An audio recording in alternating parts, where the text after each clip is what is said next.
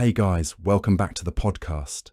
Deep in the jungles of Guatemala, something incredible happened in 2018.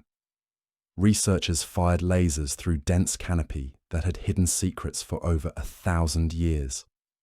What they discovered changed everything we thought we knew about one of the world's greatest civilizations. Over 60,000 structures emerged from the digital shadows. Roads, palaces, pyramids, and entire cities that had been swallowed by time and vegetation. But this wasn't just about finding old buildings. These laser scans revealed a civilization so vast, so sophisticated, and so interconnected that it supported perhaps 15 million people at its peak. We're talking about the Maya, and everything you think you know about them is probably wrong. For decades, scholars imagined the Maya as isolated city-states scattered across the jungle, impressive but limited in scope. The reality is staggering. They built one of the most advanced civilizations in human history, with urban networks that would make modern city planners weep with envy. They created a writing system so complex it took us centuries to decode. They calculated time with precision that rivals our computers. And they did it all without metal tools, without the wheel, and without pack animals. Tonight, we're diving deep into the rise of the Maya civilization. How did scattered farming villages transform into towering pyramid cities? How did simple agricultural communities give birth to divine kings who claimed to speak with gods? And how did a civilization emerge from the jungle that would create some of humanity's greatest achievements in mathematics, astronomy, and architecture? This isn't just another story about ancient people building impressive monuments. This is the story of how human ingenuity, environmental adaptation, and social innovation combined to create something extraordinary. We'll explore how the Maya transformed one of the world's most challenging environments into the foundation of a thriving civilization. We'll witness the birth of cities that would dwarf European capitals of their time, and we'll discover how these remarkable people developed knowledge that was centuries ahead of the rest of the world. So settle in, maybe grab something warm to drink, and let's journey back to a time when the rainforests of Mesoamerica pulsed with the rhythm of one of history's most fascinating civilizations. The Maya story begins not with kings or pyramids, but with something much more fundamental. It begins with corn. Picture Mesoamerica around 4,000 years ago. The landscape stretches across what we now call southeastern Mexico, Guatemala, Belize, Honduras, and El Salvador. It's a world of stunning contrasts. Tropical rainforests carpet the lowlands, their canopies so thick that sunlight barely reaches the forest floor. Highland mountains rise into misty clouds, their slopes perfect for terraced agriculture. Coastal plains meet both the Pacific Ocean and the Caribbean Sea, while limestone bedrock creates a foundation that will prove essential for future Maya construction. This is not an easy place to build a civilization. The tropical climate brings torrential rains during wet seasons and potential drought during dry periods. Dense jungle vegetation fights back against any attempt to clear land. Freshwater sources are scattered and sometimes unreliable. Wild animals, insects, and diseases present constant challenges. Yet somehow, this challenging environment would nurture one of humanity's most sophisticated cultures. The story begins with small groups of hunter-gatherers who had been living in this region for thousands of years. These early people knew the land intimately. They understood which plants were edible, when fruits ripened, where animals gathered to drink. They lived in harmony with the forest's rhythms, moving seasonally to take advantage of different resources. But around 3000 BCE, something began to change. Archaeological evidence shows us that these communities started experimenting with a wild grass called teosinte. It doesn't look like much, this ancient ancestor of corn. Tiny seeds, hard husks, nothing that screams agricultural revolution. But through generations of careful selection and cultivation, teosinte gradually transformed into something remarkable. The seeds grew larger, The husks became softer. The plants became more productive. This wasn't a sudden discovery, but a slow dance between humans and plants that unfolded over centuries. Women, who typically gathered wild foods, likely played the crucial role in this transformation. They would have been the ones selecting the best seeds, saving them for planting, noticing which plants produced the most food. Generation by generation, their careful choices guided teosynthe's evolution into maize, the crop we know as corn. The domestication of maize changed everything. For the first time, these communities could produce reliable food surpluses. They could stay in one place longer, build more permanent structures, support larger populations. Villages began appearing along riverbanks and in fertile valleys. Simple thatched roof houses replaced temporary shelters. Storage pits held precious corn kernels against lean seasons. But maize wasn't the only crop being developed. Beans and squash joined corn to form what archaeologists call the Mesoamerican triad. Together, these three crops provided complete nutrition. Corn supplied carbohydrates and some protein. Beans added essential amino acids that corn lacked. Squash contributed vitamins and minerals, while its large leaves helped retain soil moisture. Grown together, they even helped each other. Bean plants fixed nitrogen in the soil, feeding the corn. Squash vines spread along the ground, suppressing weeds and conserving water. The agricultural revolution also brought social changes. With reliable food sources, some people could specialize in activities other than food production. Skilled craftspeople emerged, creating pottery, textiles, and tools. Early priests, or shamans, developed to oversee rituals that ensured good harvests and honored the spirits of the land. Leaders arose to coordinate group activities and settle disputes. These early Maya communities understood their environment in ways that continue to amaze modern scientists. They developed sophisticated knowledge of soil management, creating raised fields in swampy areas and terraced gardens on hillsides. They learned to capture and store rainwater in underground cisterns called chultuns, carved directly into the limestone bedrock. They domesticated other crops too, including cacao, chili peppers, cotton, and various fruits. Trade networks began connecting these scattered villages. Obsidian from highland volcanic regions moved toward the lowlands, prized for its razor-sharp edges perfect for tools and weapons. Jade from specific highland deposits became treasured for its spiritual significance and beauty. Salt from coastal areas traveled inland. Cacao beans, which would later become currency, started their journey as trade goods. The villages grew larger and more complex. By 1000 BCE, some settlements housed several hundred people. Simple ceremonial platforms appeared at their centers, elevated stages where community rituals took place. These weren't grand temples yet, just modest structures of earth and stone, but they marked the beginning of Maya monumental architecture. The social organization was becoming more sophisticated too. Archaeological evidence suggests the emergence of ranked societies, where some families held higher status than others. Elite burials appear with precious jade ornaments, elaborate pottery, and imported goods.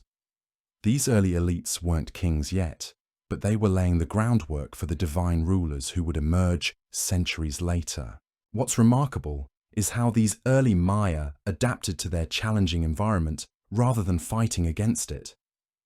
They learned to work with the forest instead of simply clearing it away. They developed agricultural techniques that enhanced rather than depleted the soil. They created water management systems that captured every precious drop of rainfall.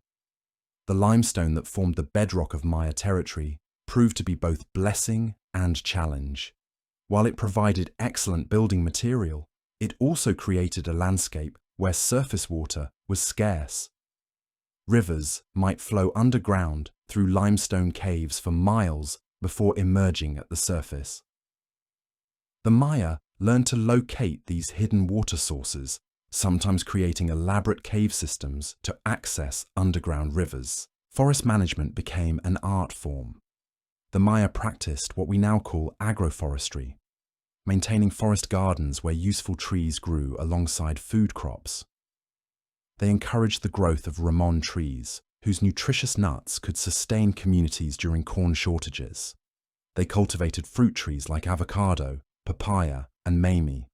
They even managed the forest to encourage the growth of specific plants used for medicine, dyes, and construction materials. By the end of the pre-classic period, around 250 CE, the foundation was firmly in place. Villages had grown into towns. Towns were growing into cities. Social hierarchies were becoming more complex. Architectural achievements were becoming more ambitious. Trade networks connected communities across hundreds of miles. Writing systems were emerging to record important events and transactions. The agricultural revolution that began with Teosinte had transformed not just the Maya diet, but their entire way of life. Reliable food surpluses supported population growth. Larger populations allowed for greater specialization. Specialization led to technological and cultural innovations. These innovations created more efficient agricultural systems, which supported even larger populations, creating a cycle of growth and development that would continue for centuries. Most importantly, the early Maya had learned to see themselves as part of a larger cosmic order. Their agricultural cycles connected them to the movements of sun, moon, and stars. Their ceremonies honored the gods who controlled rain and fertility. Their calendars tracked not just practical agricultural timing, but spiritual cycles that governed all aspects of life.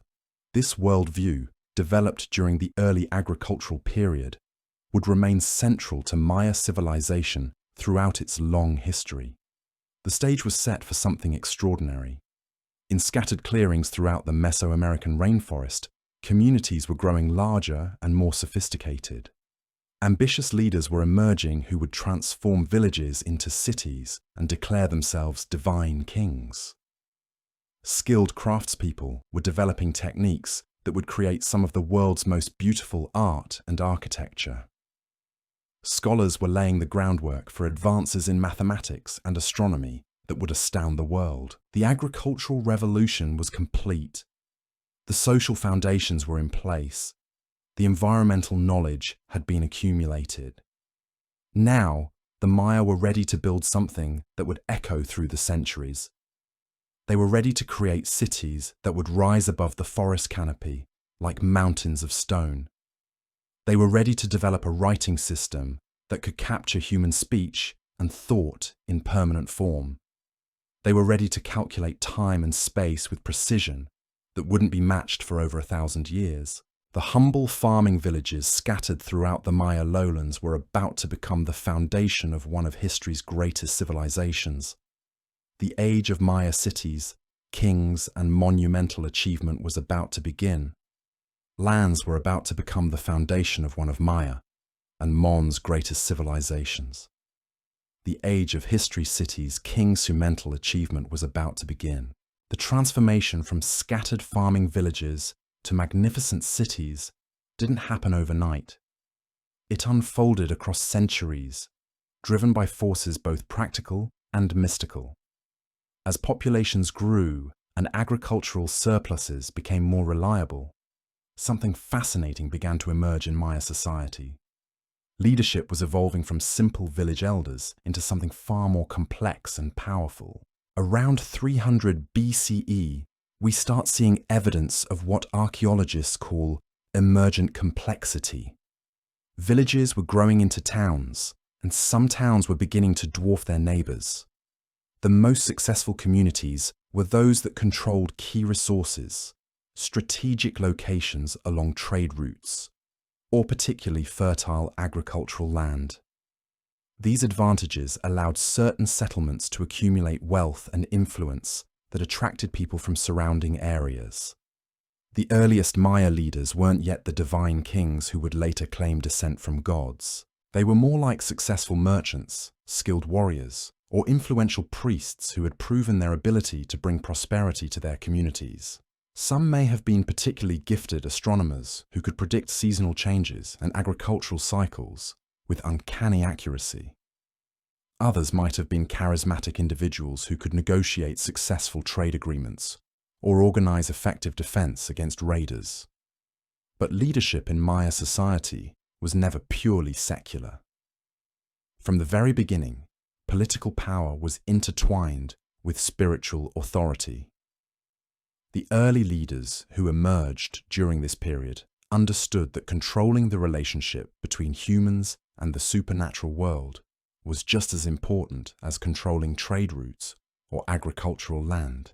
They positioned themselves as intermediaries between their people and the gods who controlled rain, fertility, and the cosmic order. Archaeological evidence from this period reveals increasingly elaborate burials for these early elites. Their tombs contain jade jewelry, obsidian knives, ceramic vessels filled with food offerings, and sometimes even the remains of servants or companions buried alongside them. These burial practices suggest that Maya society was developing beliefs about an afterlife where social status continued beyond death, and where the deceased elite might intercede with gods on behalf of their living descendants. The architecture of this period tells a similar story. Simple ceremonial platforms were giving way to more ambitious structures. Multi-level pyramids began appearing at settlement centers, their stepped sides reaching toward the heavens like artificial mountains. These weren't just impressive monuments, but functional spaces where increasingly complex rituals took place. The positioning and orientation of these early pyramids reveals sophisticated understanding of astronomical cycles, with many aligned to capture the light of rising or setting sun during solstices and equinoxes. Trade networks were becoming more extensive and sophisticated. Goods were flowing across hundreds of miles of difficult terrain, connecting highland and lowland communities in webs of mutual dependence. Cacao beans from lowland groves traveled to highland settlements. Obsidian from volcanic highlands moved toward coastal communities. Jade from specific mountain deposits became prized across the entire Maya world. Salt from coastal evaporation ponds seasoned food in inland villages. This growing trade required organization, protection, and standardization that simple village councils couldn't provide. Successful traders needed safe passage through territories controlled by different communities. They needed standardized weights and measures to ensure fair exchanges. They needed diplomatic relationships that could resolve disputes peacefully.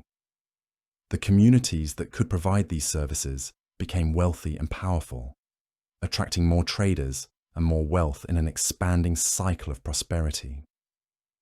Writing systems were beginning to emerge from these practical needs. Early Maya glyphs appeared on pottery, stone monuments, and other durable materials around the 3rd century BCE. These weren't yet the sophisticated hieroglyphic texts that would later record detailed histories and complex astronomical calculations. They were simpler inscriptions that recorded names, dates, important events, and trade transactions. But they represented a crucial breakthrough in human communication, allowing information to be preserved and transmitted across time and space. The development of writing was closely connected to the growing complexity of Maya calendars. The Maya were developing multiple interlocking calendar systems that tracked different types of time. The sacred 260-day calendar governed religious ceremonies and personal rituals. The solar 365-day calendar regulated agricultural activities and seasonal festivals. These calendars required precise mathematical calculations and careful record-keeping that drove improvements in both writing and mathematics. Mathematics was becoming increasingly sophisticated as Maya scholars worked to understand and predict celestial cycles. They developed a base 20 number system that allowed them to perform complex calculations involving large numbers. Most remarkably, they independently invented the concept of zero, a mathematical breakthrough that wouldn't appear in Europe for several more centuries. This mathematical sophistication would prove essential for their later achievements in astronomy and timekeeping. Religious beliefs were evolving alongside political and social complexity. The Maya pantheon was expanding from simple nature spirits to elaborate hierarchies of gods with specific roles and relationships. Creation myths were developing that explained the origins of the world, the birth of humanity, and the proper relationships between mortals and divine forces. These stories weren't just entertainment, but provided the ideological foundation for increasingly complex social hierarchies. The concept of divine kingship was beginning to emerge from these religious developments. If gods governed the cosmic order, and if human society needed to align itself with divine will, then earthly rulers needed some form of divine authorization to exercise legitimate authority. The most successful early Maya leaders were those who could convince their followers that they possessed special relationships with powerful gods. This wasn't simply manipulation or political theater. Maya religious beliefs emphasized the interconnectedness of all existence, where actions in the human world affected cosmic balance and vice versa. A ruler who claimed divine authority was also accepting responsibility for maintaining harmony between earthly and heavenly realms. Failed harvests, military defeats, or natural disasters could be interpreted as evidence that a leader had lost divine favor, making divine kingship both a source of power and a dangerous responsibility. Archaeological evidence from around 100 BCE reveals the emergence of true urban centers that we can recognize as cities. These weren't just large villages, but complex settlements with specialized districts, monumental architecture, and populations numbered in the thousands. The earliest of these cities were establishing patterns that would characterize Maya urban development for centuries to come. Maya cities were designed as sacred landscapes that reflected cosmic order. At their hearts lay grand plazas surrounded by pyramids, palaces, and temples arranged according to astronomical alignments. These ceremonial cores served as stages for the elaborate rituals that maintained divine favor and demonstrated royal authority. Surrounding these sacred centers were residential areas where different social classes lived in housing appropriate to their status. The layout of Maya cities reveals sophisticated urban planning that managed both practical and spiritual concerns. Raised stone roads called sakbiob connected different parts of the city and extended outward to link with other settlements. These causeways were more than simple transportation routes. They were ceremonial pathways that guided the movement of processions and pilgrims through sacred landscapes. Water management systems were becoming increasingly elaborate as cities grew larger. The Maya developed sophisticated techniques for capturing, storing, and distributing water that allowed large populations to thrive even during seasonal dry periods. Reservoirs collected rainwater from plaza surfaces. Underground cisterns called chulchuns were carved into bedrock to store water during droughts. Canals and drainage systems managed both water supply and flood control. Agricultural systems were intensifying to support growing urban populations. The Maya developed raised field systems in swampy areas that increased crop yields while improving drainage. Terraced gardens on hillsides prevented erosion while creating more arable land. Forest gardens combined food production with resource management, creating sustainable systems that could feed cities while maintaining forest ecosystems. Craft specialization was reaching new levels of sophistication. Maya artisans were developing techniques for working jade, obsidian, ceramics, textiles, and other materials that produced objects of extraordinary beauty and technical excellence. These weren't just decorative items, but tools for reinforcing social hierarchies and religious beliefs. Elite families displayed their status through possession of finely crafted goods that demonstrated both wealth and spiritual authority. The pottery of this period reveals remarkable artistic and technical achievements. Maya ceramics combined practical functionality with sophisticated decoration that recorded historical events, mythological stories, and astronomical observations. Skilled potters developed techniques for creating paper-thin vessels, polychrome decorations, and complex sculptural forms that rank among the world's finest ceramic traditions. Textile production was becoming equally sophisticated, though fewer examples survive due to the tropical climate. Maya weavers developed techniques for creating complex patterns using cotton and other fibers. They mastered dyeing processes that produced brilliant colors from plant and mineral sources. Elite clothing became a visual language that communicated status, religious affiliation, and political relationships through its patterns, colors, and decorative elements. The emergence of what we now call the Classic period, around 250 CE, marked a fundamental transformation in Maya civilization. This wasn't just quantitative growth, but qualitative change that created something entirely new in the ancient Americas. The scattered farming villages of earlier centuries had evolved into a network of sophisticated city-states that would dominate Mesoamerican politics and culture for the next 6 centuries. Cities like Tikal in Guatemala were becoming regional powers that controlled vast territories and influenced events across hundreds of miles. Tikal's rulers were constructing massive pyramid complexes that rose above the forest canopy like artificial mountains, visible for miles across the jungle. These monuments weren't just impressive architecture, but statements of power that proclaimed their builders' divine authority and political dominance. Other great cities were emerging across the Maya world, each developing its own character while sharing fundamental cultural patterns. Calakmul in Mexico became Tikal's great rival, controlling trade routes and commanding allegiance from numerous smaller settlements. Palenque in the western Maya region developed distinctive architectural styles and artistic traditions that influenced communities throughout the area. Copan in Honduras became a center of learning where Maya scribes and astronomers pushed the boundaries of mathematical and astronomical knowledge. These cities weren't isolated kingdoms, but participants in a complex web of relationships that connected the entire Maya world. Diplomatic marriages linked royal families across vast distances. Trade networks carried both goods and ideas from the highlands to the coasts and back again. Shared religious beliefs and cultural practices created a sense of Maya identity that transcended local political boundaries.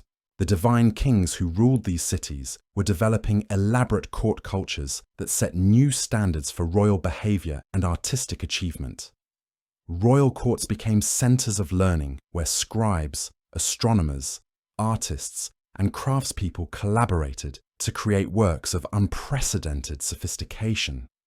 These weren't just displays of wealth, but attempts to understand and represent the cosmic order that divine kings were responsible for maintaining. Maya astronomy was reaching remarkable levels of precision during this period.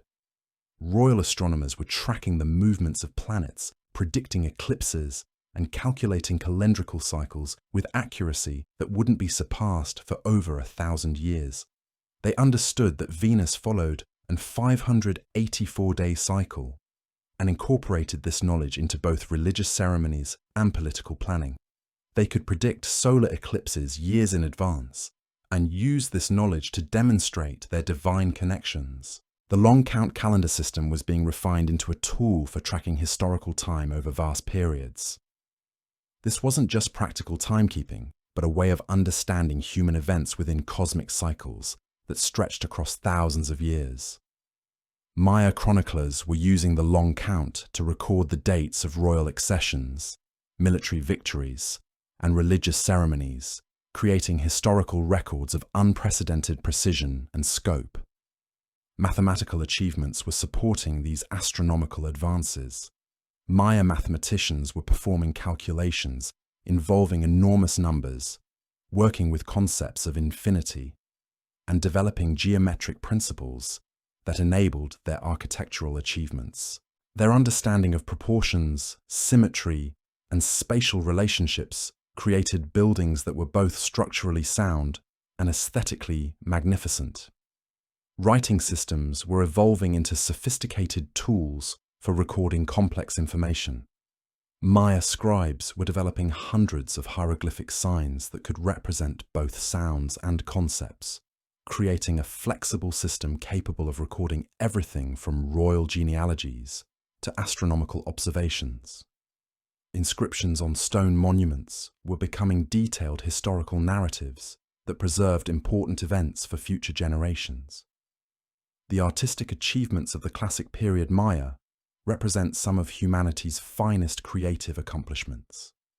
Sculptors were creating monuments that combined technical mastery with profound spiritual meaning. Painters were decorating buildings and pottery with scenes that revealed complex mythological and historical narratives. Architects were designing spaces that successfully integrated practical function with symbolic meaning. Maya civilization had reached a level of sophistication that placed it among the world's great cultural achievements.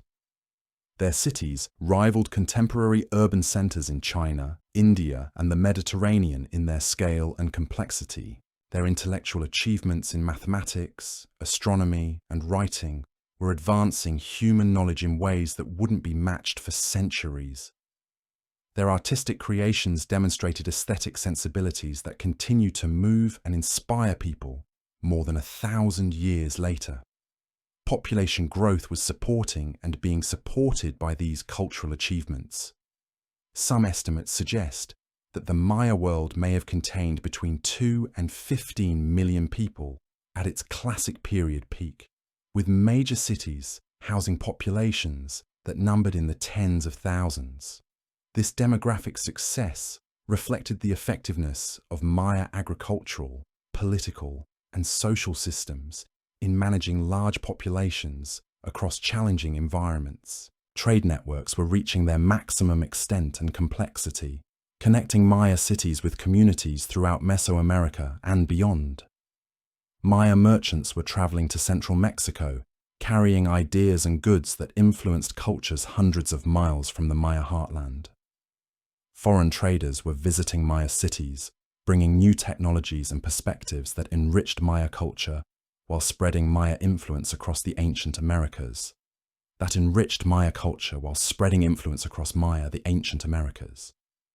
The divine kings who emerged during the classic period represented something entirely new in the ancient Americas.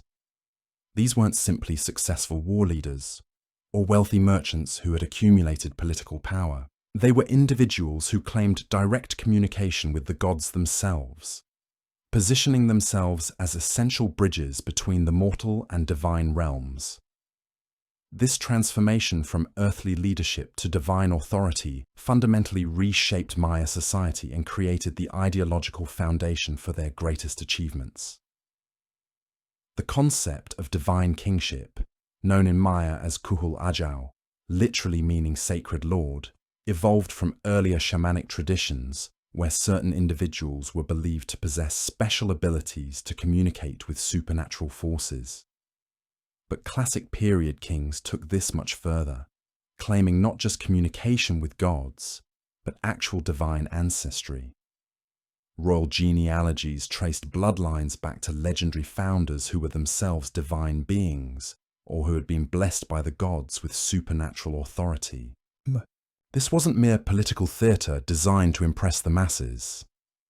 Maya kings genuinely believed in their divine nature and accepted the enormous responsibilities that came with it. They were expected to maintain cosmic balance through proper ritual performance, ensure agricultural fertility through ceremonial intercession, and protect their people from supernatural as well as earthly threats. A failed harvest, military defeat, or natural disaster could be interpreted as evidence that a king had lost divine favor, making divine kingship both the ultimate source of authority and a potentially fatal burden. The rituals surrounding Maya kingship were elaborate performances that reinforced these divine connections while demonstrating royal authority to assembled populations. Kings would pierce their tongues, earlobes, and genitals with obsidian blades or stingray spines, allowing their sacred blood to drip onto bark paper that was then burned as offerings to the gods. These bloodletting ceremonies weren't acts of self-punishment, but sacred communications that opened channels between human and divine realms. Royal accession ceremonies were particularly elaborate affairs that could last for days and involve participants from across the kingdom. New kings would emerge from symbolic deaths in underground chambers, representing their passage through the underworld before rebirth as divine rulers. They would don costumes that transformed them into specific gods, wear jade jewelry that connected them to the sacred forces of water and fertility, and perform dances that reenacted mythological events. Maya palaces were designed as sacred spaces where these divine rulers lived and governed. Unlike the simple residences of earlier chiefs, classic period palaces were complex architectural installations that served multiple functions. They contained private residential quarters for royal families, administrative offices where government business was conducted, reception halls where foreign dignitaries were entertained, and ritual spaces where religious ceremonies took place. The architecture of these palaces communicated royal authority through every detail. Massive stone platforms elevated royal residences above the surrounding landscape, literally placing kings closer to the heavens. Elaborate facades decorated with supernatural imagery proclaimed divine connections to anyone who approached. Interior spaces were arranged to control access, ensuring that approaching the king required passage through increasingly sacred and restricted areas. Royal courts became centers of intellectual and artistic achievement, as kings competed to surround themselves with the most skilled craftspeople, scribes, astronomers, and artists. These weren't just displays of wealth, but attempts to understand and represent the cosmic order that divine kings were responsible for maintaining. Court astronomers calculated the movements of celestial bodies that influenced earthly events. Court scribes recorded royal genealogies and historical events that demonstrated divine favor. Court artists created works that made divine authority visible through symbolic representation. The city of Tikal in northern Guatemala exemplifies the grandeur and complexity that Maya divine kingship could achieve. Rising from the rainforest floor, Tikal's massive pyramids created an artificial mountain landscape that was visible for miles across the jungle canopy. The largest of these pyramids, Temple of the Grand Jaguar, rose over 200 feet into the sky, its steep sides ascending toward the heavens like a stone stairway for the gods. Tikal's rulers controlled a territory that extended for hundreds of miles in every direction, commanding allegiance from dozens of smaller settlements and influencing events across much of the Maya world. The city's population at its peak may have reached 100,000 people, making it larger than most European cities of the same period. This enormous population was supported by sophisticated agricultural systems that included raised fields, terraced gardens, and forest management techniques that maximized food production while maintaining ecological balance. The North Acropolis at Tikal represents over 15 centuries of continuous royal construction, as successive kings built new temples and palaces on top of earlier structures. This wasn't simply practical reuse of space, but a deliberate strategy for connecting new rulers to the accumulated spiritual power of their ancestors. Each new building incorporated elements of earlier architecture, while adding innovations that reflected contemporary religious beliefs and political circumstances. Royal burials at Tikal reveal the extraordinary wealth and spiritual significance that divine kingship had achieved. Kings were interred in elaborate tombs filled with jade jewelry, obsidian weapons, ceramic vessels containing food and drink for the afterlife, and sometimes the remains of servants or family members who accompanied their lord into death.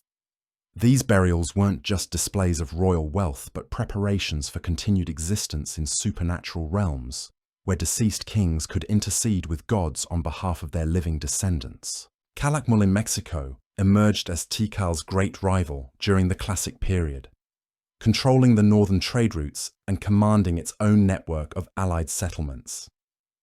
The competition between these two superpowers shaped Maya politics for centuries, as smaller cities chose sides in conflicts that could determine regional dominance.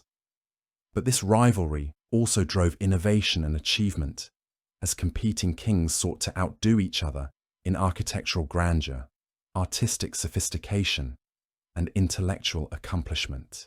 Calakmul's rulers developed their own distinctive royal traditions while sharing the fundamental concepts of divine kingship with their Tikal rivals. Their city contained over 6,000 structures arranged around multiple plazas, creating urban landscapes that could accommodate massive ceremonial gatherings. The Great Pyramid at Calakmul was one of the largest structures ever built in the ancient Americas, its mass rivaling the pyramids of Egypt while serving very different religious and political functions. Palenque in the Western Maya region created perhaps the most refined expression of Maya royal architecture and art. The palace complex at Palenque featured innovative architectural techniques, including corbel vaulting that created spacious interior chambers and a distinctive tower that served as both astronomical observatory and symbol of royal authority.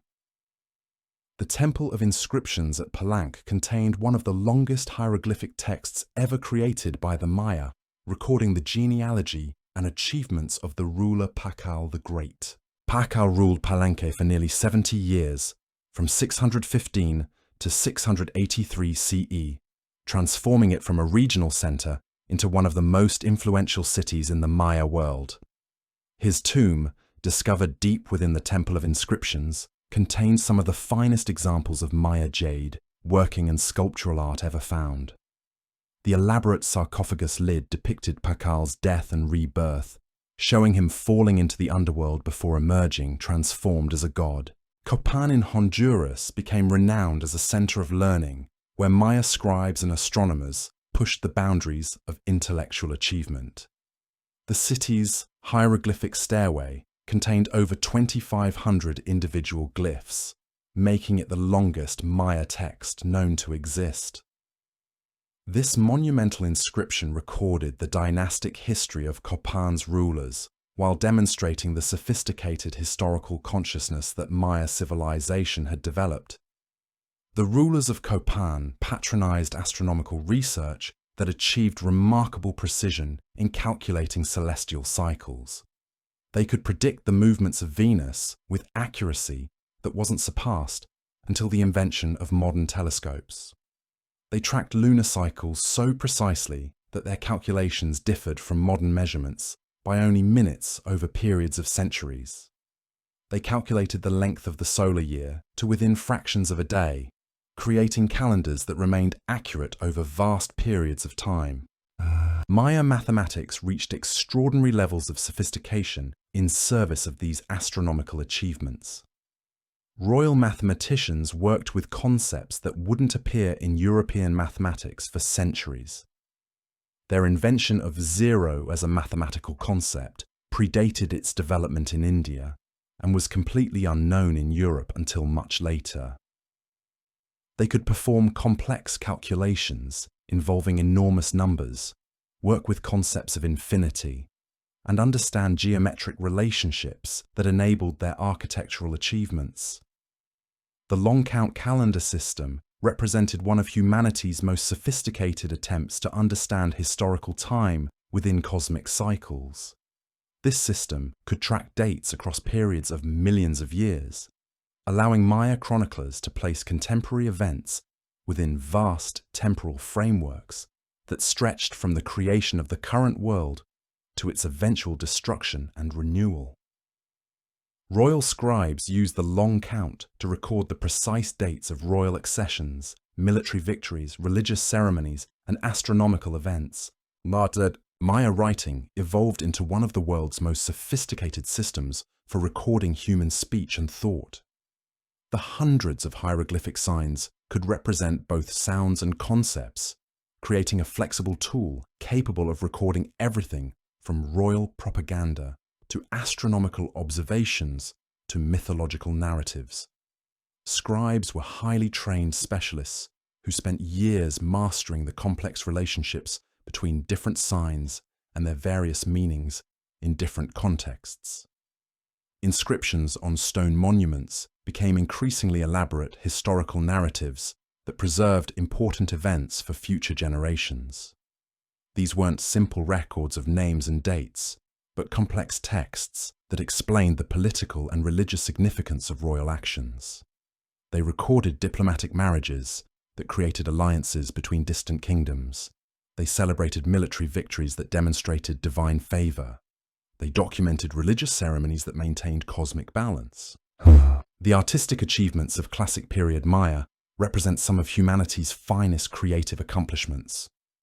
Sculptors working in limestone, jade, obsidian, and other materials created monuments that combined technical mastery with profound spiritual meaning. Their understanding of human anatomy, facial expression, and bodily movement enabled them to create portraits that captured not just physical appearance, but personality and spiritual authority. Maya painters decorated buildings, pottery, and books with scenes that revealed complex mythological and historical narratives. Their sophisticated understanding of color, composition, and symbolic representation created visual languages that could communicate complex ideas to both literate and illiterate audiences. Palace walls were covered with murals that depicted royal courts, ceremonial gatherings, and mythological scenes that reinforced royal authority while educating viewers about proper social behavior. Ceramic arts reached extraordinary levels of refinement as royal courts competed to commission the finest pottery for ceremonial use and elite consumption. Maya potters developed techniques for creating vessels so thin they were nearly transparent, polychrome decorations that told complex stories, and sculptural forms that represented gods, animals, and mythological beings. These weren't just decorative objects, but tools for reinforcing social hierarchies and religious beliefs.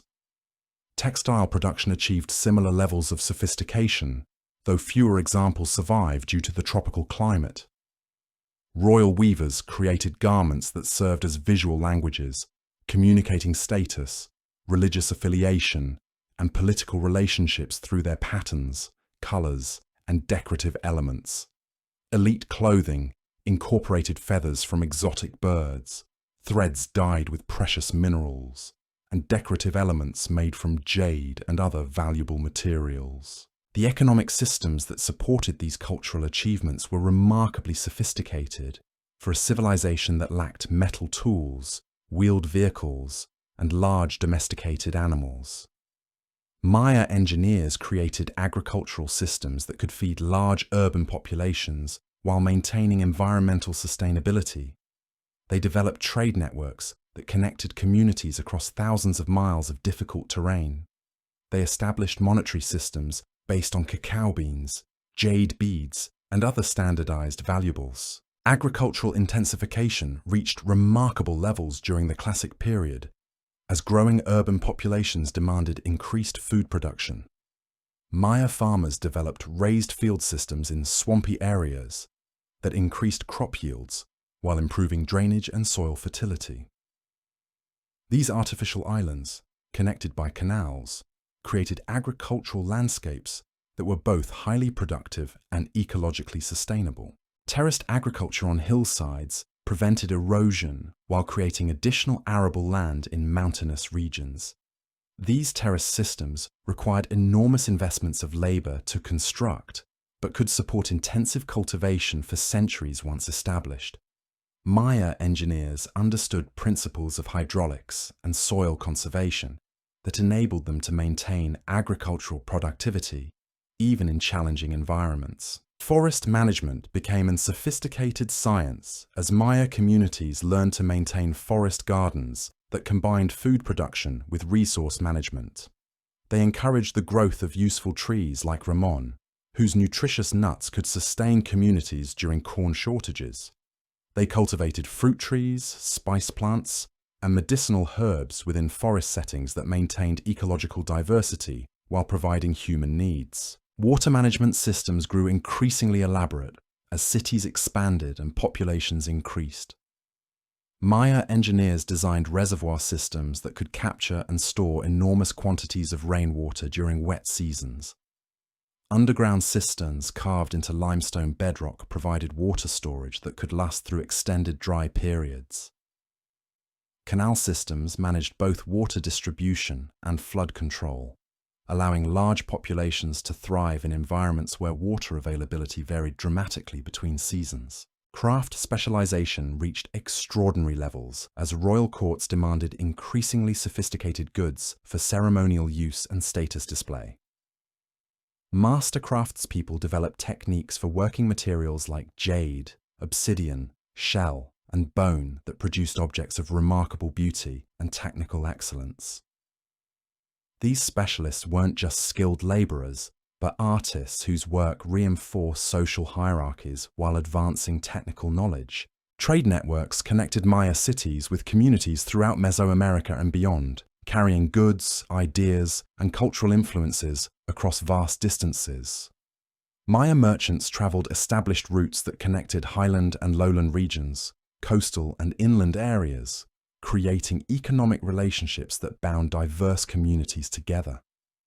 These trading expeditions required sophisticated organization, diplomatic relationships, and standardized systems of weights and measures.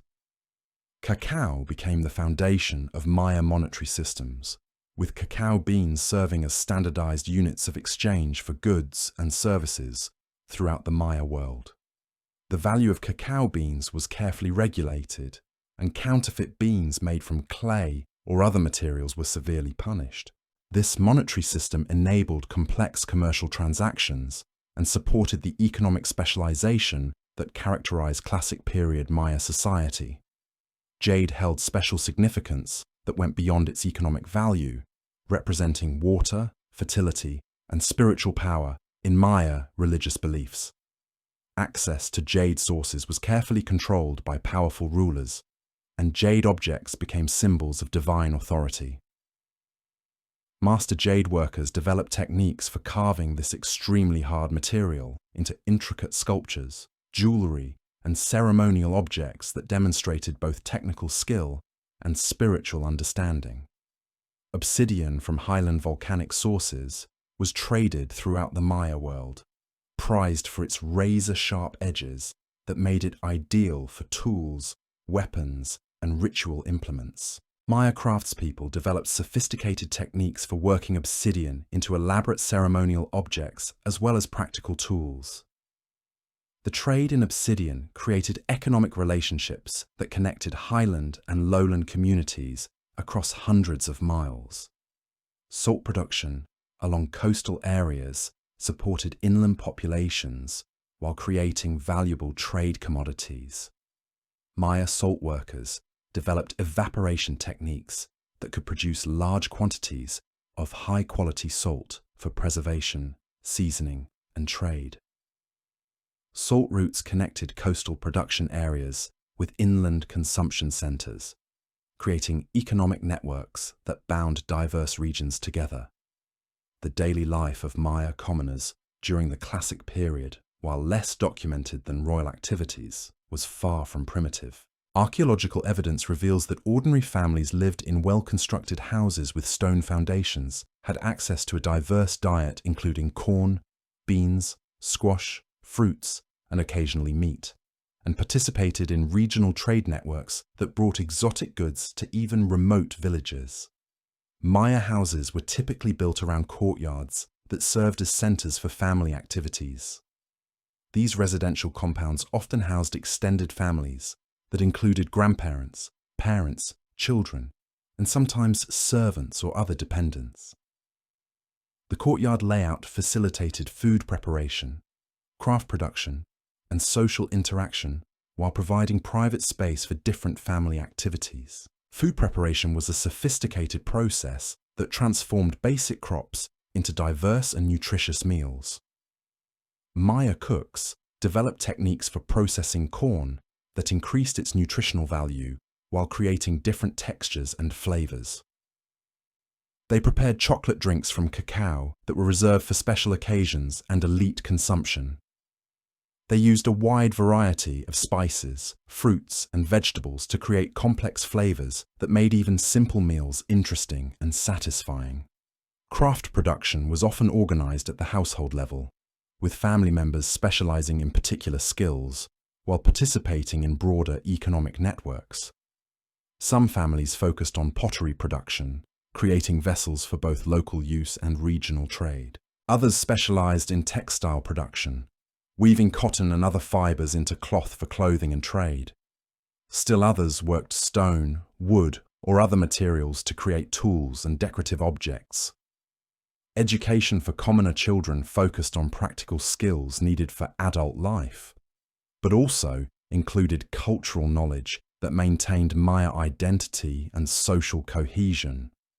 Children learned agricultural techniques, craft skills, and social behaviors through participation in family activities. They also learned the religious beliefs, historical narratives, and cultural values that bound Maya communities together. Religious participation wasn't limited to royal ceremonies, but included community festivals, family rituals, and personal devotions that connected ordinary people to the supernatural world. Village ceremonies marked agricultural cycles, honored local deities, and celebrated important life events like births, marriages, and deaths. These local religious practices complemented the grand state ceremonies performed by royal courts. Market systems provided opportunities for commoners to participate in regional trade networks and access goods produced by specialist craftspeople. Local markets met regularly in town centres, bringing together farmers, craftspeople, and traders from surrounding areas. These markets weren't just economic institutions, but social centres where information was exchanged, relationships were maintained, and cultural identity was reinforced. The Classic Period. Maya achieved a level of social complexity that successfully integrated millions of people across diverse environments while maintaining cultural unity and promoting intellectual achievement. Their civilization represented one of humanity's most successful experiments in creating large-scale societies that could support both individual prosperity and collective accomplishment. Population growth during the Classic Period reflected the success of Maya social, economic, and political systems in managing large populations across challenging environments. Conservative estimates suggest that the Maya world contained at least 2 million people at its peak, while some scholars argue for populations as high as 15 million. These numbers represented demographic achievements that wouldn't be matched in the same regions until modern times. Urban centers like Tikal, Calakmul, and Palenque housed populations that numbered in the tens of thousands, making them among the largest cities in the world during their periods of greatest development. These urban populations were supported by sophisticated agricultural systems, complex trade networks, and political organizations that could coordinate activities across vast territories. The integration of urban and rural areas was remarkably successful, with city centers serving as focal points for regional networks that included hundreds of smaller settlements. This urban hierarchy allowed for efficient resource distribution, effective political control, and cultural exchange that benefited both urban and rural populations. Cultural achievements during the Classic Period established standards of excellence that influenced Mesoamerican civilizations for centuries afterward. Maya innovations in writing, mathematics, astronomy, architecture, and art spread throughout the region, contributing to a shared intellectual tradition that transcended political boundaries. The Maya worldview that developed during this period successfully integrated scientific observation with religious belief, creating coherent explanations for natural phenomena while maintaining spiritual meaning. Their understanding of time as cyclical rather than linear allowed them to see contemporary events within cosmic patterns that stretched across vast periods, providing both historical perspective and future guidance. Architectural achievements during the Classic Period created urban landscapes that successfully combined practical functionality with symbolic meaning. Maya cities were designed as sacred spaces that reflected cosmic order while serving the practical needs of large populations. Their buildings demonstrated engineering knowledge that enabled construction of massive stone structures without metal tools or wheeled vehicles.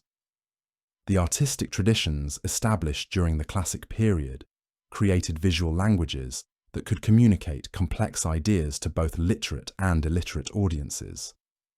Maya art wasn't just decoration, but a sophisticated system of symbolic communication that reinforced social hierarchies, religious beliefs, and cultural values throughout society.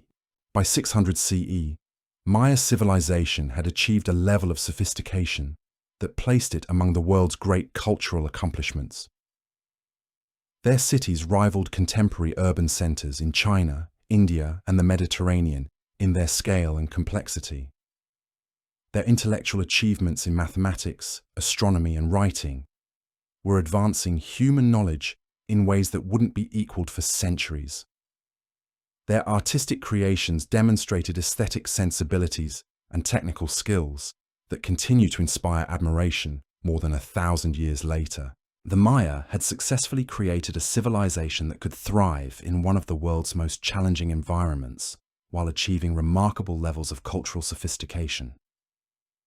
They had developed political systems that could integrate millions of people across vast territories while maintaining local autonomy and cultural diversity. They had created economic networks that could support both urban centers and rural communities while maintaining environmental sustainability. Most remarkably, they had achieved all of this while developing intellectual traditions that advanced human understanding of mathematics, astronomy, history, and art. Their civilization represented proof that human societies could achieve greatness through cooperation, innovation, and dedication to both practical achievement and spiritual meaning.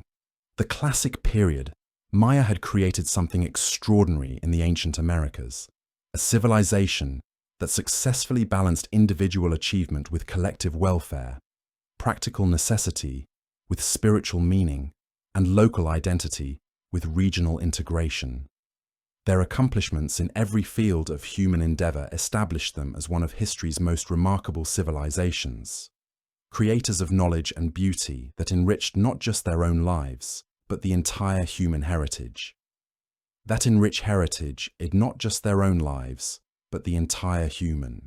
The remarkable achievements of the Classic period Maya weren't just concentrated in major urban centers, but spread throughout their world, creating a shared cultural landscape that connected communities across vast distances.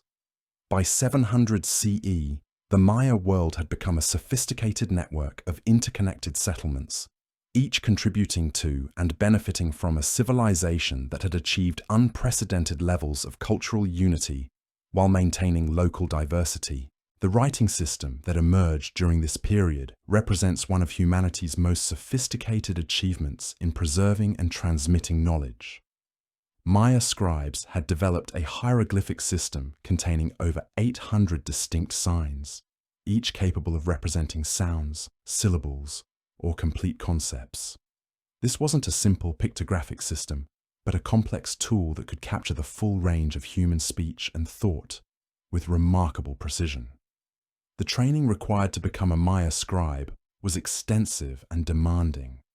Young men, and occasionally women, from noble families would spend years mastering the intricate relationships between different signs and their various meanings in different contexts. They learned not just how to read and write, but how to compose texts that followed proper grammatical structures, while incorporating the poetic and ceremonial language appropriate for different types of inscriptions.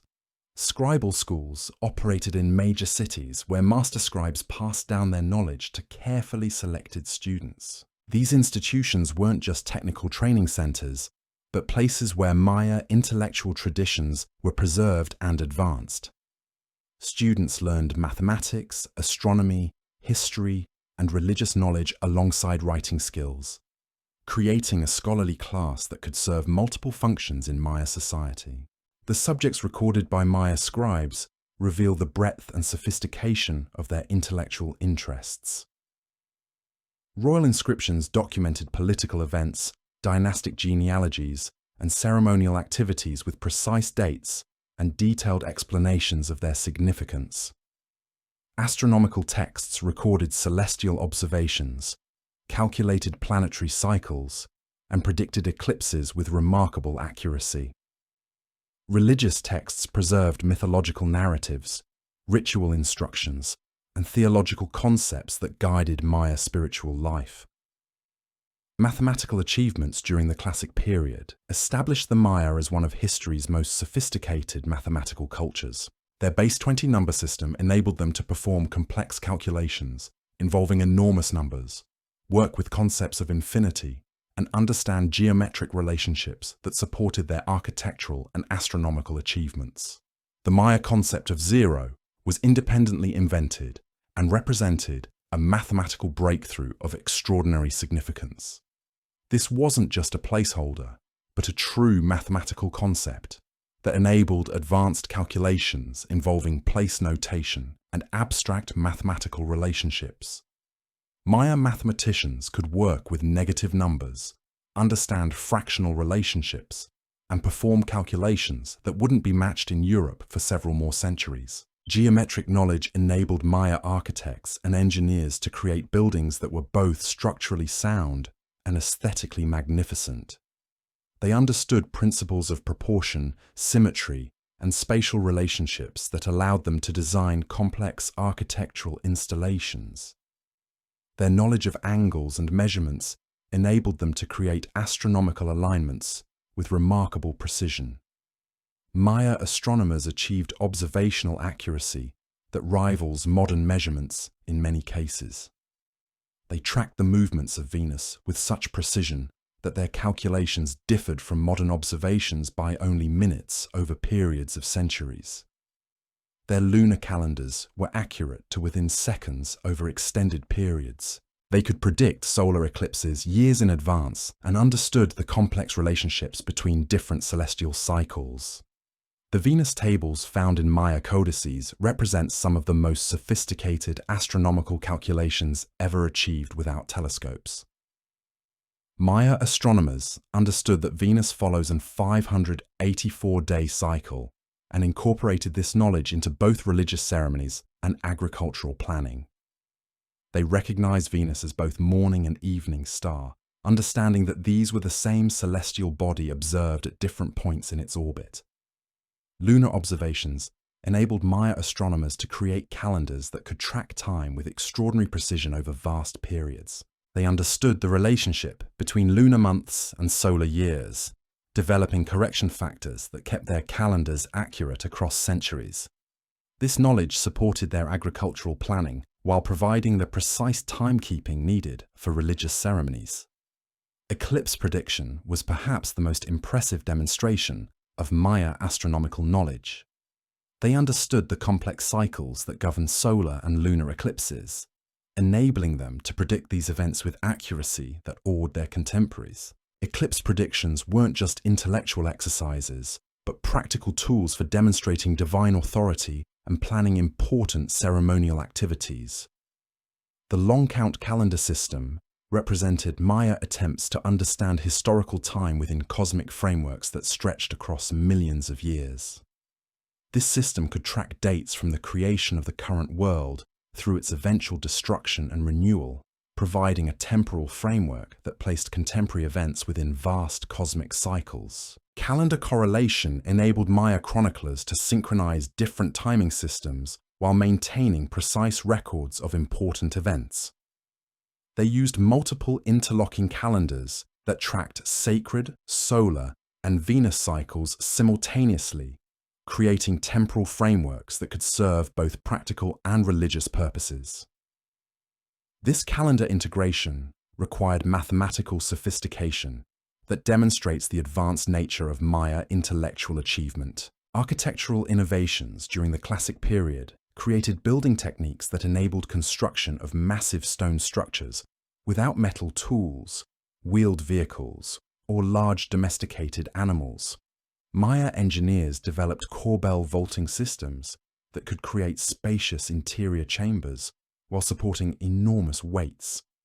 Their understanding of structural engineering enabled them to build pyramids that have survived for over 1,000 years. Urban planning reached remarkable levels of sophistication as Maya cities grew to accommodate populations numbering in the tens of thousands.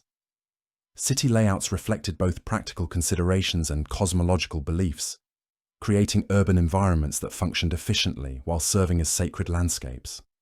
Streets, plazas, and building orientations were carefully planned to facilitate both daily activities and ceremonial functions. Water management systems became increasingly elaborate as urban populations grew and demanded reliable water supplies throughout seasonal variations. Maya engineers designed reservoir systems that could capture millions of gallons of rainwater during wet seasons. Underground storage systems carved into limestone bedrock provided water reserves that could sustain large populations during extended dry periods. Drainage systems managed both water distribution and flood control, preventing urban areas from being damaged by seasonal flooding while ensuring adequate water supplies during dry seasons. These systems required sophisticated understanding of hydraulic principles and careful engineering to maintain proper water flow across complex urban landscapes. Raised field agriculture reached extraordinary levels of productivity during the Classic period, as Maya farmers developed techniques that could support large urban populations while maintaining environmental sustainability. These artificial islands, separated by canals, created agricultural systems that were both highly productive and ecologically beneficial. Canal systems that connected raised fields served multiple purposes beyond simple drainage. They provided transportation routes for moving agricultural products to urban markets. They supported fish farming that supplemented Maya diets with protein. They created wetland habitats that attracted waterfowl and other animals that could be hunted for additional food sources. Soil management techniques enabled Maya farmers to maintain agricultural productivity across centuries of intensive cultivation. They understood principles of crop rotation, natural fertilization, and soil conservation that prevented the degradation that often accompanies intensive agriculture. Their techniques actually improved soil fertility over time while supporting growing populations. Forest gardens represented sophisticated approaches to resource management that combined food production with ecological conservation. Maya communities maintained forest areas where useful trees grew alongside food crops, creating sustainable systems that provided timber, medicine, food, and other resources without destroying forest ecosystems. Species management extended Maya agricultural knowledge beyond simple crop cultivation to include sophisticated understanding of plant and animal relationships. They encouraged the growth of useful trees, managed animal populations for hunting, and maintained biodiversity that supported both human needs and ecological health. Regional trade networks reached their maximum extent and complexity during the Classic period, connecting Maya communities with cultures throughout Mesoamerica and beyond. These trading relationships weren't just commercial exchanges, but cultural interactions that enriched Maya civilization, while spreading Maya influence across vast distances. Cacao trade was fundamental to Maya economic systems, with cacao beans serving as standardized currency throughout the Maya world. The cultivation, processing, and distribution of cacao required sophisticated agricultural techniques and quality control systems. Cacao's value as both currency and ceremonial drink made it central to both economic and religious aspects of Maya life. Jade trading connected highland sources with lowland communities across hundreds of miles of difficult terrain. Maya merchants developed trading routes that could safely transport these valuable materials while maintaining quality and preventing counterfeiting.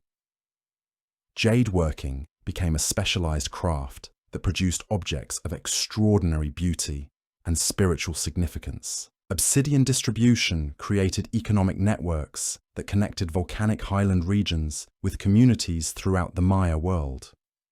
This volcanic glass was essential for tools, weapons, and ceremonial objects, making obsidian trade crucial for both practical and religious purposes. Maya craftspeople developed sophisticated techniques for working obsidian into elaborate ceremonial objects as well as everyday tools. Salt production along coastal areas supported inland populations while creating valuable trade commodities. Maya salt workers developed evaporation and processing techniques that could produce large quantities of high-quality salt for food preservation, seasoning, and trade. Salt routes connected coastal production areas with inland consumption centers across vast distances. Feather trading brought exotic birds and their plumage from tropical regions to communities throughout the Maya world. Brightly colored feathers were essential for royal costumes, religious ceremonies, and artistic creations. This trade required careful handling and preservation techniques to maintain feather quality during long-distance transportation. Textile production reached extraordinary levels of sophistication as Maya weavers developed techniques for creating complex patterns using cotton and other fibers. Royal workshops produced garments that served as visual languages, communicating status, religious affiliation, and political relationships through their patterns, colors, and decorative elements. Dyeing techniques enabled Maya weavers to create brilliant colors using plant and mineral sources. They developed mordants and fixing processes that created permanent colors resistant to fading. The knowledge of dye production was often closely guarded, making certain colors markers of elite status and regional identity. Pattern development in Maya textiles created symbolic languages that could communicate complex information about the wearer's identity, status, and affiliations. These weren't just decorative elements, but meaningful symbols that reinforce social hierarchies while preserving cultural knowledge. Ceramic arts achieved remarkable technical and artistic sophistication during the Classic period. Maya potters developed techniques for creating vessels so thin they were nearly transparent, polychrome decorations that told complex stories, and sculptural forms that represented gods, animals, and mythological beings. Pottery production involves specialized knowledge of clay preparation, firing techniques, and decorative applications. Master potters understood how different clay compositions affected final products, how firing temperatures influenced color and strength, and how decorative techniques could create specific visual effects.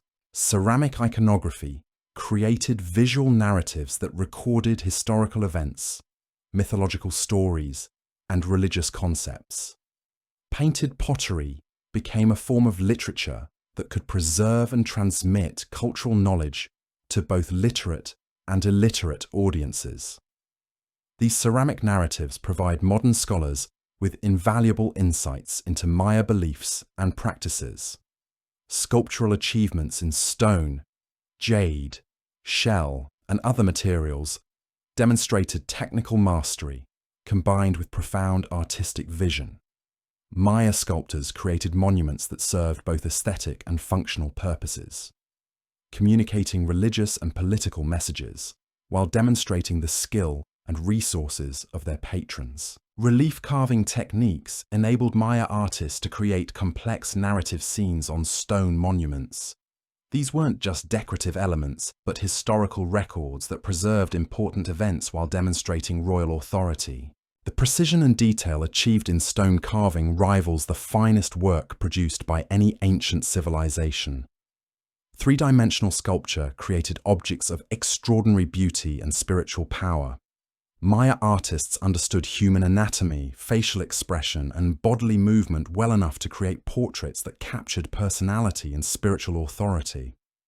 Their work in jade, in particular, achieved technical excellence that required sophisticated tools and techniques.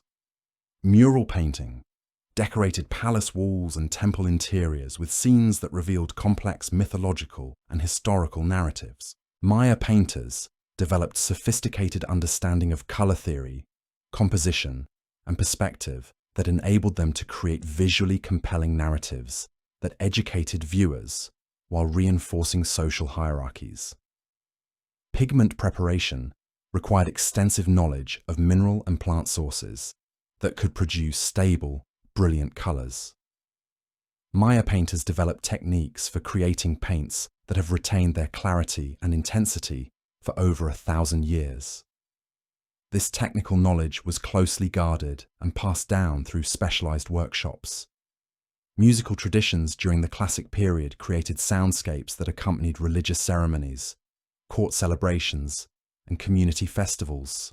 Maya musicians developed instruments including drums, flutes, rattles, and trumpets that could produce complex rhythmic and melodic patterns.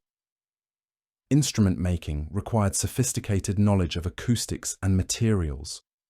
Maya craftspeople created drums from hollowed gourds and wooden frames, flutes from bone and ceramic, and rattles from gourds and clay. The quality and decoration of musical instruments reflected the status of their owners, while contributing to the aesthetic richness of Maya ceremonies. Musical performance was integral to religious ceremonies, where sound was believed to facilitate communication with supernatural forces. Different instruments and rhythmic patterns were associated with specific deities and ceremonial purposes. Musicians required extensive training to master both technical skills and religious knowledge needed for proper ceremonial performance. Dance traditions complemented musical performance in creating elaborate ceremonial spectacles. Maya dancers wore elaborate costumes that transformed them into gods, animals, and mythological beings. These performances weren't just entertainment, but religious rituals that maintained cosmic balance while demonstrating royal authority. Costume creation for dance and ceremony required collaboration between multiple specialized craftspeople. Featherworkers, textile producers, jade carvers, and other artisans contributed elements that transformed performers into supernatural beings. These costumes represented enormous investments of time, skill, and resources. Choreographic knowledge preserved in dance traditions maintained cultural memory of mythological events and historical narratives. Dance movements recreated cosmic events, seasonal cycles, and legendary battles that educated audiences while honoring supernatural forces. This embodied knowledge complemented written records in preserving Maya cultural heritage. Educational systems during the classic period created institutions that could train specialists in various fields while maintaining cultural continuity across generations. Noble children received formal education in reading, writing, mathematics, astronomy, and religious knowledge that prepared them for leadership roles. Specialized schools for scribes, astronomers, and priests operated in major cities where master teachers passed down technical knowledge alongside cultural traditions. These institutions weren't just training centers, but research facilities where new knowledge was developed and existing knowledge was refined. Apprenticeship systems enabled skilled craftspeople to train successors while maintaining quality standards in specialized trades. Master artisans selected promising students who would spend years learning both technical skills and cultural knowledge associated with their crafts. Knowledge preservation systems ensured that important information could survive across generations despite the challenges of tropical environments and political instability. Maya scholars developed techniques for creating durable books, maintaining oral traditions, and training multiple specialists in essential knowledge areas. Library systems in major cities housed collections of books containing astronomical tables, historical records, religious texts, and technical manuals. These libraries weren't just storage facilities, but active research centers where scholars could access accumulated knowledge while contributing new discoveries. Oral tradition complemented written records in preserving cultural knowledge that couldn't easily be recorded in books. Trained specialists memorized lengthy narratives, genealogies, and technical procedures that were passed down through formal recitation and instruction.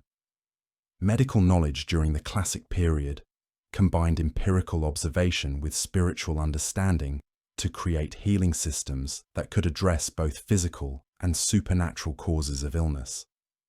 Maya physicians understood anatomy, herbal medicine and surgical procedures that enabled them to treat various medical conditions. Herbal medicine required extensive knowledge of plant properties and preparation techniques. Maya healers identified hundreds of plants with medicinal properties, developing complex recipes that combined multiple ingredients for specific therapeutic effects. This botanical knowledge was carefully preserved and transmitted through specialized training. Surgical procedures included trepanation, dental work, and wound treatment that required sophisticated understanding of human anatomy and sterile techniques. Maya physicians developed tools and procedures that enabled them to perform complex medical interventions with remarkable success rates. Diagnostic techniques enabled Maya healers to identify various medical conditions through observation of symptoms, patient history, and sometimes supernatural divination. They understood relationships between diet, environment, and health that enabled them to provide both treatment and prevention strategies. Pharmaceutical preparation involves sophisticated knowledge of drug dosages, delivery methods, and contraindications. Maya healers could create medicines in various forms, including teas, poultices, inhalants, and topical applications appropriate for different conditions and patient needs. Spiritual healing addressed supernatural causes of illness through ceremonies, offerings, and ritual purification. Maya healers understood that physical and spiritual health were interconnected, requiring treatment approaches that addressed both material and supernatural factors.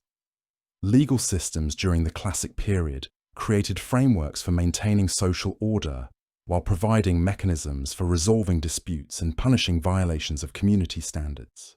Maya law combined practical considerations with religious principles to create justice systems that served both social and spiritual purposes. Court procedures enabled rulers to hear cases, evaluate evidence, and render judgments that maintained community harmony while reinforcing royal authority. These weren't arbitrary exercises of power, but formal processes that followed established precedents and community standards. Criminal justice systems provided punishments that could both deter future violations and restore balance to communities disrupted by antisocial behavior. Maya legal concepts emphasized restoration and compensation rather than simple punishment, seeking to repair social relationships damaged by criminal acts. Property rights protected individual and family ownership while maintaining community access to essential resources. Maya legal systems balanced private ownership with collective needs, ensuring that resource distribution supported both individual prosperity and community welfare. Contract enforcement enabled complex commercial relationships while providing mechanisms for resolving business disputes. Maya merchants could engage in long-distance trade, knowing that legal systems would protect their interests and enforce agreements. Marriage laws regulated family formation, while maintaining social hierarchies and alliance relationships. Royal marriages were particularly important political tools that could create alliances between distant kingdoms, while reinforcing dynastic legitimacy. Religious law governed ceremonial behavior, priestly conduct, and community participation in spiritual activities. These regulations weren't just social conventions, but sacred requirements that maintained proper relationships between human and supernatural realms. Social welfare systems during the Classic period provided support for community members who couldn't provide for themselves while maintaining social stability during difficult periods. Maya communities developed mechanisms for caring for the elderly, disabled, and economically disadvantaged. Food distribution systems ensured that basic nutritional needs were met throughout communities even during periods of scarcity. Royal storehouses maintained reserves that could be distributed during emergencies, while regular market systems provided access to diverse food sources. Labour organisation enabled communities to undertake large construction projects, while ensuring that essential activities like agriculture and craft production continued. Maya societies developed sophisticated systems for mobilizing collective labor, without disrupting normal community functions. Emergency response systems provided coordinated reactions to natural disasters, military threats, and other crises that could disrupt community life.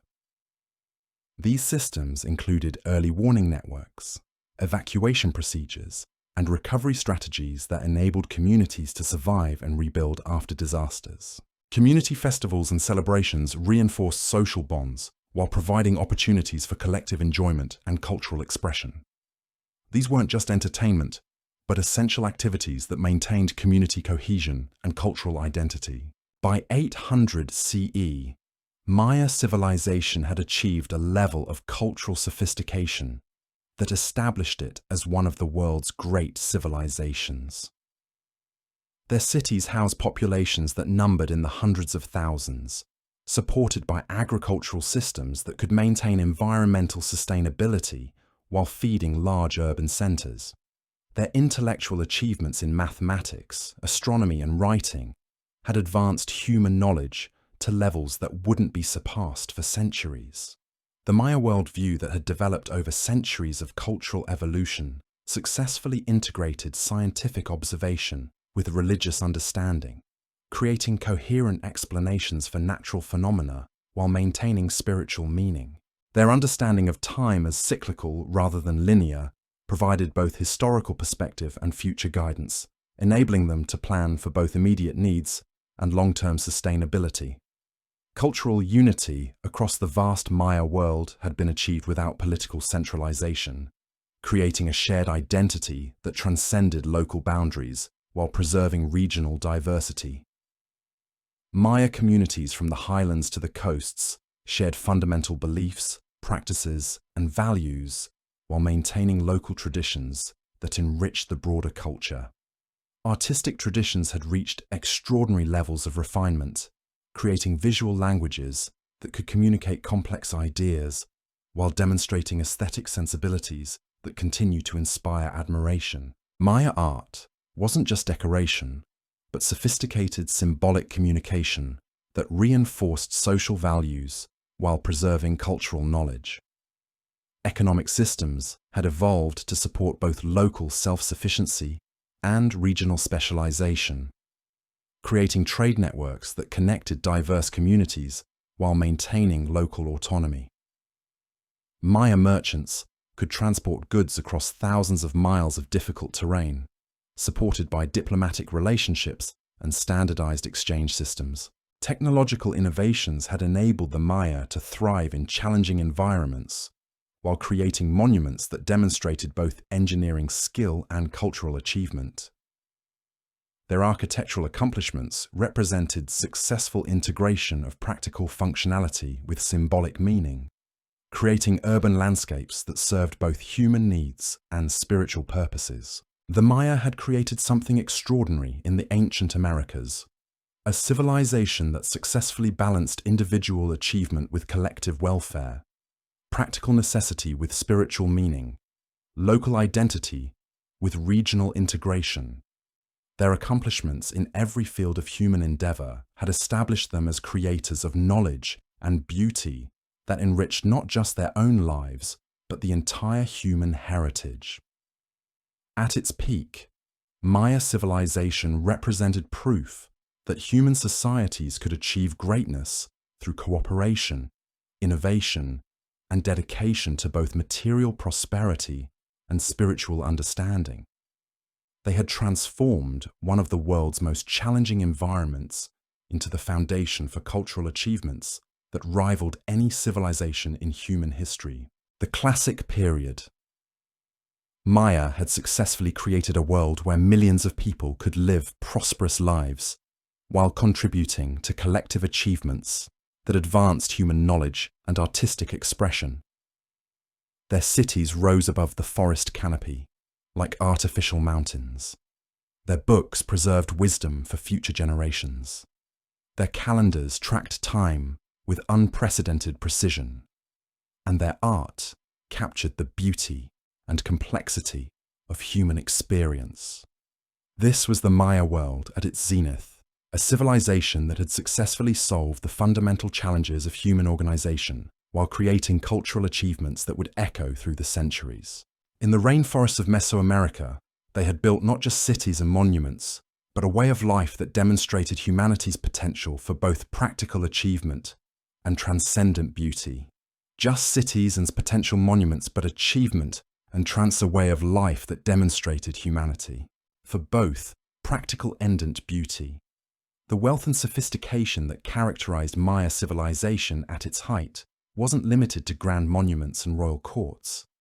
It permeated every level of society, creating a world where even common farmers participated in cultural traditions that connected them to cosmic rhythms spanning millennia.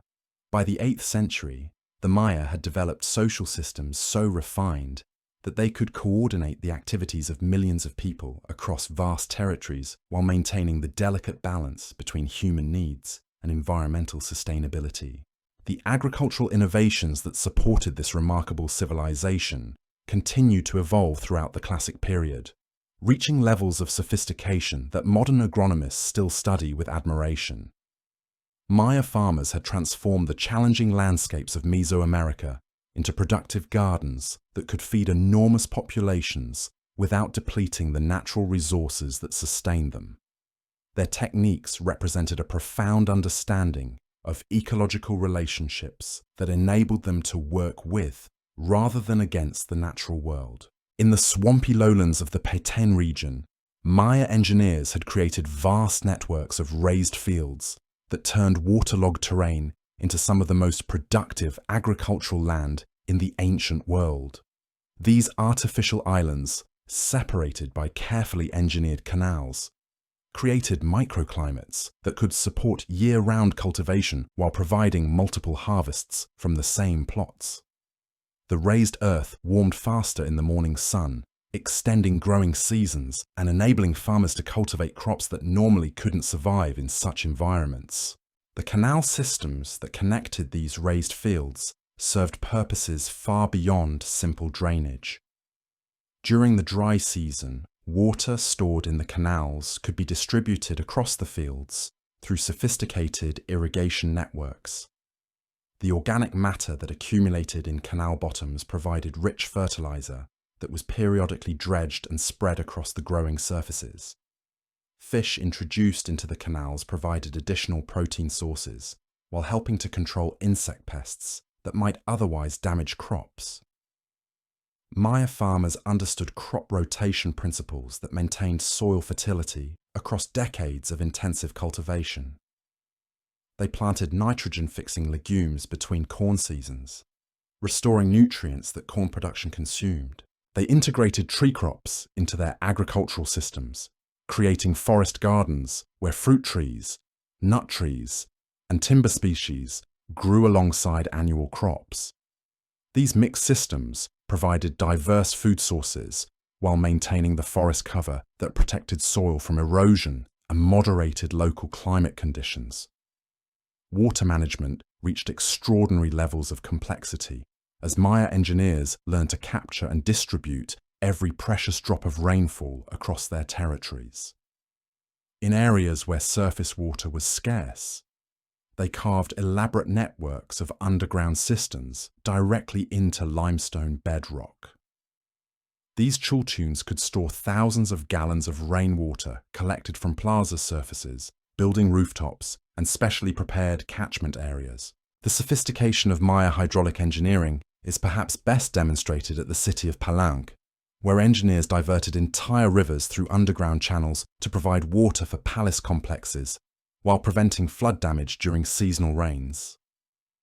The palace at Palenque features an intricate system of aqueducts, drains, and underground waterways that provided fresh water for drinking, bathing, and ceremonial purposes, while removing wastewater without contaminating the supply. At Tikal, archaeologists have discovered reservoir systems that could store over 10 million gallons of water, enough to sustain the city's enormous population through extended dry seasons.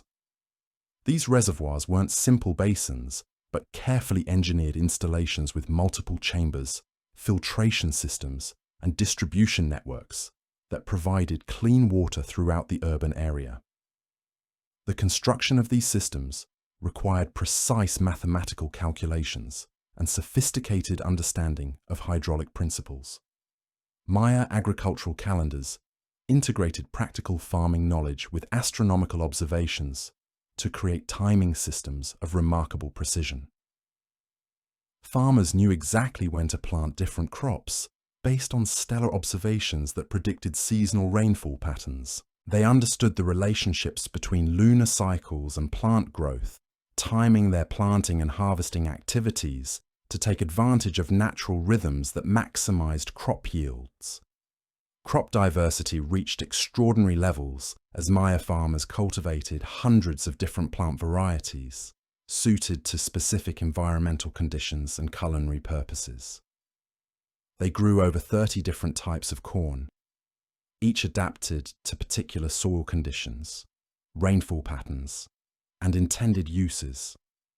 Some varieties were bred for their ability to grow in flooded fields, others for their resistance to drought conditions, and still others for their exceptional nutritional content or storage properties. Bean varieties numbered in the dozens, including climbing beans that grew up corn stalks, bush beans suited for intercropping, and specialty varieties prized for their distinctive flavors or medicinal properties.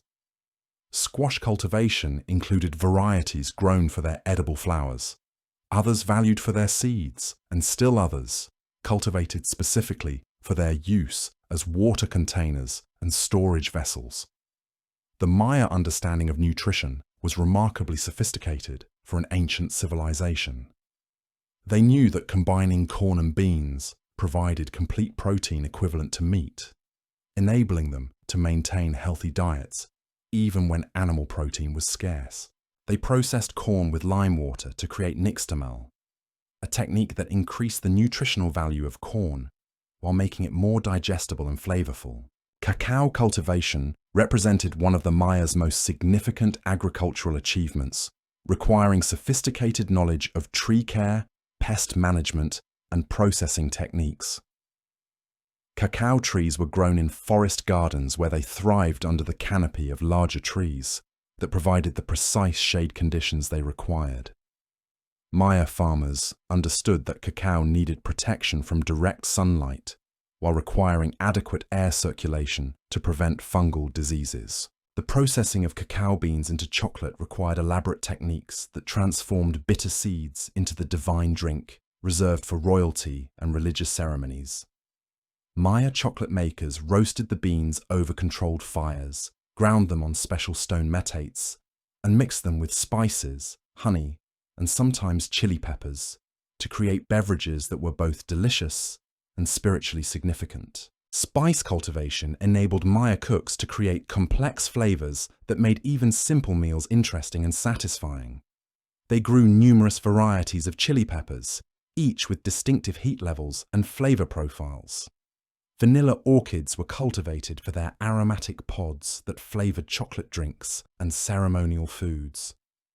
Allspice, annatto, and other native seasonings were carefully tended to provide the flavoring agents that made Maya cuisine distinctive. Medicinal plant cultivation represented another area where Maya agricultural knowledge reached remarkable levels of sophistication. Maya healers maintained botanical gardens where hundreds of medicinal plants were grown under carefully controlled conditions. They understood that many healing plants required specific growing conditions to develop their therapeutic properties, and they developed cultivation techniques that maximized the potency of their medicines. Cotton cultivation and processing enabled Maya weavers to create textiles that served both practical and ceremonial purposes.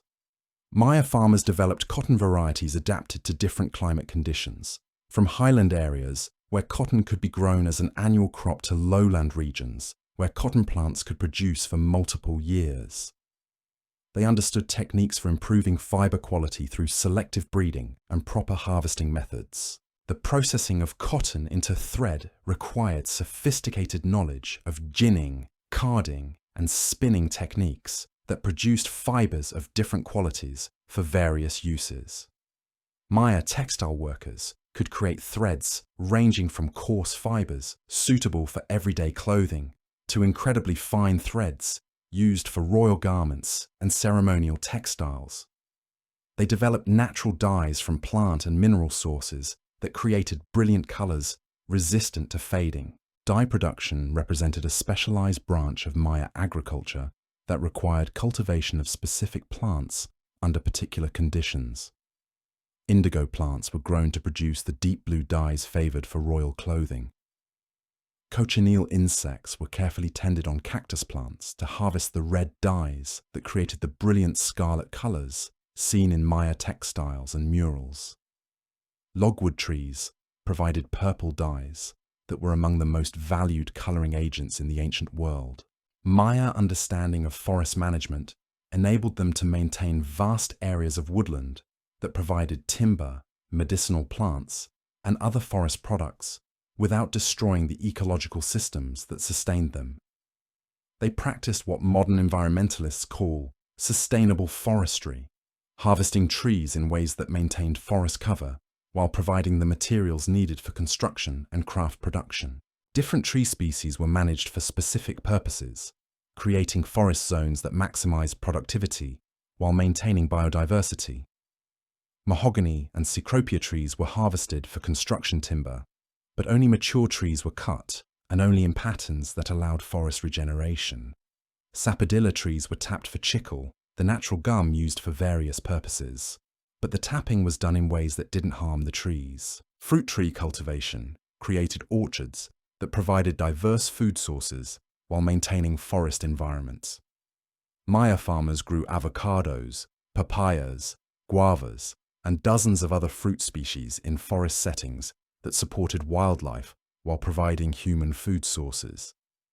These forest orchards required sophisticated knowledge of tree care, pest management, and harvesting techniques that maintained productivity across generations. Hunting and animal management complemented agricultural production by providing protein sources and other animal products needed for Maya society. Maya hunters understood animal behavior patterns that enabled them to harvest game without depleting animal populations. They managed forest areas to create habitats that attracted deer, peccaries, and other animals while maintaining ecological balance. Beekeeping provided honey for sweetening foods and beverages while supporting crop pollination that improved agricultural yields. Maya beekeepers understood bee behavior and developed techniques for managing native stingless bee colonies that produced honey without threatening bee populations. They created specialized log hives that could be managed to maximize honey production while ensuring bee colony survival. Aquaculture systems in flooded areas and canal networks provided additional protein sources through fish farming and turtle management. Maya farmers stocked their agricultural canals with fish species that help control insect pests while providing food sources. They managed turtle populations in natural and artificial ponds, harvesting eggs and adult animals in ways that maintained breeding populations. Transportation networks connecting Maya cities and agricultural areas represented remarkable engineering achievements that enabled efficient movement of goods and people across difficult terrain. The Sakbayob, or raised stone roads, that connected Maya settlements were more than simple pathways. They were carefully engineered installations that could support heavy traffic while serving ceremonial and symbolic purposes. These stone roads required enormous investments of labor and engineering skill to construct. Maya engineers had to clear routes through dense jungle, level uneven terrain, and build elevated causeways across swampy areas. The roads were constructed with multiple layers of stone and fill materials, creating surfaces that could support heavy loads while providing adequate drainage during rainy seasons. Road construction techniques varied according to local terrain and available materials, but all Maya roads shared certain characteristics that reflected sophisticated engineering knowledge. The base layers consisted of large stones carefully fitted together to create stable foundations. Middle layers used smaller stones and gravel to provide drainage and load distribution. Surface layers featured flat stones that created smooth walking surfaces suitable for both daily traffic and ceremonial processions. Some Maya roads stretched for dozens of miles through jungle terrain, requiring precise surveying and navigation skills to maintain straight courses across varied landscapes. The longest known Maya road connected the cities of Kobar and Yaxunar across more than 60 miles of challenging terrain, demonstrating the Maya ability to undertake massive infrastructure projects that serve both practical and symbolic purposes. River transportation provided additional connectivity between Maya communities located along waterways that flowed through the jungle landscape. Maya engineers modified natural waterways to improve navigation while creating artificial canals that connected river systems or provided access to inland cities. These water transport networks enabled movement of bulk goods that would have been difficult to carry over land routes. Maya boats ranged from simple dugout canoes suitable for local transportation to large cargo vessels capable of carrying substantial loads across long distances. Boat construction required sophisticated knowledge of wood selection, shaping techniques, and waterproofing methods that created vessels capable of navigating both calm inland waters and rough coastal conditions. Coastal navigation enabled Maya traders to travel along the Caribbean and Pacific coasts, connecting inland cities with coastal communities and facilitating trade with distant cultures. Maya navigators understood celestial navigation techniques that enabled them to maintain course during long ocean voyages while avoiding the dangerous reefs and currents that made coastal travel hazardous. Market systems throughout the Maya world created economic networks that connected local producers with regional consumers while facilitating the exchange of specialized goods from distant areas. Maya markets weren't just commercial institutions, but social centers where information was exchanged, relationships were maintained, and cultural identity was reinforced through shared activities. Local markets met regularly in town centers and smaller settlements, bringing together farmers, craftspeople, and traders from surrounding areas. These markets provided opportunities for people to exchange agricultural products, craft goods, and imported materials while participating in the social interactions that bound communities together. Market days were often coordinated with religious festivals, creating occasions that combined economic activity with cultural celebration. Regional markets in major cities drew traders from vast distances, creating commercial centers where goods from throughout the Maya world could be exchanged. These larger markets required sophisticated organization to manage the complex transactions involving different currencies, measurement systems, and quality standards that characterized inter-regional trade. Currency systems based on cacao beans provided standardized units of exchange that facilitated complex commercial transactions throughout the Maya world. The value of cacao beans was carefully regulated through quality controls that prevented counterfeiting while maintaining stable exchange rates. Different grades of cacao commanded different values, creating a currency system sophisticated enough to handle everything from small daily purchases to major commercial transactions. Jade beads served as higher value currency for expensive transactions involving luxury goods or major commercial deals. The jade trade created economic relationships that connected highland sources with lowland consumers across hundreds of miles of difficult terrain. Jade working required specialized skills that created additional value through the transformation of raw materials into finished products. Other standardized valuables, including obsidian blades, feathers, textiles, and salt, served specific functions within Maya currency systems. These specialized currencies enabled efficient exchange of particular types of goods while providing alternatives to cacao for transactions involving different economic sectors. Quality control systems ensured that standardized goods met established criteria for weight, purity, and workmanship. Maya merchants developed reputation-based trading relationships that enabled long-distance commerce to function effectively, despite the challenges of communication and transportation across vast territories. Credit systems enabled merchants to engage in complex transactions that involved delayed payment or delivery of goods.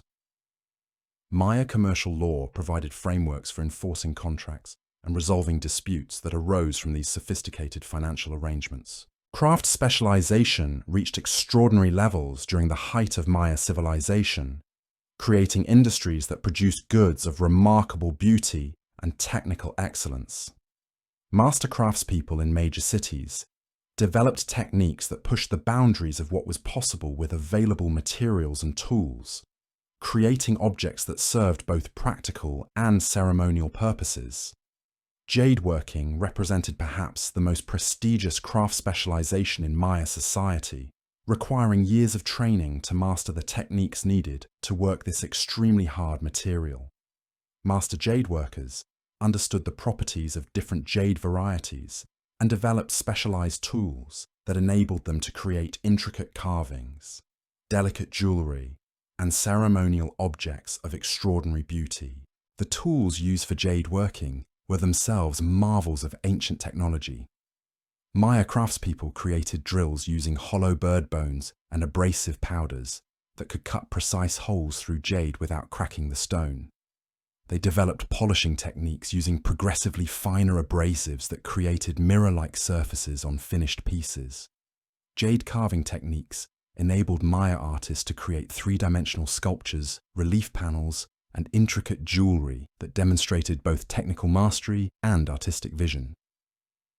They understood how to work with the natural grain and color variations in jade to create pieces that enhanced rather than fought against the material's inherent properties. Obsidian working required different but equally sophisticated skills, as this volcanic glass could create the sharpest cutting edges available to ancient peoples while being extremely brittle and difficult to control. Maya obsidian workers developed pressure flaking techniques that enabled them to create blades thinner than modern razor blades, while producing ceremonial objects of remarkable beauty. Specialized obsidian tools included not just practical knives and scrapers, but elaborate ceremonial pieces decorated with intricate patterns and symbolic designs. The most skilled obsidian workers could create eccentric flints, elaborate ceremonial objects whose complex shapes demonstrated technical virtuosity while serving important ritual functions. Obsidian trade relationships connected Maya cities with highland volcanic sources across hundreds of miles of difficult terrain. The quality and variety of obsidian available to different communities reflected their wealth and political connections, making obsidian both a practical necessity and a marker of social status. Ceramic production evolved into sophisticated industries that created everything from simple cooking pots to elaborate ceremonial vessels decorated with complex iconographic programs. Maya potters understood clay chemistry, firing techniques, and decorative applications that enabled them to create ceramics that rivaled the finest pottery produced anywhere in the ancient world. Clay preparation involved sophisticated knowledge of different clay types and their working properties. Maya potters knew how to mix clays from different sources to create bodies with specific characteristics suited to particular uses. They understood how different tempers affected clay behavior during forming and firing, enabling them to create vessels with precisely the properties needed for their intended functions. Firing techniques enabled Maya potters to achieve consistent results while creating the specific colors and surface qualities desired for different types of vessels. They developed kiln designs that provided controlled atmospheric conditions during firing, enabling them to produce both oxidized and reduced ceramics with predictable results. Decorative techniques included painting, carving, modeling, and burnishing that created surface treatments of remarkable sophistication. Maya ceramic painters developed pigments that created brilliant colors while remaining stable through the firing process. They understood composition principles that enabled them to create visually compelling designs that enhanced rather than competed with vessel forms. Iconographic programs on Maya ceramics created visual narratives that recorded historical events, mythological stories, and religious concepts. These painted scenes weren't just decoration, but sophisticated forms of communication that preserved and transmitted cultural knowledge. The ability to read ceramic iconography required extensive cultural knowledge, making decorated pottery both art and literature. Featherwork represented another highly specialized craft that created objects of extraordinary beauty using the plumage of tropical birds. Maya featherworkers understood the properties of different feathers and developed techniques for preserving, dyeing, and assembling them into elaborate costumes, decorative panels, and ceremonial objects. Feather procurement required extensive trade networks that brought exotic plumage from tropical regions to urban workshops, where master craftspeople transformed raw materials into finished products. The most prized feathers came from quetzals, whose brilliant green tail feathers were reserved for the most important ceremonial uses. Feather preparation involved cleaning, sorting, and sometimes dyeing techniques that enhanced natural colors while preserving feather integrity. Maya featherworkers developed adhesives and attachment methods that could secure delicate feathers to textile backings without damaging them. Assembly techniques enabled featherworkers to create large ceremonial pieces using thousands of individual feathers arranged in complex patterns. These works required not just technical skill, but artistic vision that could coordinate color, texture, and pattern into unified compositions of remarkable beauty. Metalworking, though less developed than in other ancient civilizations due to limited ore sources, nevertheless reached significant levels of sophistication in specialized applications. Maya metalworkers focused primarily on gold, silver, and copper, creating jewelry, ceremonial objects, and decorative elements that enhanced other craft products. Gold working techniques included hammering, casting, and alloying that created objects both beautiful and technically accomplished. Maya goldsmiths understood how to create alloys that enhanced working properties while achieving desired colors and finishes. They developed casting techniques that enabled creation of complex three-dimensional forms. Copperworking provided materials for bells, decorative elements, and specialized tools that complemented stone and obsidian implements. Maya metalworkers understood heat treatment and alloying techniques that improved copper's working properties, while creating objects suitable for both practical and ceremonial uses. Silverworking, though less common than gold or copperwork, produced jewelry and decorative objects that demonstrated Maya understanding of precious metal techniques. The relative rarity of silver objects in Maya contexts reflects both the limited availability of silver sources and the high value placed on silver goods. Woodworking created both practical objects and elaborate ceremonial pieces that demonstrated sophisticated understanding of wood properties and carving techniques. Maya woodworkers had access to numerous tropical hardwood species that provided materials suitable for everything from simple tools to elaborate architectural elements. Toolmaking required understanding of different wood species and their properties for specific applications. Maya craftspeople knew which woods were best suited for particular tools and developed techniques for shaping, hardening, and maintaining wooden implements. Sculptural woodworking created masks, statues, and architectural elements that required sophisticated carving skills and artistic vision.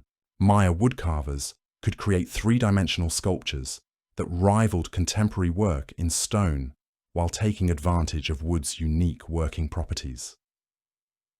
Architectural woodworking provided structural elements, decorative panels, and functional components for Maya buildings.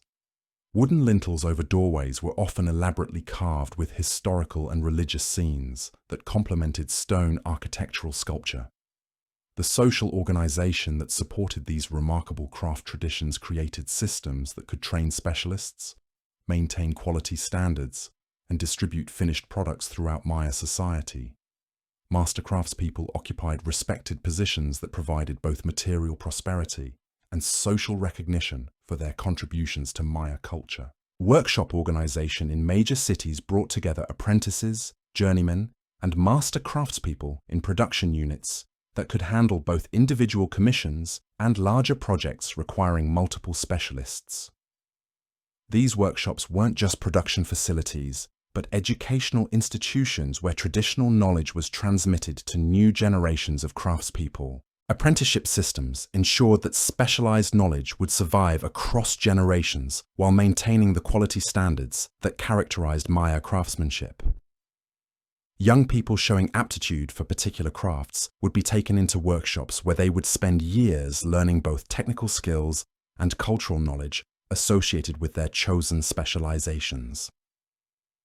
Guild systems in larger cities provided mutual support among craftspeople while regulating competition and maintaining quality standards. These professional organizations helped ensure that craft traditions would continue while providing economic security for their members. Quality control systems maintained the high standards that characterized Maya craftsmanship while protecting consumers from inferior products. Master craftspeople developed reputations that enabled them to command premium prices while providing incentives for maintaining excellence in their work. Innovation within traditional frameworks enabled Maya craftspeople to develop new techniques while respecting established cultural practices. The most successful craftspeople were those who could push technical boundaries while creating objects that fulfilled their intended cultural functions. Export markets for Maya craft products created economic relationships that connected Maya cities with cultures throughout Mesoamerica and beyond. Maya craftspeople developed reputations that enabled their products to compete successfully in distant markets while spreading Maya cultural influence across vast territories. The educational systems that supported Maya civilization created institutions capable of training the specialists needed for increasingly complex society while preserving cultural knowledge across generations. Education in Maya society wasn't limited to elite children, but included various forms of training that enabled people from different social backgrounds to contribute their talents to community welfare. Noble education prepared elite children for leadership roles that required both practical skills and cultural knowledge. Young nobles learned reading and writing, mathematical calculation, astronomical observation, and religious knowledge that qualified them for positions in government, priesthood, and military service. Royal schools in major cities provided formal education for children from ruling families and allied noble houses. These institutions offered training in statecraft, diplomacy, military strategy, and religious knowledge that prepared future leaders for the complex challenges of governing Maya cities and conducting relations with neighboring powers. Scribal training required years of intensive study to master the complex Maya writing system and the cultural knowledge needed to compose appropriate texts for different purposes. Scribal schools selected promising students who would spend years learning not just technical writing skills, but the historical, astronomical, and religious knowledge that informed Maya textual traditions. Priestly education combined religious training with scientific education that enabled priests to serve both spiritual and practical functions in Maya society. Priests needed to understand astronomical calculation, calendar systems, and ritual procedures while maintaining the spiritual knowledge that connected human communities with supernatural forces. Craft education through apprenticeship systems ensured that specialized knowledge would continue across generations while adapting to changing needs and opportunities. Young people showing aptitude for particular crafts would be taken into workshops where they would learn both technical skills and cultural traditions associated with their chosen fields.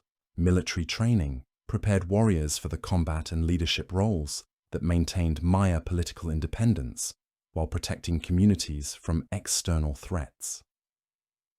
Military education combined weapons training with tactical knowledge and leadership skills needed for successful military service. Agricultural education transmitted the sophisticated environmental knowledge that enabled Maya farmers to maintain productivity while preserving ecological systems. Young farmers learned crop management, soil conservation, and environmental observation skills through participation in family and community agricultural activities. Medical training prepared healers to serve both physical and spiritual health needs of Maya communities.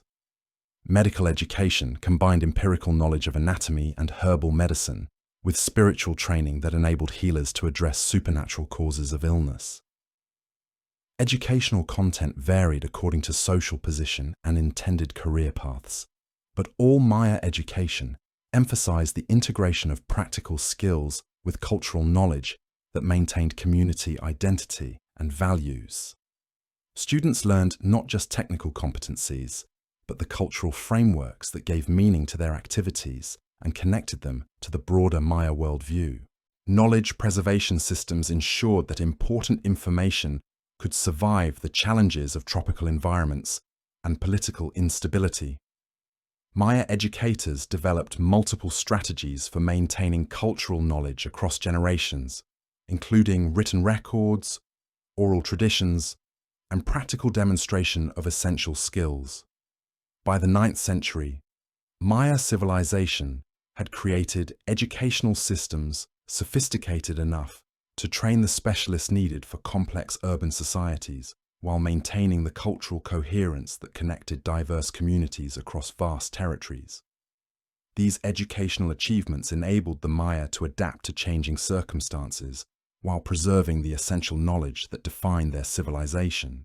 The religious and philosophical systems that bound Maya civilization together represented sophisticated attempts to understand human existence within cosmic frameworks that encompass both practical and spiritual dimensions of life. Maya religion wasn't separate from daily activities, but provided the conceptual foundations that gave meaning to everything from agricultural cycles to political relationships. Maya cosmology envisioned a universe structured in multiple levels, with the earthly realm positioned between celestial heavens and watery underworlds. This cosmic geography wasn't just mythological speculation, but practical knowledge that guided human behavior and explained natural phenomena. The movement of celestial bodies across the sky reflected the activities of gods whose actions affected earthly events. Creation mythology provided explanations for human existence that established proper relationships between people and the supernatural forces that governed their world. The Maya understood that humans had been created by gods who expected proper behavior and regular offerings in return for the gifts of life, sustenance, and prosperity. The Popol Vuh, though recorded in later periods, preserves creation narratives that reflect classic period beliefs about human origins and cosmic structure. According to these traditions, humans had been created from maize after earlier attempts to create people from other materials had failed. This origin story established maize as a sacred substance, while explaining human obligations to maintain proper relationships with the gods who had given them life. Cyclical time concepts enabled the Maya to understand historical events within repetitive patterns that connected past, present, and future. They believed that cosmic cycles repeated across vast periods, with events in one cycle reflecting or predicting events in subsequent cycles. This understanding of time provided both historical perspective and guidance for future planning. Calendar integration combined multiple timing systems that tracked different types of cyclical patterns simultaneously. The sacred 260-day calendar governed personal and ceremonial activities. The solar 365-day calendar regulated agricultural and seasonal activities. Longer cycles tracked planetary movements and historical patterns across centuries and millennia. Divination systems enabled Maya priests to interpret supernatural will and predict future events through observation of natural phenomena and ritual procedures. Diviners understood that gods communicated through various signs that could be recognized by people with proper training and spiritual sensitivity. Ritual bloodletting provided direct communication between human rulers and supernatural forces through offerings of the most precious substance humans possessed. Royal bloodletting ceremonies weren't acts of self-punishment, but sacred communications that opened channels between mortal and divine realms. Vision serpent imagery in Maya art depicts the supernatural beings that emerged from bloodletting rituals to carry messages between human and divine realms. These serpentine entities weren't feared demons, but sacred intermediaries that facilitated communication with gods and ancestors. Ancestor veneration connected living Maya communities with deceased family members and cultural heroes who continued to influence earthly events from their positions in supernatural realms. Ancestors weren't simply remembered, but actively consulted and honored through ceremonies that maintained family and community connections across generations of death and rebirth.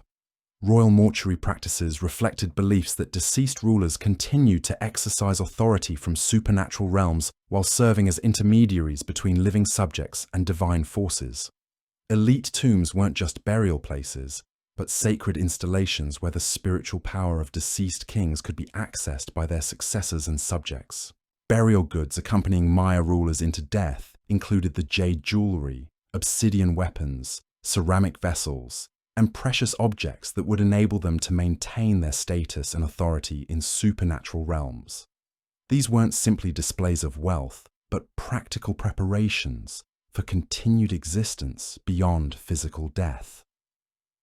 Temple pyramids often served as mortuary monuments that connected deceased rulers with the cosmic forces they had served during life.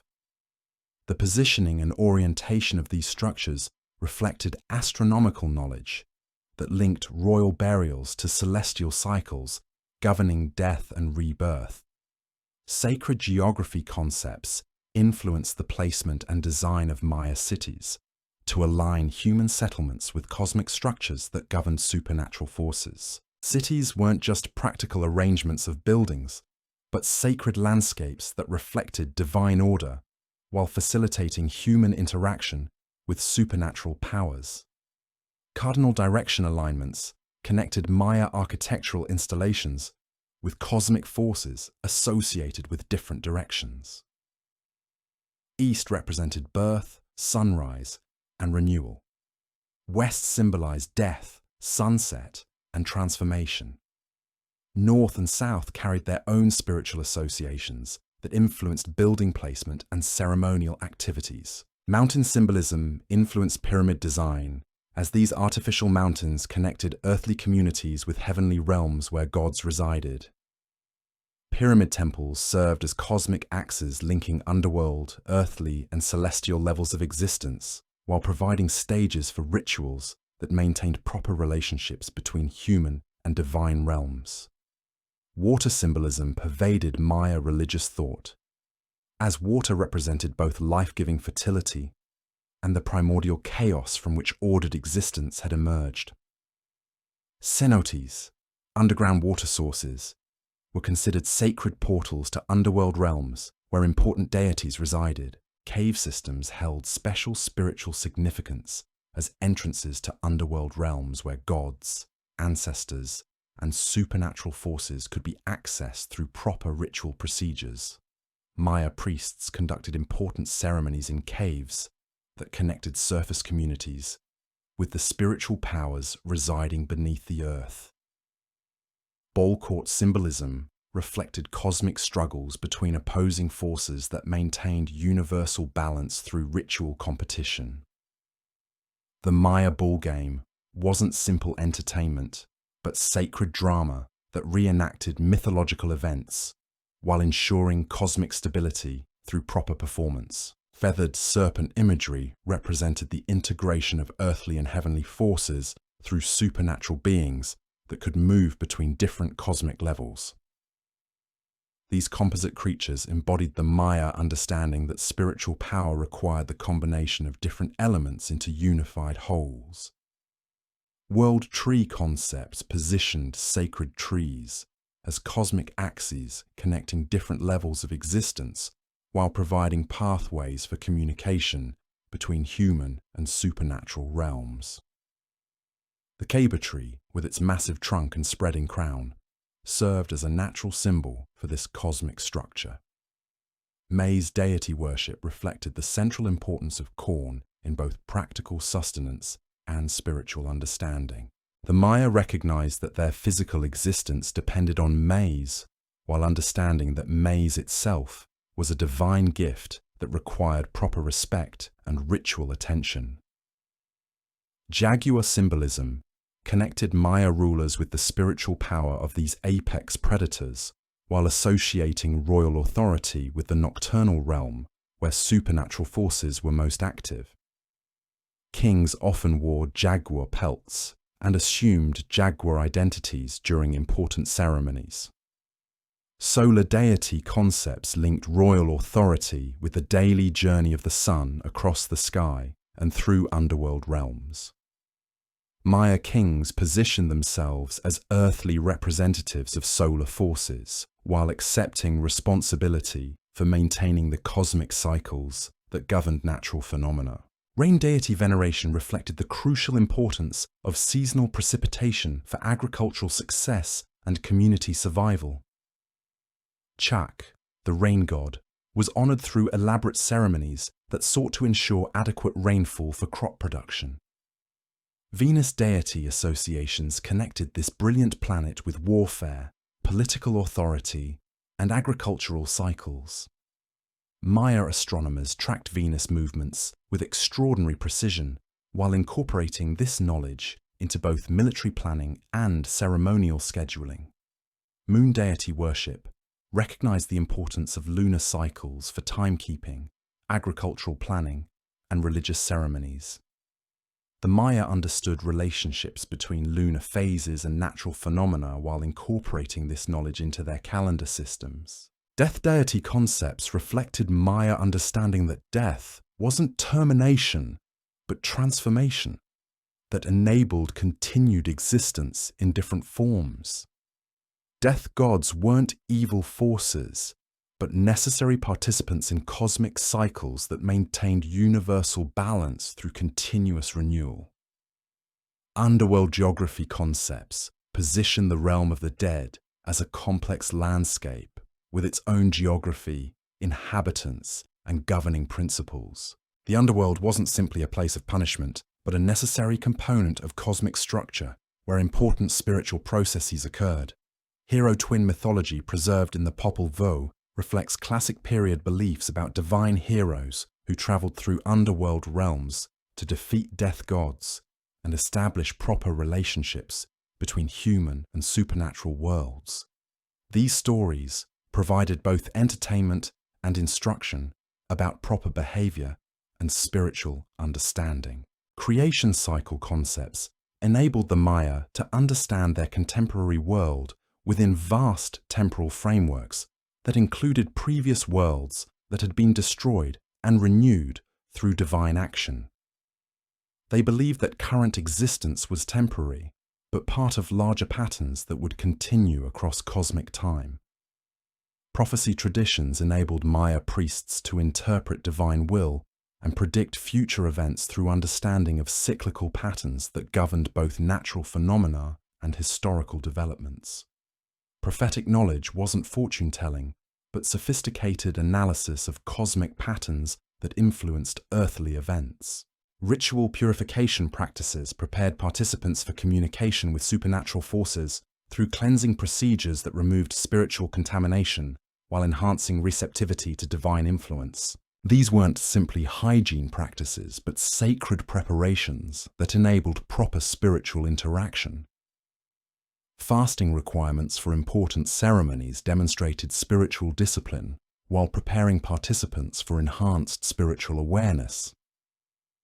Maya religious practitioners understood that physical deprivation could heighten spiritual sensitivity and demonstrate proper respect for supernatural forces.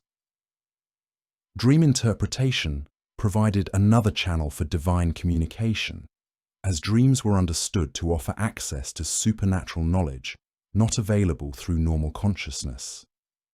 Trained specialists could interpret dream symbolism while providing guidance based on divine messages received during sleep. Music and dance traditions created ceremonial performances that facilitated communication with supernatural forces while entertaining human audiences. Maya musicians and dancers weren't simply entertainers, but ritual specialists whose performances served essential spiritual functions. Costume traditions transformed human performers into representations of gods, animals, and mythological beings during ceremonial activities.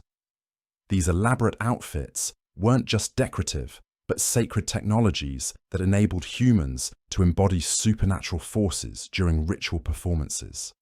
Incense burning created aromatic offerings that carried human prayers to supernatural realms, while providing sensory environments that enhanced spiritual awareness. Different plant materials were burned for specific ceremonial purposes, with copal resin being particularly important for royal and religious ceremonies. Food offerings provided sustenance for gods and ancestors, while demonstrating human gratitude for divine gifts. These weren't waste of resources, but essential exchanges that maintained proper relationships between human and supernatural communities. Textile offerings of elaborately woven cloths demonstrated human skill and devotion, while providing appropriate gifts for supernatural recipients. The finest textiles were reserved for divine offerings, reflecting the high value placed on skilled craftsmanship in Maya spiritual practice. Jade offerings represented the ultimate expression of devotion, as jade was considered the most precious substance available to the Maya. Jade objects offered to gods demonstrated both material sacrifice and spiritual understanding of divine preferences. Blood offerings through ritual self-sacrifice represented the most personal and powerful form of communication with supernatural forces. Royal bloodletting ceremonies provided direct channels for divine communication, while demonstrating royal commitment to spiritual responsibilities. Architectural offerings incorporated sacred objects and materials into building foundations and walls, creating permanent dedications that enhanced the spiritual power of constructed spaces. Buildings weren't just functional structures, but sacred installations imbued with spiritual significance through proper consecration procedures. Astronomical observations provided essential knowledge for timing religious ceremonies and understanding divine will as expressed through celestial phenomena. Maya priests were also astronomers whose scientific knowledge served essential religious functions. Calendar correlations enabled Maya priests to coordinate multiple timing systems while ensuring that ceremonies occurred at cosmically appropriate moments. This wasn't just practical scheduling, but spiritual science that aligned human activities with supernatural forces. Hieroglyphic inscriptions preserved religious knowledge while creating permanent records of divine communications and ceremonial activities. Sacred texts weren't just historical records, but active spiritual technologies that maintained connections with supernatural forces. Monument dedication ceremonies transformed carved stones into active spiritual installations that could facilitate ongoing communication with supernatural forces.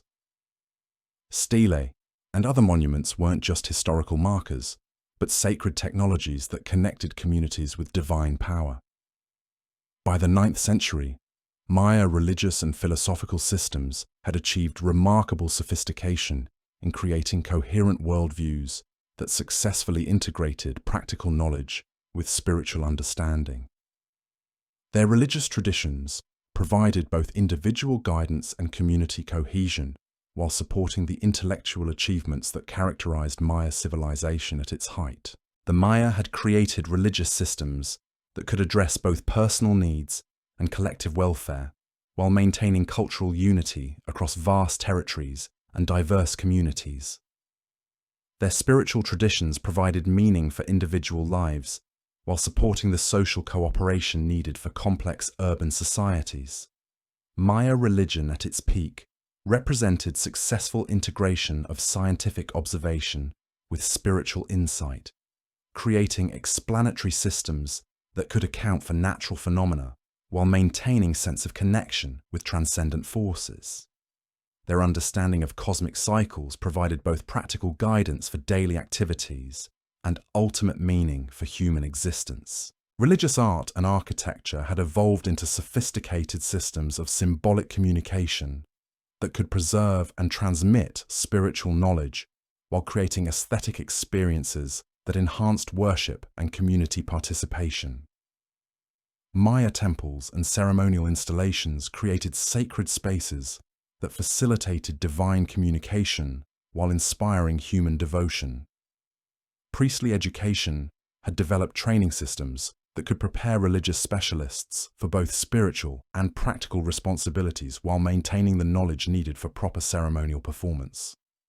Maya priests served as astronomers, mathematicians, historians, and healers whose expertise supported both religious and secular aspects of community life. Religious festivals and ceremonies had become elaborate community celebrations that reinforced social bonds while honoring supernatural forces. These events weren't just spiritual observances, but essential activities that maintained cultural identity and community cohesion, while providing opportunities for collective joy and celebration.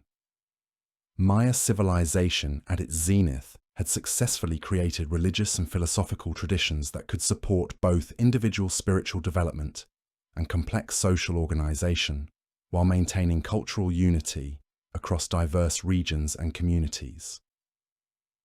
Their spiritual achievements represented sophisticated understanding of human nature and cosmic order that enabled them to create meaningful lives within challenging environments. The integration of religious and secular knowledge that characterized Maya civilization at its peak demonstrated their understanding that spiritual and practical concerns couldn't be separated without diminishing both. Their achievement in creating coherent worldviews that addressed both material and spiritual needs established them as creators of wisdom traditions that enriched human understanding of existence itself. As the sun reached its highest point in the Maya cosmos, casting shadows from towering pyramids across bustling plazas filled with merchants, pilgrims, and citizens from across the known world, Maya civilization had achieved something extraordinary. In the space of over a millennium, they had transformed scattered farming villages into magnificent cities that rose above the forest canopy like artificial mountains. They had created kings who claimed to speak with gods and built monuments that captured the movements of celestial bodies with mathematical precision that wouldn't be surpassed for centuries. The Maya world, by 800 CE, encompassed dozens of major cities, hundreds of smaller settlements, and millions of people connected by trade routes, shared beliefs, and cultural traditions that spanned the diverse landscapes of Mesoamerica. From the highland valleys where jade was quarried to the coastal plains where salt was harvested, from the rainforest cities where cacao grew in sacred groves, to the northern settlements where henequen provided fiber for ropes and textiles, Maya civilization had successfully integrated environmental diversity into cultural unity. Their achievements in every field of human endeavor had established new standards for what ancient peoples could accomplish through cooperation, innovation, and dedication to both practical excellence and spiritual meaning. Maya mathematicians had calculated cosmic cycles across millions of years. Maya astronomers had predicted eclipses and planetary movements with precision that amazed even modern scientists. Maya architects had built structures that have survived for over 1,000 years, while serving both functional and ceremonial purposes. Maya artists had created visual languages that could communicate complex ideas through symbolic representation, while demonstrating aesthetic sensibilities that continue to inspire admiration. Maya writers had developed systems for recording human speech and thought that preserved knowledge across generations while enabling administration of complex societies. Maya farmers had transformed challenging environments into productive landscapes that could support urban populations while maintaining ecological sustainability. The divine kings who ruled from jade-adorned thrones in pyramid-topped palaces had successfully created political systems that could coordinate the activities of millions of people while maintaining cultural traditions that gave meaning to individual lives. Maya merchants had established trade networks that connected communities across thousands of miles of difficult terrain, while spreading cultural influences that enriched the entire ancient American world. Maya priests and scholars had developed religious and philosophical traditions that successfully integrated scientific observation with spiritual insight, creating worldviews that provided both practical guidance and ultimate meaning. Their understanding of time as cyclical rather than linear had enabled them to place contemporary achievements within cosmic frameworks that connected human accomplishments with divine purposes. Maya civilization, at its peak, represented proof that human societies could achieve greatness through dedication to both material prosperity and spiritual understanding. In the rainforests and highlands of Mesoamerica, they had created a world where millions of people could live meaningful lives while contributing to collective achievements that advanced human knowledge and artistic expression.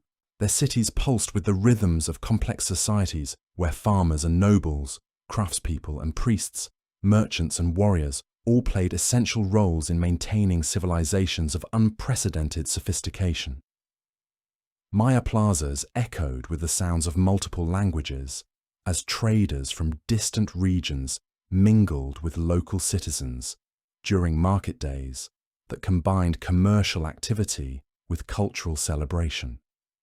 The pyramid temples that dominated Maya cities served as both architectural marvels and cosmic symbols that connected earthly communities with heavenly realms.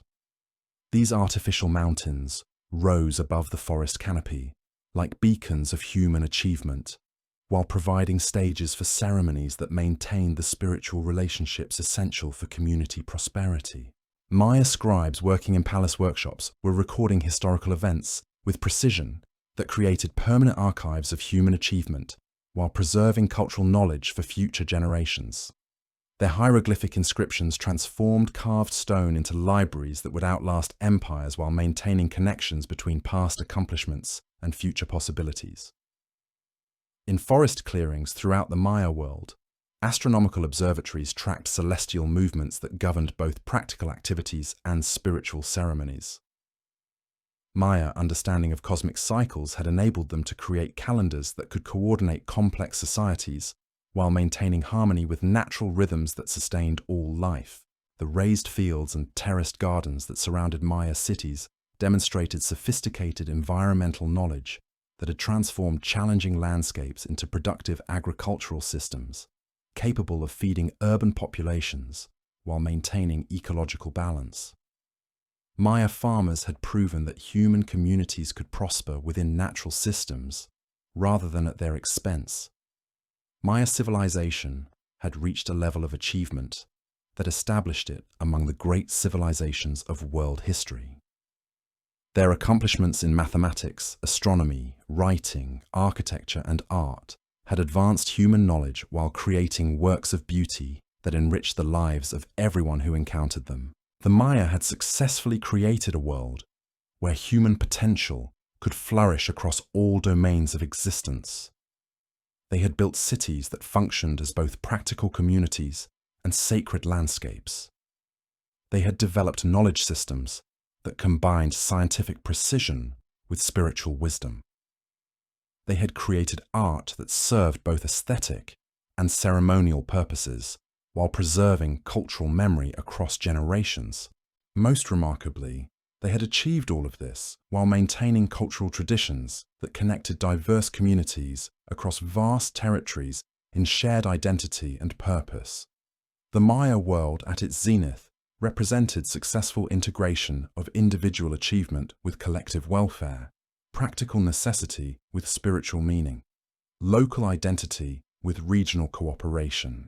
As the classic period reached its magnificent culmination, Maya civilization stood as testament to human capacity for creating societies that could support both material prosperity and cultural achievement while maintaining harmony with the natural world that sustained all life. In the emerald depths of Mesoamerican rainforests, they had built not just cities and monuments, but a way of life that demonstrated humanity's potential for wisdom, beauty, and transcendent accomplishment. The pyramids rising above the forest canopy, the stele recording royal genealogies in stone, the books preserving astronomical calculations across centuries, the jade jewelry adorning divine kings, the raised fields feeding millions of people, the trade routes connecting distant communities, all testified to achievements that had transformed the ancient Americas while contributing lasting gifts to human civilization. The Maya had created a world where the practical and the sacred, the earthly and the cosmic, the individual and the collective had been successfully integrated into flourishing societies that honored both human potential and divine purpose. Their civilization at its peak represented one of humanity's most remarkable achievements in creating meaningful existence within the vast cosmos that surrounds all life. To human civilization, the Maya that had transformed the ancient Americas while lasting contributing to a world where the gifts create sacra and the practically and the cosmic, the earth that honored Bin, the individual and the collective, has successfully integrated into flourishing societies both human potential purpose. Their civilization, one of humanity's most and divine its peak, represents at creating existence remarkable achievements in meaningful within the vast cosmos that surrounds all life. But perhaps the most remarkable aspect of Maya civilization at its zenith wasn't any single achievement, however extraordinary. It was the way all these accomplishments worked together to create something that was genuinely greater than the sum of its parts. By the early 9th century, the Maya had achieved that rarest of human accomplishments. They had built a civilization that could sustain itself not through conquest or exploitation, but through the careful cultivation of knowledge, beauty and harmony with the natural world. Their success created ripple effects that spread far beyond the borders of the Maya heartland. Trade relationships carried Maya innovations to distant cultures, while foreign influences enriched Maya traditions in return. The mathematical concepts pioneered by Maya scholars would eventually influence civilizations across the ancient Americas.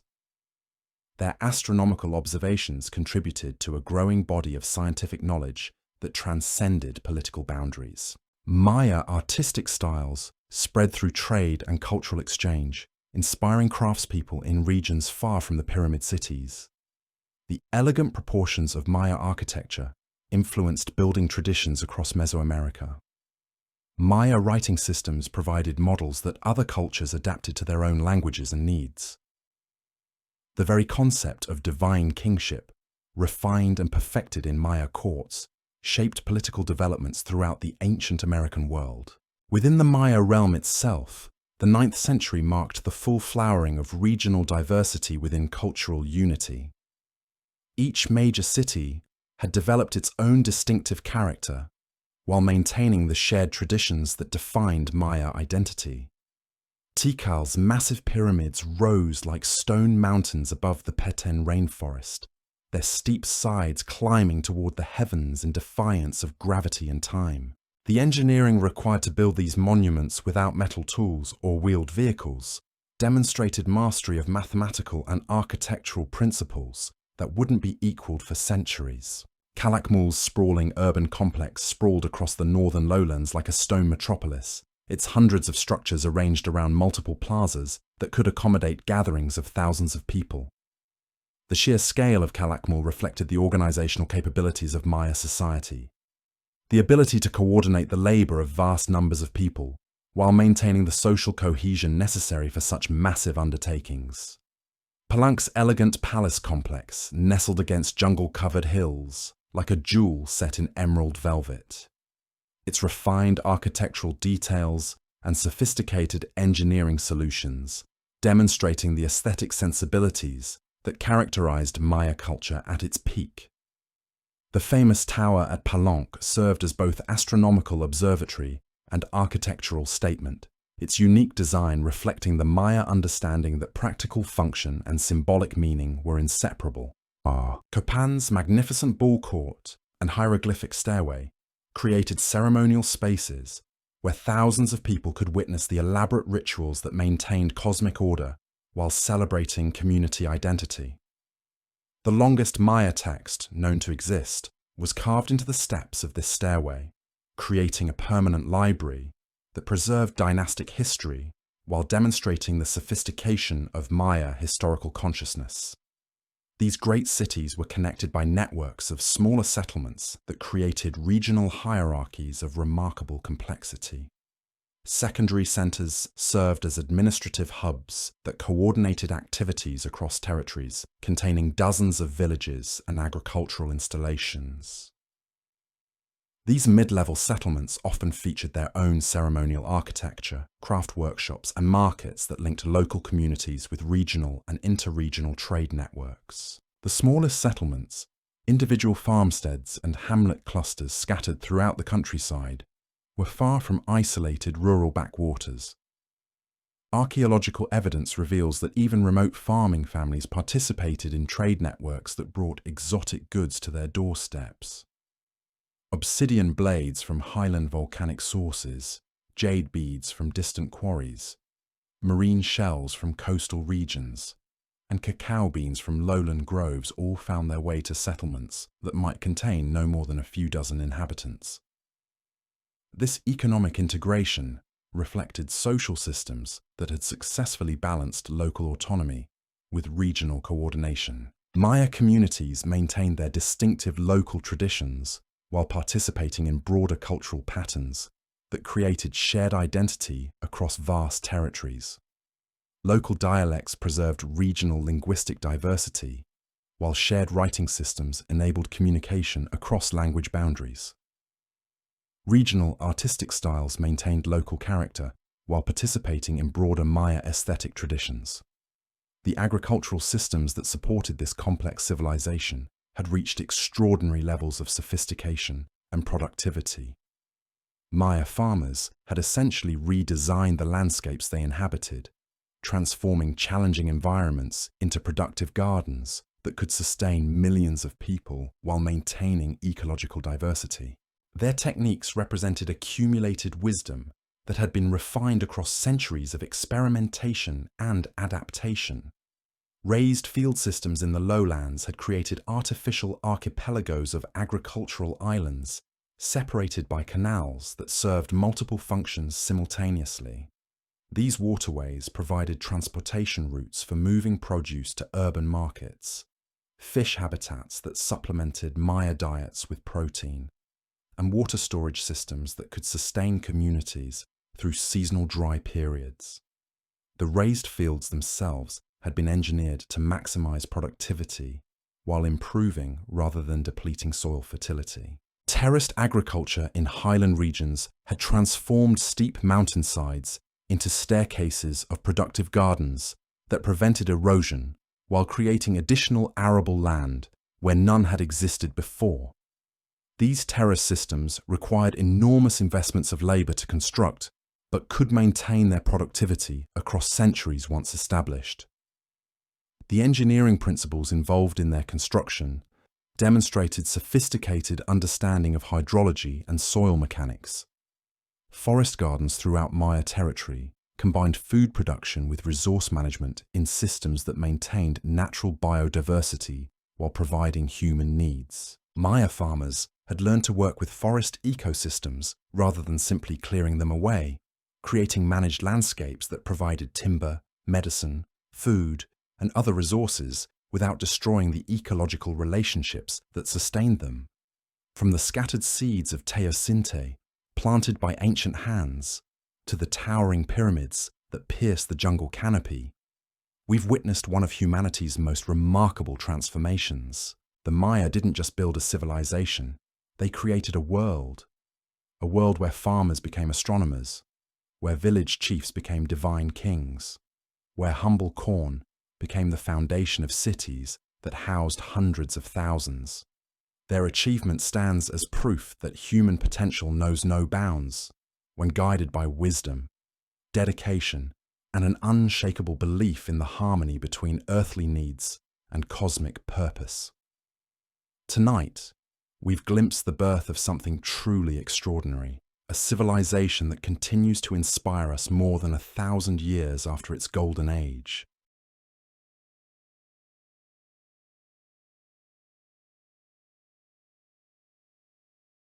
In the second part, we focus on the fall of the Maya civilization. Let's journey into one of archaeology's most haunting mysteries. Picture this: magnificent stone cities rising from emerald jungles, their pyramids piercing the canopy like ancient skyscrapers. Elaborate palaces where kings once ruled vast territories. Bustling plazas where thousands gathered for ceremonies that connected Earth to cosmos. And then, silence. By the year 900, these same cities lay empty, their monuments unfinished, their royal dynasties vanished into the mist of time. The classic Maya collapse remains one of history's most perplexing puzzles. A civilization that had flourished for over 6 centuries, that had mapped the movements of planets with stunning accuracy, that had developed the most sophisticated writing system in the Americas, simply abandoned their greatest achievements. But this wasn't the work of foreign invaders or natural catastrophes that struck like lightning. This was something far more complex, far more gradual, and far more mysterious. So before we dive deeper, take a moment to settle in. Maybe dim the lights, find that comfortable position, and let's unravel this ancient mystery together. Because what happened to the classic Maya wasn't just the fall of cities, it was the end of a world. The first whispers of trouble began appearing in the late classic period, roughly around 750. To understand what went wrong, you have to imagine the Maya world at its absolute peak. Millions of people lived in interconnected city-states that stretched across what we now call Guatemala, Belize, Honduras, and southern Mexico. These weren't just ceremonial centers. They were genuine urban landscapes, with populations rivaling the great cities of medieval Europe. Take Tikal, for instance. At its height, this crown jewel of Maya civilization housed somewhere between 50,000 and 120,000 people. Its towering temples dominated the landscape for miles around, and its rulers commanded respect across vast territories. The city buzzed with activity. Scribes recorded royal deeds on stone monuments. Artisans crafted intricate jade ornaments and painted elaborate murals. Farmers tended intensive agricultural systems that fed the masses. But even at this peak, cracks were beginning to show. Archaeological evidence reveals the first signs of stress creeping into Maya society during the 8th century. Monument construction, which had steadily increased for centuries, began to plateau. The quality of craftsmanship started to decline in some regions. More telling still, the content of royal inscriptions began to change, focusing increasingly on military victories rather than the cosmic rituals that had once dominated Maya royal propaganda. Political instability started manifesting in subtle but significant ways. Royal dynasties that had maintained power for generations began facing challenges to their authority. Succession disputes became more common. The divine legitimacy that had once made Maya kingship unquestionable was beginning to fray around the edges. Perhaps most ominously, conflict between Maya city-states began escalating beyond the ritualized warfare that had characterized earlier periods. Where Maya warfare had once followed strict protocols aimed at capturing high-status prisoners and extracting tribute, something darker was emerging. The rules of engagement that had kept conflicts limited and manageable were breaking down. Archaeological evidence from sites like Vitsna reveals a disturbing shift toward total warfare. Hieroglyphic inscriptions tell us that on May 21, 697, Vitsna burned for the second time. But this wasn't just symbolic destruction. Paleo-environmental evidence from nearby lakes shows distinct charcoal layers from massive fires. Archaeological excavations reveal widespread burning and deliberate destruction of major monuments and buildings. This wasn't conquest for tribute or prestige. This was annihilation. The transformation from ritualized conflict to total warfare represents a fundamental breakdown in traditional Maya political culture. When cities began targeting entire populations rather than just rival elites, It signaled that the old systems of competition and cooperation that had held the Maya world together for centuries were collapsing. Meanwhile, environmental pressures were mounting in ways the Maya had never experienced. The relationship between the Maya and their environment had always been delicate. Despite popular images of lush tropical abundance, the Maya lowlands present significant challenges for sustaining large populations. Rainfall is seasonal and unpredictable. Soils are often thin and quickly depleted. Water sources are scarce in many regions. For centuries, Maya agricultural specialists had developed ingenious solutions to these challenges. They built elaborate terracing systems to prevent soil erosion. They created raised fields in swampy areas to maximize productive land. They developed forest gardens that mimicked natural ecosystems while producing food and materials. These intensive systems could support remarkably dense populations, but they required careful management and stable conditions. Around 750, those stable conditions began to disappear. Paleoclimate evidence from lake sediments and cave formations reveals the beginning of a prolonged period of reduced rainfall. This wasn't just a bad year or two. The drought conditions persisted for decades, placing enormous stress on agricultural systems that were already operating near their limits. But the environmental crisis wasn't just about drought. The Maya themselves were inadvertently contributing to their own ecological downfall.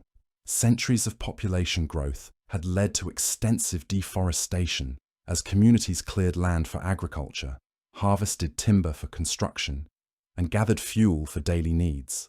By the late Classic period, much of the Maya lowlands had been transformed from dense forest to a patchwork of farms, settlements, and degraded secondary growth.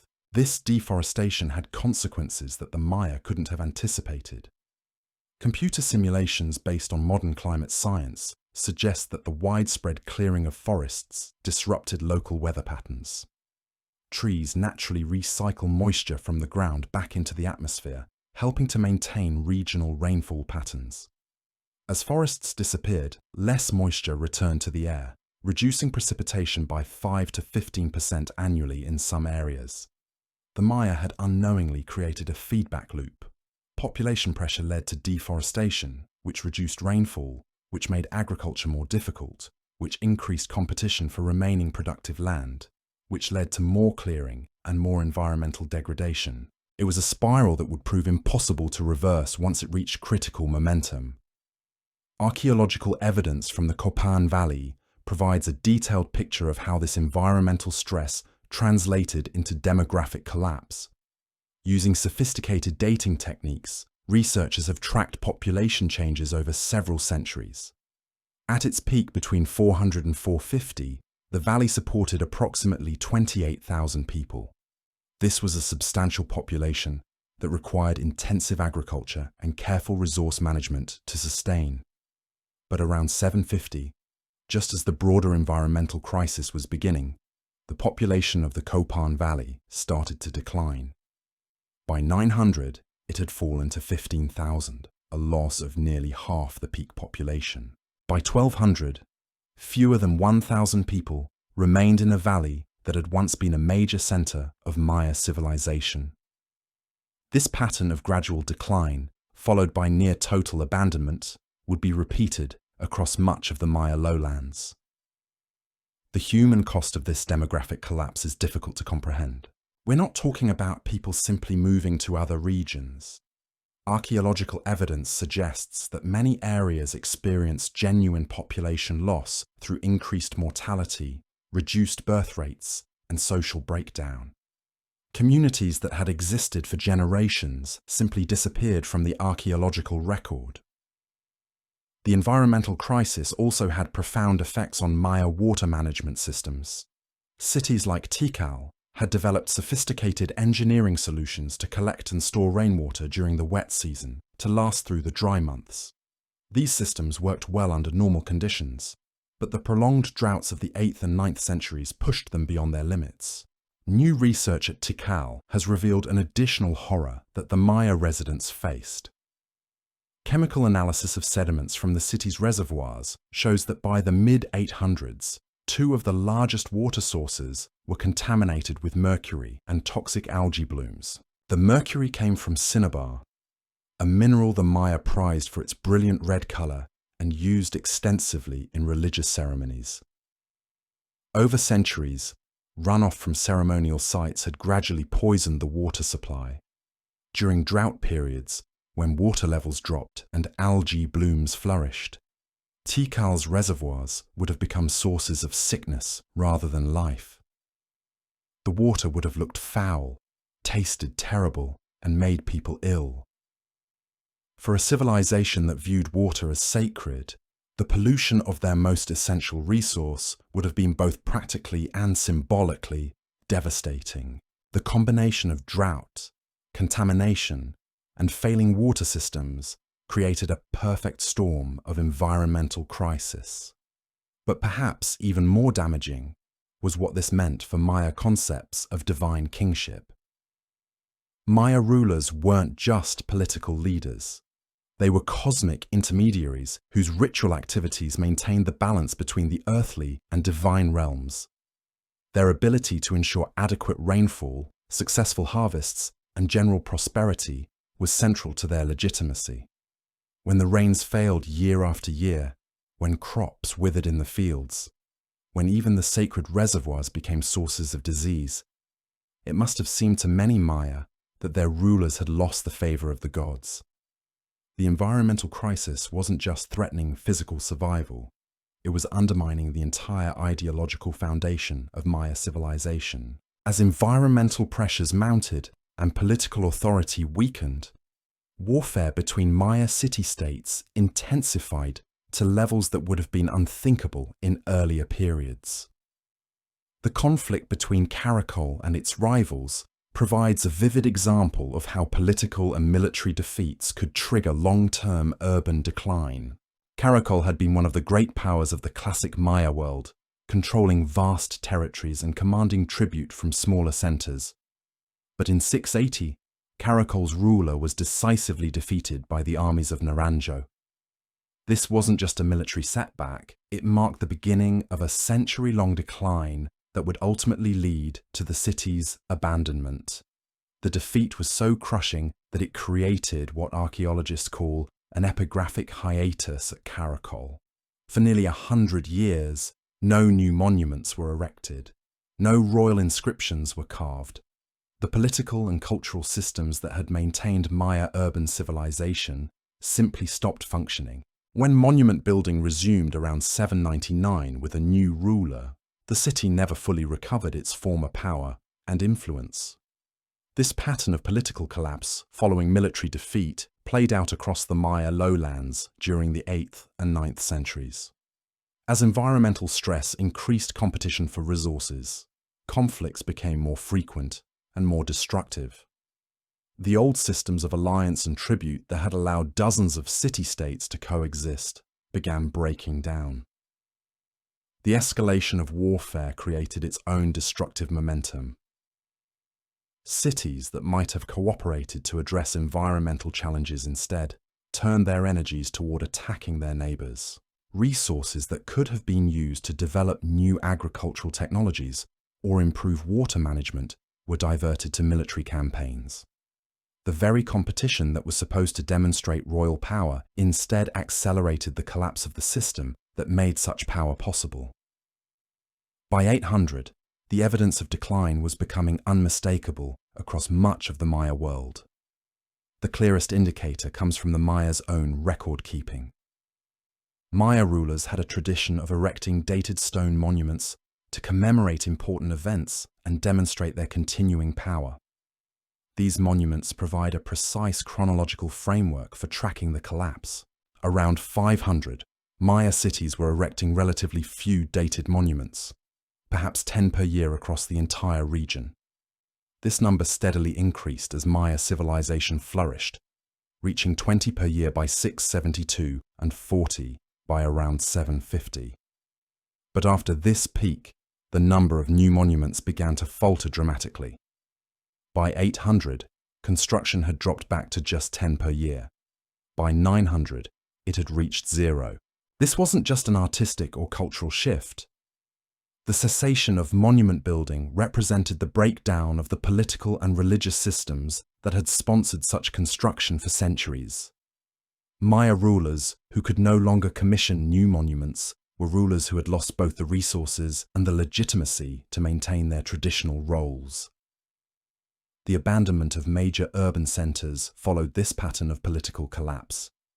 Cities that had been home to tens of thousands of people for generations began emptying out, but this wasn't a sudden exodus. Archaeological evidence suggests that the abandonment was often gradual, taking place over several decades as conditions became increasingly difficult and opportunities elsewhere seemed more promising. The process of urban abandonment created its own momentum. As population declined, the labor force needed to maintain complex agricultural and water management systems shrank. As fewer people participated in markets and ceremonies, the economic and social networks that sustained urban life began to fray. As royal courts lost their ability to sponsor construction and ritual activities, the cultural institutions that gave meaning to city life disappeared. The archaeological record from this period tells a story of projects left unfinished, buildings allowed to decay, and ceremonial centers gradually reclaimed by the forest. At Tikal, construction work on major monuments simply stopped in the middle of projects. At Copan, the last dated monument was erected in 822, marking the end of a royal dynasty that had ruled for nearly 4 centuries. At Palenque, the great palace complex that had taken generations to build was abandoned to the jungle. But the collapse wasn't uniform across all Maya territories. While the southern lowland cities were experiencing catastrophic decline, some regions showed remarkable resilience. The northern Yucatan Peninsula, where cities like Chichen Itza and later Mayapan would flourish, maintained much of their population and cultural vitality.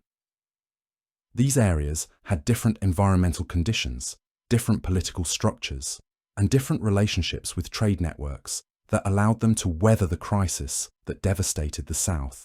This regional variation is crucial for understanding that the classic Maya collapse wasn't the end of Maya civilization itself, but rather the end of a particular form of political and social organization that had characterized the classic period. The collapse represented a transformation rather than an extinction, a massive reorganization of society rather than the disappearance of an entire people. Recent genetic research has provided compelling evidence that helps us understand what happened to the Maya people themselves during this period of urban collapse. DNA analysis of both ancient and modern Maya populations reveals something remarkable: genetic continuity stretching from the late Archaic period through to contemporary Maya communities.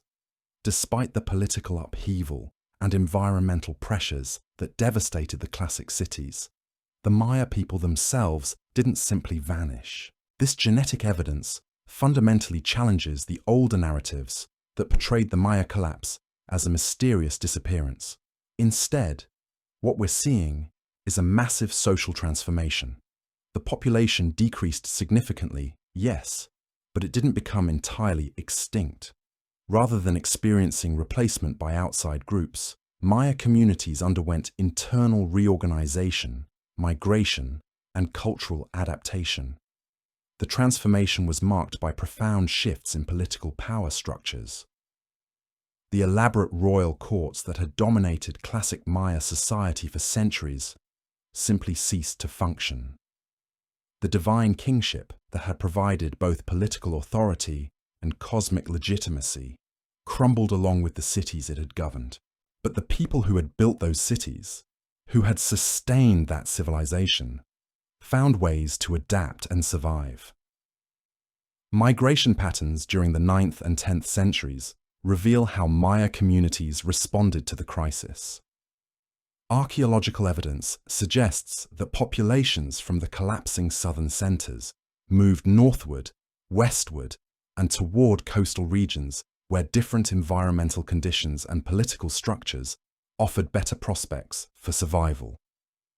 These weren't desperate refugee movements, but organized relocations that preserved cultural knowledge and social bonds. The city of Karakol provides a detailed case study of how this transformation unfolded at the local level. After the crushing defeat of its ruler in 680, Karakol experienced what archaeologists describe as an epigraphic hiatus. For nearly a century, the elaborate stone inscriptions that had chronicled royal achievements simply stopped appearing. The dynasty that had ruled for generations vanished from the historical record, yet the city itself didn't immediately empty. Archaeological evidence shows that Karakol maintained a reduced population for decades after its political collapse. Some areas of the urban centre remained inhabited, though the grand palaces and ceremonial complexes fell into disrepair. The last recorded monument at Karakol dates to 859, but the site wasn't completely abandoned until the middle of the 11th century, more than 200 years after its political decline began. This pattern of gradual abandonment, rather than sudden exodus, characterized the collapse across most of the southern Maya lowlands. Cities that had taken centuries to build didn't empty overnight. Instead, they experienced a slow hemorrhaging of population as conditions became increasingly difficult and opportunities elsewhere became more attractive. The breakdown of long-distance trade networks accelerated this process of urban decline. Classic Maya cities had been connected by complex networks of exchange that moved everything from obsidian tools to exotic feathers across vast distances. These networks required political stability, secure trade routes, and prosperous markets to function effectively. As environmental stress increased and warfare intensified, maintaining these trade connections became increasingly difficult. Routes that had operated safely for generations became dangerous as political alliances broke down. Markets that had once thrived began to shrink as urban populations declined. The economic systems that had supported specialized crafts, monumental architecture, and royal courts gradually collapsed. The loss of trade networks had cascading effects throughout Maya society. Craft specialists who had depended on imported materials found themselves unable to produce the luxury goods that had supported urban elites. Religious specialists lost access to the rare materials needed for elaborate ceremonies. Even basic tools became more difficult to obtain as production centers were abandoned and distribution systems failed. Water management systems, which had been crucial for sustaining large urban populations, began failing as the social organization needed to maintain them broke down. These systems required coordinated labor, technical knowledge, and central authority to function properly. As political structures collapsed and populations declined, the complex engineering that had made cities like Tikal viable during dry seasons could no longer be sustained. At Tikal, the contamination of the city's reservoirs with mercury and toxic algae created a particularly devastating blow to urban viability. The water that residents had depended on for survival became a source of illness and death. The bright blue-green algae blooms that appeared during drought periods would have made the water look and taste revolting, while the mercury contamination from centuries of ceremonial use of cinnabar created long-term health hazards. For a culture that viewed water as sacred and essential for both physical and spiritual well-being, the pollution of these reservoirs represented a profound crisis of meaning. When the gods seemed to have withdrawn their blessings so completely that even the most basic necessities became sources of suffering, the legitimacy of the entire social order came into question. The psychological impact of environmental degradation on Maya communities cannot be underestimated. These weren't people who viewed natural disasters as random events. In Maya cosmology, the health of the natural world directly reflected the spiritual state of the community and the effectiveness of its leaders. Prolonged drought, crop failures, and contaminated water sources weren't just practical problems.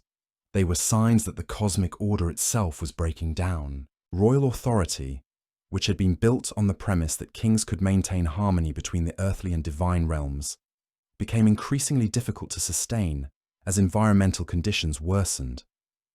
Rulers who couldn't bring rain, ensure successful harvests, or maintain clean water supplies faced growing challenges to their legitimacy from both rival elites and ordinary people who were suffering the consequences of ecological breakdown. The escalation of warfare during the 8th and 9th centuries reflected this broader breakdown of traditional political relationships. The ritualized conflicts that had characterized earlier Maya warfare gave way to increasingly destructive campaigns aimed at completely eliminating rival centers rather than simply extracting tribute or capturing prestige. Archaeological evidence from sites across the Maya lowlands reveals the devastating impact of this military escalation. At many locations, researchers have found evidence of widespread burning, deliberate destruction of monuments, and mass graves that suggest much higher casualty rates than had been typical of earlier conflicts. The rules of engagement that had kept Maya warfare relatively limited for centuries were breaking down. The shift toward total warfare created a vicious cycle that accelerated political collapse. As environmental stress increased competition for resources, conflicts became more frequent and more destructive.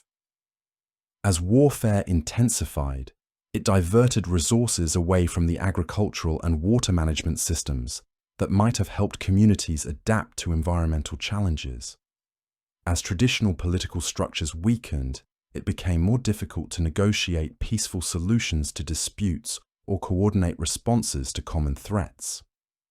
By 800, the evidence of systemic collapse was unmistakable across much of the southern Maya lowlands.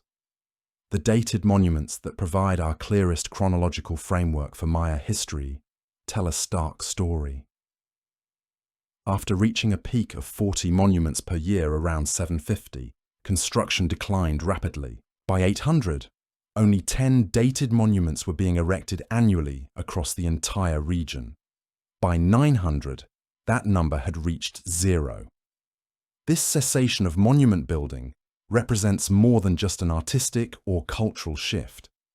These stone inscriptions were the primary means by which Maya rulers demonstrated their power, recorded their achievements, and maintained their connection to divine authority. When rulers could no longer commission such monuments, it indicated a complete breakdown of the political and economic systems that had sustained classic Maya civilization.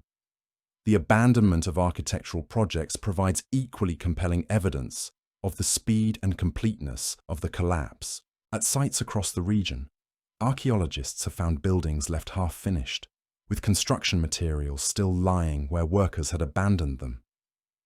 Stone blocks quarried for new temples remained unplaced. Elaborate palace complexes were left incomplete when the resources and labor needed to finish them simply disappeared.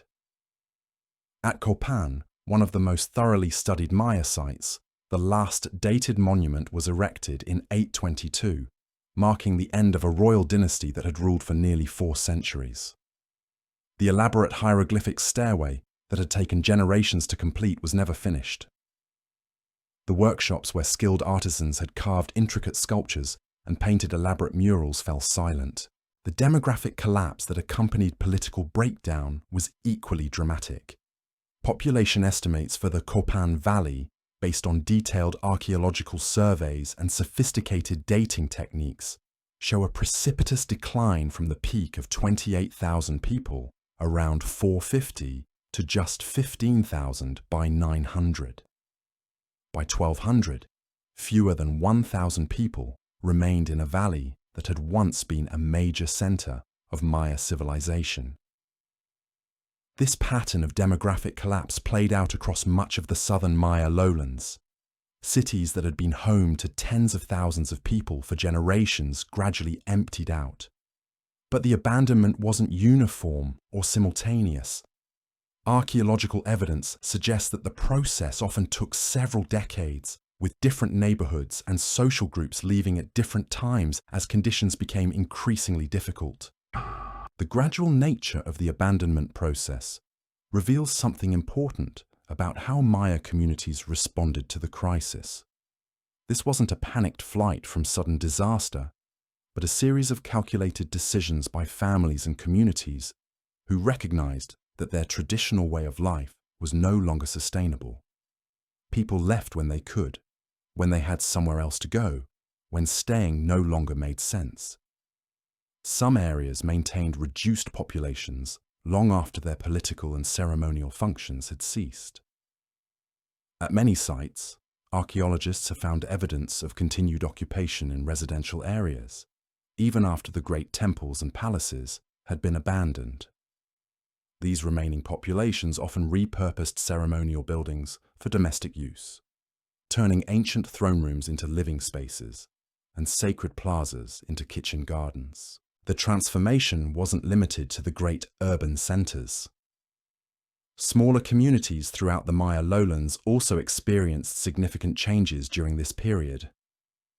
Agricultural terraces that had been carefully maintained for generations were abandoned to erosion. Forest gardens that had provided sustainable yields for centuries were left to return to wild growth. The intensive landscape management that had supported dense populations gave way to more extensive, less productive systems. Yet, even as the classic Maya world was collapsing in the south, other regions showed remarkable resilience and adaptation. The northern Yucatan Peninsula, where cities like Chichen Itza were entering their period of greatest influence, experienced very different trajectories. These areas had different environmental conditions, different political structures, and different relationships with trade networks that allowed them to weather the crisis that devastated the southern lowlands. The survival and prosperity of northern Maya centers during the collapse period demonstrates that the crisis wasn't simply the result of environmental determinism or civilizational inevitability. Different regions with different adaptive strategies experienced very different outcomes. The collapse of classic Maya civilization in the south was accompanied by the transformation and continuation of Maya civilization in other areas. Understanding these regional variations is crucial for comprehending the true nature of the classic Maya collapse. This wasn't the end of Maya civilization as a whole, but rather the end of a particular form of political and social organization that had characterized the classic period in certain regions. The elaborate royal courts, the massive construction projects, the complex urban hierarchies that had defined classic Maya society were indeed coming to an end. But Maya people, Maya culture, and Maya communities continued to exist and evolve. The genetic evidence that demonstrates continuity from ancient to modern Maya populations provides the most compelling proof that the collapse represented transformation rather than extinction.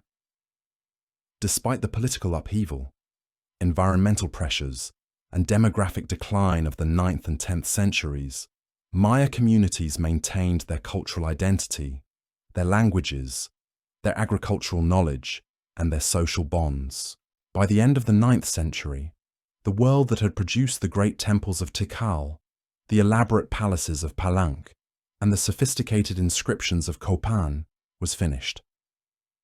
The southern Maya lowlands, which had been the heartland of classic Maya civilization for over 6 centuries, had been largely abandoned to the forest.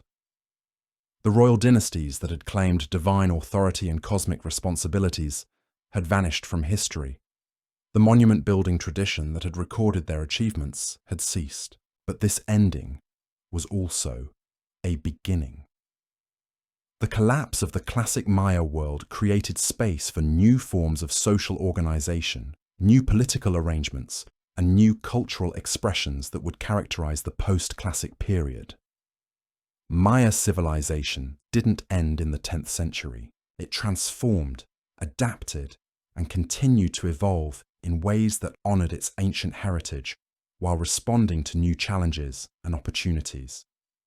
The forests that reclaimed the abandoned cities preserved them for modern archaeologists to discover and study. The stone monuments that recorded the final years of classic Maya dynasties provide us with precise dates for tracking the collapse. The ceramic sequences that document changing population levels give us quantitative measures of demographic decline. The environmental data that reveals the droughts and deforestation of the 9th century help us understand the ecological context of civilizational transformation. In the silent plazas where thousands once gathered for ceremonies, in the empty palaces where kings once held court, in the unfinished temples that reach toward an indifferent sky, we can still read the story of how one of humanity's most sophisticated civilizations came to an end. It wasn't conquest by foreign enemies or destruction by natural catastrophe that brought down the classic Maya world.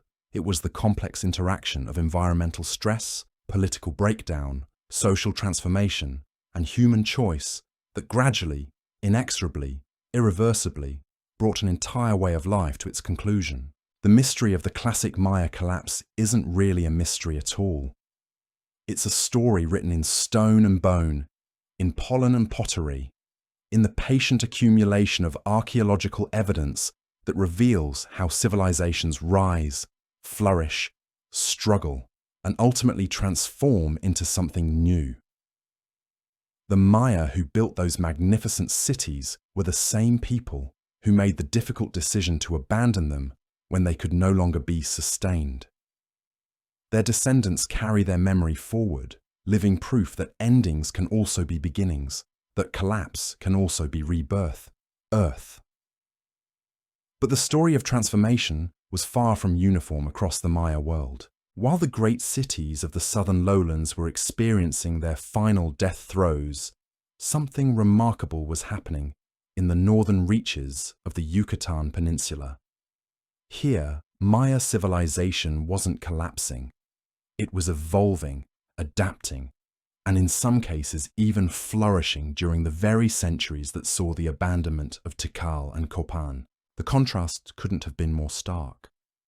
As Palenque's last king faded into obscurity and Caracol's monuments crumbled in silence, cities like Chichen Itza were entering their golden age. The northern peninsula offered different environmental conditions that proved crucial during the crisis years. Unlike the dense forests and seasonal water sources of the south, the northern regions had more reliable groundwater access through cenotes, those natural limestone sinkholes that provided year-round water even during the worst droughts. Recent archaeological research using advanced technology has revolutionized our understanding of these regional differences. Teams employing light detection and ranging systems have penetrated the dense jungle canopy to reveal the true extent of Maya settlement patterns during the collapse period.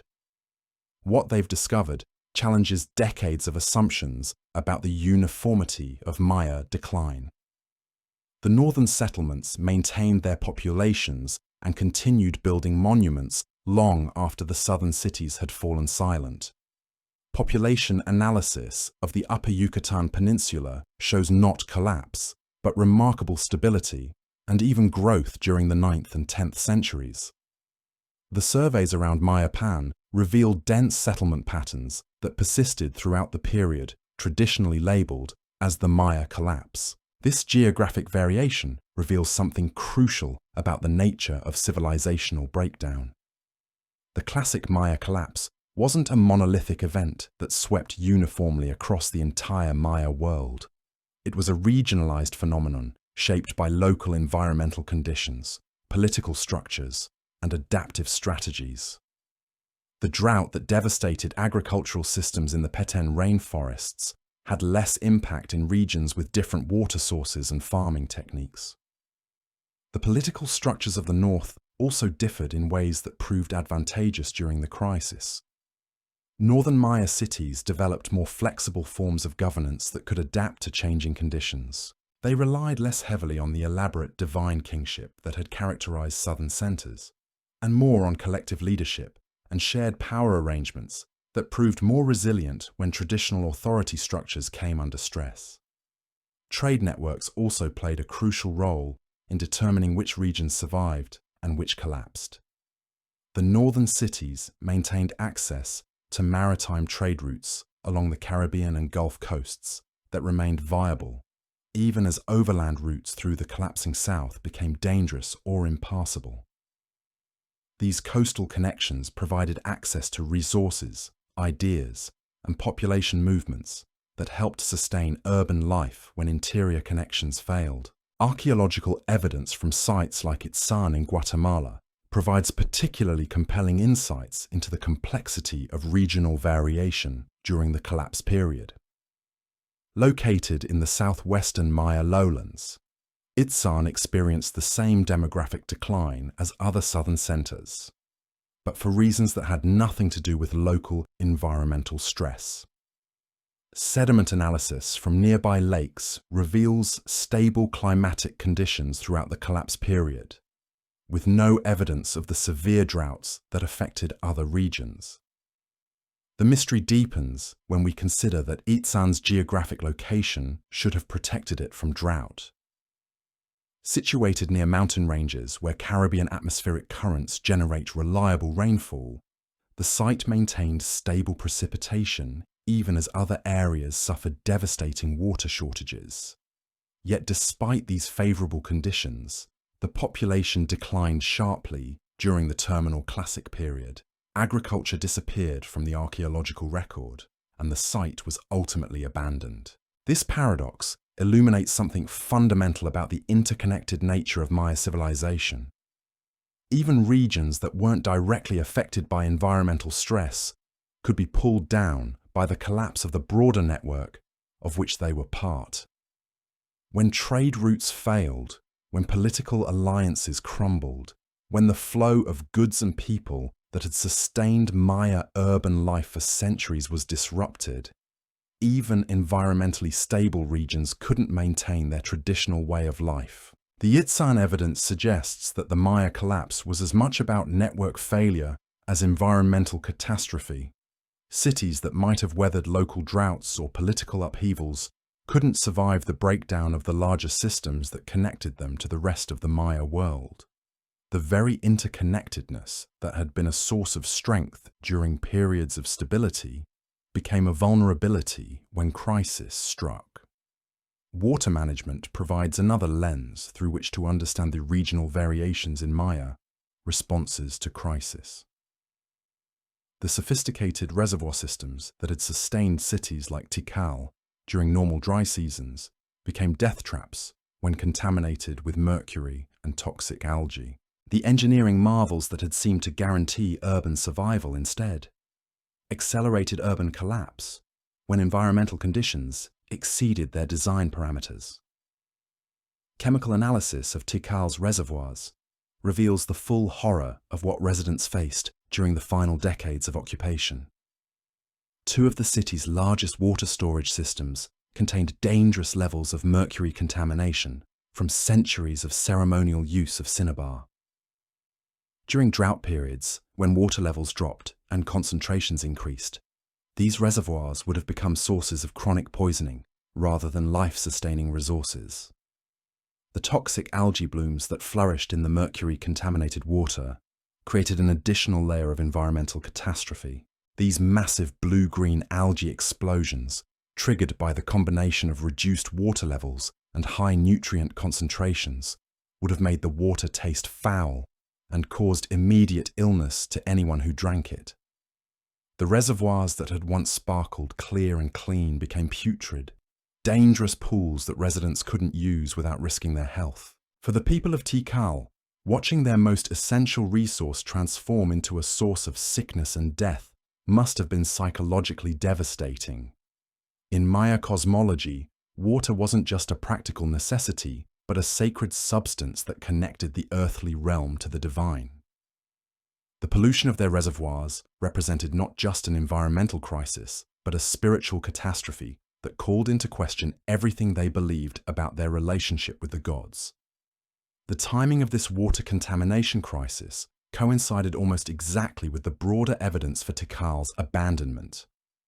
Archaeological evidence shows that major construction projects simply stopped in the middle of work. Stone blocks quarried for new buildings were left where they lay. Elaborate architectural plans were abandoned half completed. The city that had dominated the Maya lowlands for centuries was gradually emptying out as residents made the painful decision to leave their ancestral home. But abandonment didn't happen overnight. Archaeological evidence reveals a complex process of gradual depopulation that unfolded over several decades. Different neighborhoods and social groups left at different times, as conditions became increasingly difficult and opportunities elsewhere became more attractive. The great ceremonial complexes were abandoned first, as the royal courts that had sponsored their construction and maintenance collapsed. Residential areas remained occupied longer, as ordinary families tried to maintain their lives even as the larger urban systems around them failed. The process of urban abandonment created its own momentum that accelerated the final collapse. As population declined, the labor force needed to maintain complex agricultural terraces, and water management systems shrank below critical thresholds. As fewer people participated in markets and ceremonies, the economic and social networks that sustained urban life began to unravel.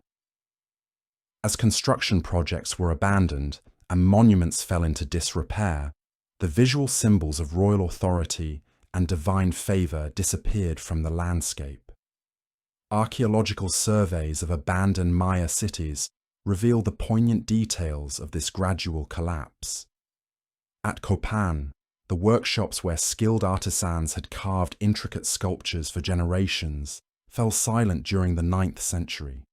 The tools of their trade were left scattered where they had been dropped, as if the workers had simply walked away in the middle of their tasks. The elaborate royal tombs that had been prepared for future generations remained empty, their intended occupants buried elsewhere or not at all. The hieroglyphic inscriptions that had recorded royal achievements for centuries simply stopped appearing on new monuments. The last dated inscription at Copan was carved in 822, marking the end of a dynasty that had ruled for nearly 4 centuries. The scribal schools that had maintained Maya writing traditions closed their doors as the social context that supported literacy collapsed around them. Even more telling are the unfinished monuments found at sites across the Maya lowlands.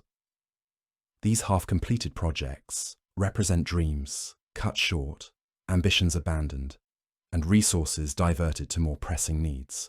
At some sites, researchers have found carved stone blocks that were never installed, elaborate architectural plans that were never realized, and construction materials that were simply left to decay where they had been gathered. The collapse of the construction industry had cascading effects throughout Maya society. Stone carvers, architects, engineers, and the countless laborers who had built the Maya cities found themselves without work as royal patronage dried up. The specialized knowledge that had created some of humanity's most impressive architectural achievements was at risk of being lost entirely as the social structures that supported such expertise disintegrated. Religious and ceremonial life underwent equally dramatic transformations during the collapse period. The elaborate rituals that had connected Maya rulers to divine authority required enormous resources and complex logistical support. As political structures weakened and economic systems failed, maintaining these ceremonial cycles became increasingly difficult. The calendar-round ceremonies that had marked the passage of time for centuries gradually disappeared from the archaeological record. The astronomical observations that had been central to Maya religious practice also suffered as the institutions that supported them collapsed. The observatories where priest astronomers had tracked the movements of planets and predicted eclipses were abandoned, along with the rest of the ceremonial complexes. The mathematical and astronomical knowledge that had made Maya calendar calculations so precise was preserved only in the memories of scattered individuals as the formal schools that had transmitted such learning ceased to function. Yet even as the formal religious institutions collapsed, Maya communities found ways to maintain their spiritual connections to the landscape and cosmos. Archaeological evidence from the post-collapse period reveals continued ritual activity at sacred sites, though on a much smaller and more informal scale than during the classic period. Cave ceremonies, offerings at cenotes, and small-scale community rituals replaced the grand public spectacles that had characterized Maya religious life during its peak. The transformation of Maya society during the collapse period involved not just the abandonment of cities, but the reorganization of entire ways of life. Communities that had been organized around urban centers for generations had to develop new forms of social organization based on smaller settlements and more dispersed populations. The hierarchical structures that had characterized classic Maya society gave way to more egalitarian arrangements as the resources and institutions that had supported elite dominance disappeared. Agricultural systems also underwent fundamental changes as the intensive landscape management that had sustained dense populations became impossible to maintain. The elaborate terracing systems that had prevented soil erosion required coordinated labor and central authority to function properly. As these organizational structures collapsed, many agricultural innovations were simply abandoned, leading to less productive but more sustainable farming practices. The forest began its slow reclamation of the abandoned cities almost immediately after their depopulation. Tropical vegetation grows with remarkable speed, and within decades of abandonment, many Maya structures were partially covered by secondary growth. The great plazas that had hosted thousands of people for ceremonies became clearings in the forest. The towering pyramids that had dominated the landscape for miles around began their transformation into mysterious hills covered in jungle vegetation. This process of natural reclamation preserved the abandoned cities for future archaeologists to discover and study. The same tropical environment that had posed challenges for Maya urban life helped protect the archaeological record by covering structures with vegetation that prevented erosion and deterred casual looting. The hieroglyphic inscriptions that recorded the final years of Maya dynasties remained legible beneath their forest canopy, waiting to tell their stories to scholars who wouldn't arrive for another 1,000 years. The demographic data from the collapse period reveals the human scale of this transformation. Population estimates based on settlement surveys and ceramic analysis show dramatic declines across most of the southern Maya lowlands. Areas that had supported dense populations for centuries experienced reductions of 70 to 90% during the 9th and 10th centuries. This wasn't just urban depopulation, but genuine demographic collapse on a scale rarely seen in human history. Yet the genetic evidence tells us that this demographic collapse didn't represent the extinction of Maya people. DNA analysis reveals clear continuity from ancient to modern Maya populations, demonstrating that communities found ways to survive even the most severe phases of the crisis. The population bottleneck was real and dramatic, but it wasn't fatal to Maya cultural and biological continuity. The survivors of the classic collapse carried forward essential elements of Maya civilization, even as they adapted to radically changed circumstances. Maya languages continued to evolve and diversify in the post-collapse period. Agricultural knowledge was preserved and passed down through generations. Craft traditions adapted to new conditions and available materials. Oral histories maintained connections to the abandoned cities and their royal dynasties. Trade networks, though much reduced from their classic period extent, never completely disappeared. Archaeological evidence shows continued exchange of obsidian, jade, and other valuable materials throughout the collapse period, suggesting that some level of inter-regional contact was maintained even as political structures disintegrated. These persistent connections would prove crucial for the eventual recovery of Maya civilization in later periods. The northern regions that weathered the collapse successfully became centers of innovation and cultural synthesis during the post-classic period. Cities like Chichen Itza developed new architectural styles that combined traditional Maya elements with influences from central Mexico. New forms of governance emerged that were more flexible and adaptive than the rigid divine kingship of the classic period. Artistic traditions evolved to reflect changing social and religious priorities. These northern centers also became repositories of classic Maya knowledge and traditions. Scribes continued to copy and preserve ancient texts. Astronomical observations continued, though often in modified forms. Religious practices adapted to new circumstances, while maintaining connections to ancient beliefs. The cultural achievements of the classic period weren't lost, but transformed and integrated into new forms of Maya civilization. The collapse of classic Maya civilization in the southern lowlands was complete by the end of the 10th century. The great cities that had dominated the landscape for centuries stood empty, their pyramids and palaces slowly being reclaimed by the forest. The royal dynasties that had claimed divine authority and cosmic responsibility had vanished from history. The monument-building tradition that had recorded their achievements in stone had ceased. The complex urban societies that had supported millions of people had dissolved into scattered rural communities. But this ending was also a transformation.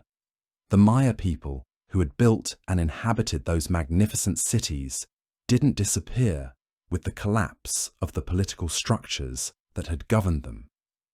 They adapted, migrated, and reorganized their societies in response to changing conditions. They preserved essential elements of their cultural heritage while developing new ways of life appropriate to their circumstances. The forest-covered ruins that early explorers would discover in later centuries weren't monuments to a vanished race, but testimonies to the adaptability and resilience of human societies. The inscriptions carved in stone during the final years of Maya dynasties weren't epitaphs for a dead civilization, but historical records of a transformation so profound that it reshaped an entire world. In the silence of the abandoned plazas, in the shadows of the pyramid temples reaching toward an empty sky, in the whisper of wind through the ruins of ancient palaces, we can still sense the magnitude of what was lost when classic Maya civilization came to its end. But in the DNA of their descendants, in the languages still spoken in Maya communities, in the agricultural traditions that continue to feed families across Mesoamerica, we can also recognize what survived, adapted, and endured. The classic Maya collapse wasn't the end of a story, but the conclusion of a chapter in the longer history of Maya civilization, the world that had produced the magnificent cities of Tikal and Palenque, the sophisticated calendar calculations of Copan, and the elaborate royal courts that had governed vast territories was finished. But the people who had created that world, and their descendants who carried its memory forward, continue to write new chapters in the ongoing story of Maya culture and survival. The mystery of the classic Maya collapse, when examined through the lens of modern archaeological science, reveals itself to be less mysterious than tragic. It's the story of how environmental stress, political fragmentation, and social transformation combined to bring an end to one of humanity's most remarkable civilizations. But it's also the story of how human communities can adapt and survive even the most profound changes to their world. The abandoned cities stand as monuments not just to Maya architectural achievement, but to the impermanence of all human institutions. The forests that have reclaimed the great plazas remind us that nature ultimately outlasts even our most ambitious constructions. But the genetic and cultural continuity that links ancient and modern Maya communities demonstrates that people, knowledge, and traditions can endure even when the political structures that once supported them have crumbled into dust. The silence that had descended upon the great cities of the southern Maya lowlands by the 10th century wasn't permanent. As decades passed, and the forest slowly reclaimed the abandoned plazas and crumbling palaces, something remarkable began happening in the scattered communities that had survived the collapse. The Maya people, rather than disappearing into historical oblivion, began the slow work of cultural reconstruction and adaptation. In the decades following the abandonment of the great ceremonial centers, new forms of social organization emerged from the remnants of classic Maya society. These weren't attempts to recreate the elaborate royal courts and divine kingships that had collapsed, but rather innovative responses to radically changed circumstances. Communities that had once been organized around massive urban hierarchies developed more flexible, resilient structures, better suited to a world where centralized authority had proven so vulnerable. Archaeological evidence from the post-collapse period reveals fascinating patterns of cultural continuity and change. Sites that had been completely abandoned for political and ceremonial purposes often retained small populations who repurposed the ancient structures for everyday needs.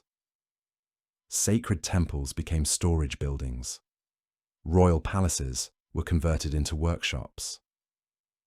The great ball courts where cosmic dramas had once played out were sometimes used as community gathering spaces or even agricultural plots.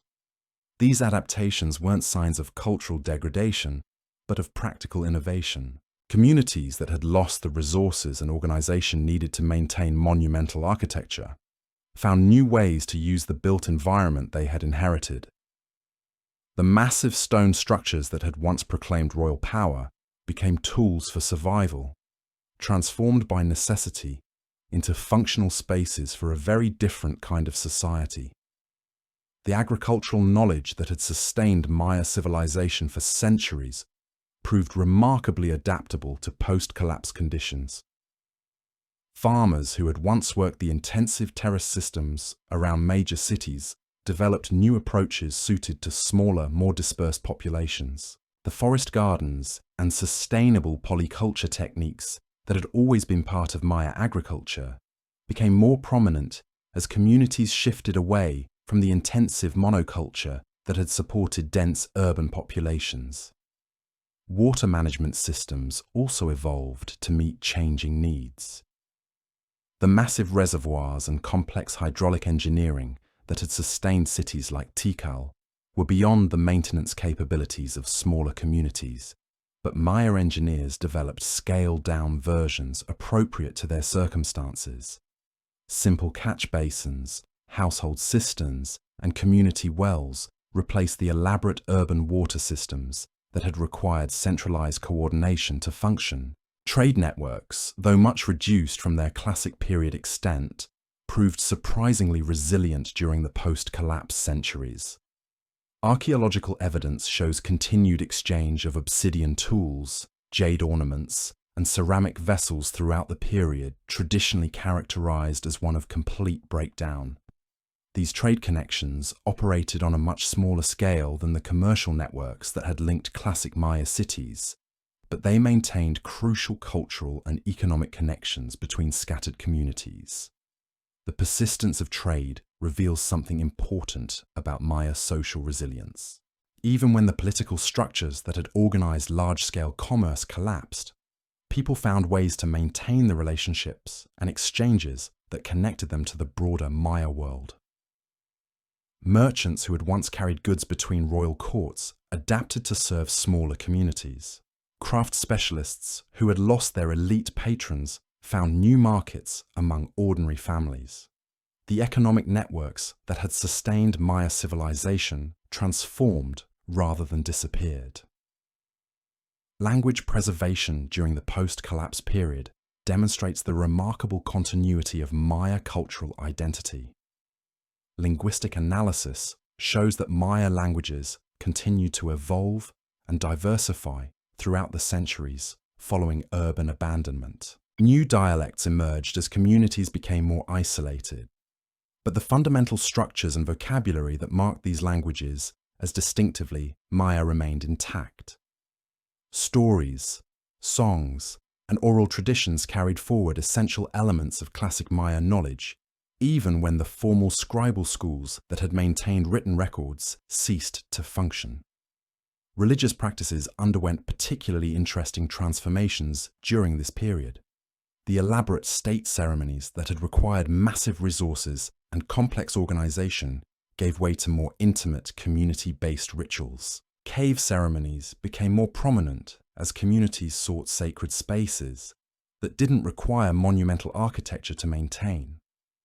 Household altars and family shrines replaced the grand public temples where thousands had once gathered for royal-sponsored rituals. These changes in religious practice reflected broader shifts in Maya society from hierarchical to more egalitarian forms of organization. Without royal courts to sponsor elaborate ceremonies, religious authority became more distributed among communities. Local priests and ritual specialists took on roles that had once been monopolized by court-based religious hierarchies. Sacred knowledge that had been closely guarded by elite institutions became more broadly shared as communities developed new ways of maintaining their spiritual connections. The astronomical knowledge that had been central to classic Maya religion and governance also found new expressions during the post-collapse period. While the great observatories and formal calendar schools disappeared along with the courts that had sponsored them, communities continued to track celestial cycles for agricultural and ceremonial purposes. The mathematical and astronomical traditions that had produced the sophisticated long-count calendar were simplified but not lost, adapted to the needs of smaller communities that couldn't support full-time specialist astronomers. Archaeological surveys of post-collapse settlements reveal interesting patterns of site selection and community organization. Many communities chose locations that had access to reliable water sources and fertile soils, but were less visible and defensible than the prominent hilltop locations favored by classic period cities. This shift suggests that security concerns had changed significantly. Rather than projecting power through monumental visibility, post-collapse communities prioritize concealment and protection from potential raiders or hostile neighbors. Settlement patterns also became more dispersed during this period. Instead of the concentrated urban populations that had characterized classic Maya cities, post-collapse communities spread across the landscape in smaller, more scattered settlements. This dispersal made communities less vulnerable to the kinds of cascading failures that had brought down the great cities, but it also reduced the population density that had made complex crafts and monumental architecture possible. The genetic evidence that demonstrates continuity from ancient to modern Maya populations becomes particularly important for understanding this post-collapse period. DNA analysis shows not just survival, but adaptation, as Maya communities developed new strategies for maintaining genetic and cultural diversity in smaller population groups. Marriage patterns, migration routes, and community formation all evolved to ensure the long-term viability of Maya societies in a very different demographic environment. Regional variations in post-collapse adaptation reveal the diversity of Maya responses to the crisis. Communities in different ecological zones developed different strategies based on their particular environmental conditions and resource availability. Coastal communities emphasized marine resources and trade connections. Highland groups focused on intensive agriculture and craft specialization. Lowland communities developed extensive systems that required less intensive management than classic period agriculture. These regional differences would prove crucial for the eventual recovery of Maya civilization. The diversity of adaptive strategies meant that when conditions improved, different regions could contribute different strengths to the rebuilding process. The coastal trade networks provided connections to external resources and ideas. The Highland craft traditions preserved technical knowledge. The lowland agricultural systems maintained connections to the ancient landscape. The transformation of Maya material culture during the post-collapse period provides fascinating insights into how communities adapted to resource constraints. Pottery styles became simpler, but more diverse as communities developed local traditions without the standardizing influence of court workshops.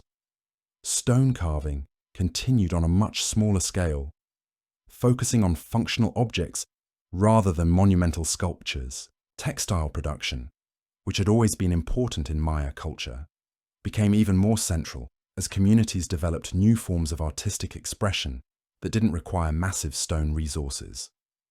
Architecture underwent perhaps the most dramatic changes during this period. The monumental construction that had characterized classic Maya cities gave way to smaller, more practical structures. Houses became simpler, but often more comfortable, designed for extended family groups rather than the large household staff that had characterized elite residences. Public buildings were smaller and more multi-purpose, serving community needs that had once been met by specialized ceremonial structures. The absence of new monumental construction during the post-collapse period shouldn't be interpreted as cultural decline, but rather as a rational response to changed circumstances. Communities that had once invested enormous resources in demonstrating royal power through architecture redirected those resources toward more immediate survival needs. The knowledge and skills needed for monumental construction were preserved but applied to more practical purposes. Food production systems adapted remarkably well to post-collapse conditions. Maya communities developed more diversified agricultural strategies that were less vulnerable to the kinds of environmental stresses that had contributed to classic period collapse. Forest gardens, household plots, and small-scale intensive cultivation replaced the large terrace systems that had required coordinated labor to maintain. These systems were more sustainable but supported smaller populations than the intensive agriculture of the classic period. The role of women in post-collapse Maya society appears to have become more prominent as communities developed more egalitarian structures. Archaeological evidence suggests that craft production, which had always been important to household economies, became more central to community survival. Women's knowledge of textile production, food processing, and household management became crucial for community resilience in ways that may have been less visible during the male-dominated political hierarchies of the classic period. Education and knowledge transmission also underwent significant changes during this period. Without formal scribal schools and court-sponsored learning institutions, communities developed new ways of passing on essential knowledge. Oral traditions became more important as written records became less practical to maintain. Craft apprenticeships and family-based learning replaced formal educational institutions. The knowledge that had once been monopolized by elite specialists became more broadly distributed among community members. The post-collapse period also saw interesting changes in conflict patterns and resolution mechanisms. Without the resources to support the large-scale warfare that had characterized the late classic period, communities developed more localized forms of conflict resolution. Archaeological evidence suggests that violence became less frequent but more personal, as communities focused on maintaining internal harmony rather than projecting power over large territories.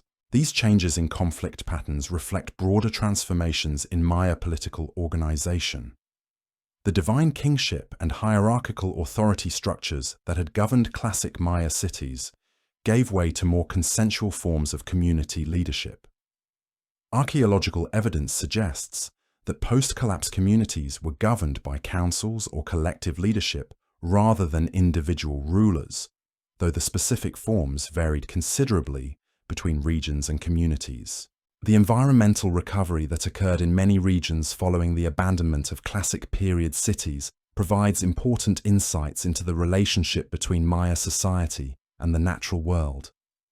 Forests that had been cleared for agriculture and urban construction began regenerating. Soil erosion decreased as intensive farming systems were abandoned. Wildlife populations recovered in areas where human pressure had been reduced. This environmental recovery created new opportunities for communities that developed more sustainable relationships with their landscape. The post-collapse period wasn't uniformly difficult for Maya communities. In many ways, the end of the intensive resource demands of monumental construction and urban maintenance freed up labor and materials for improving everyday life. Communities that had once devoted enormous efforts to supporting royal courts and ceremonial complexes could redirect those resources toward housing, food production, and community infrastructure that directly benefited ordinary families. Archaeological evidence from post-collapse sites often reveals higher quality household goods and more comfortable living conditions for ordinary families than had been typical during the classic period. Without the extreme resource concentration that had characterized royal courts, communities could distribute available goods and labor more equitably among their members.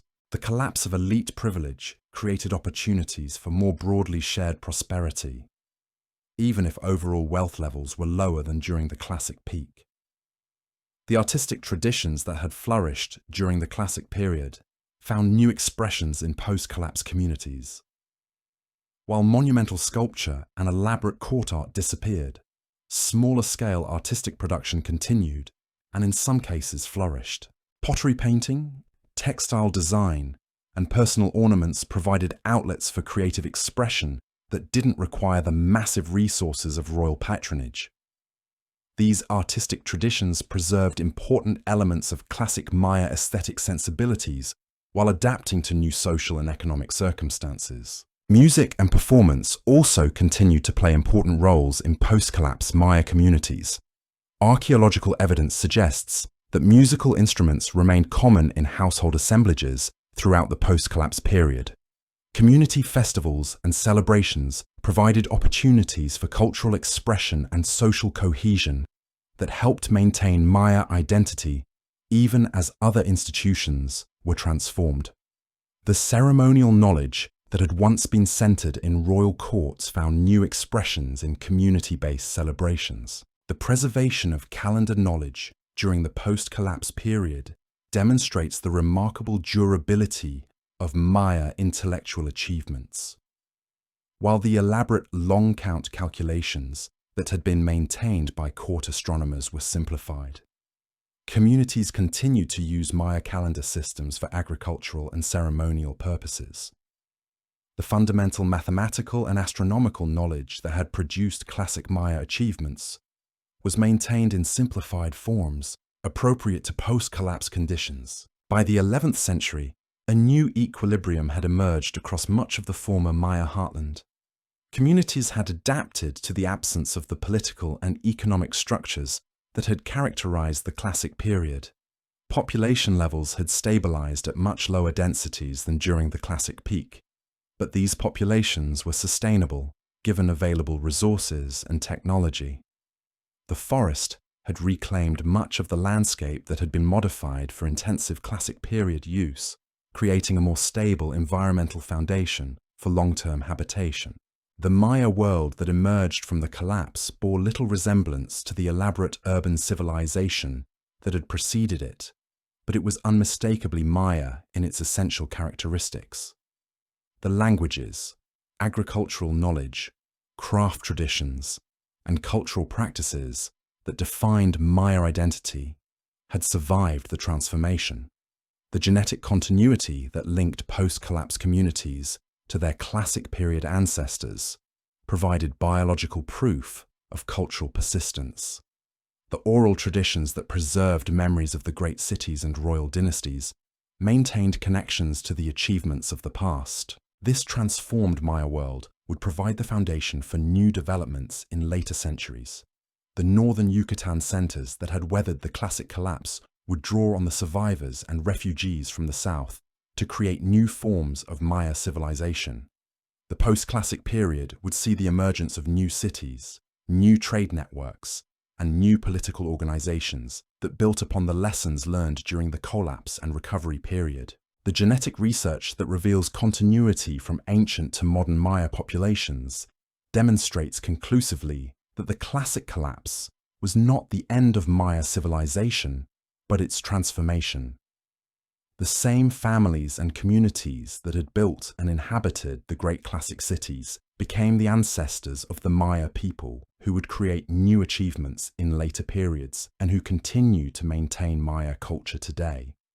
Standing in the silence of the forest-covered ruins, surrounded by the crumbling remains of temples and palaces that once housed the most sophisticated civilization in the ancient Americas, it's possible to sense both the magnitude of what was lost and the resilience of what survived.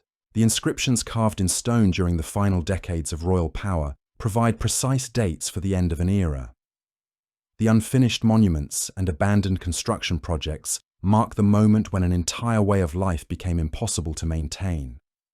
But the same forest that reclaimed the great cities also sheltered the communities that preserved the essence of Maya culture through the centuries of transformation. The silence of the empty plazas was broken by the voices of children learning Maya languages, farmers sharing agricultural knowledge, and storytellers preserving the memories of ancient achievements. The collapse of the classic Maya world was complete and irreversible, but it was also the beginning of new chapters in the longer story of Maya survival and adaptation. The mystery of the classic Maya collapse, when examined through the full arc of Maya history, reveals itself to be less a mystery than a profound lesson about the relationship between human societies and the environments that sustain them. The magnificent achievements of classic Maya civilization were built on foundations that proved unable to withstand the combined pressures of environmental stress, political conflict, and social change. But the people who created that civilization possessed something more durable than stone monuments or royal dynasties. They carried within their communities the knowledge, traditions, and adaptive capacity that would allow Maya culture to survive even the most profound transformations. The abandoned cities stand today as monuments not just to human achievement, but to human resilience. The forest that covers the ancient plazas whispers stories of adaptation and survival that continue to unfold in Maya communities across Mesoamerica. The collapse of the classic Maya world was an ending, but it was also a transformation that preserved the essential elements of Maya civilization for future generations to inherit, adapt, and carry forward into an uncertain but continuing future. In the interplay of light and shadow among the ruins, in the patient work of archaeologists uncovering the buried stories of the past, in the voices of Maya speakers maintaining their languages against all odds, the story of the classic collapse continues to teach us about the impermanence of all human institutions and the enduring power of human communities to adapt, survive, and create new forms of meaning from the fragments of shattered worlds. The archaeological record from the 11th and 12th centuries tells a story of profound transformation across the Maya world. Where once great cities had commanded vast territories and tribute from distant vassals, a new landscape was emerging. The southern lowlands, which had been the beating heart of classic Maya civilization for over 6 centuries, had settled into a different rhythm entirely. The forest had largely reclaimed the monumental centers, but life continued in forms that would have seemed almost unrecognizable to the royal courts of centuries past. Settlement patterns during this period reveal fascinating adaptations to post-collapse realities. Communities that had once clustered around massive ceremonial complexes now spread across the landscape in smaller, more dispersed groupings. These weren't random distributions, but carefully calculated choices that reflected hard-won lessons about sustainability and security.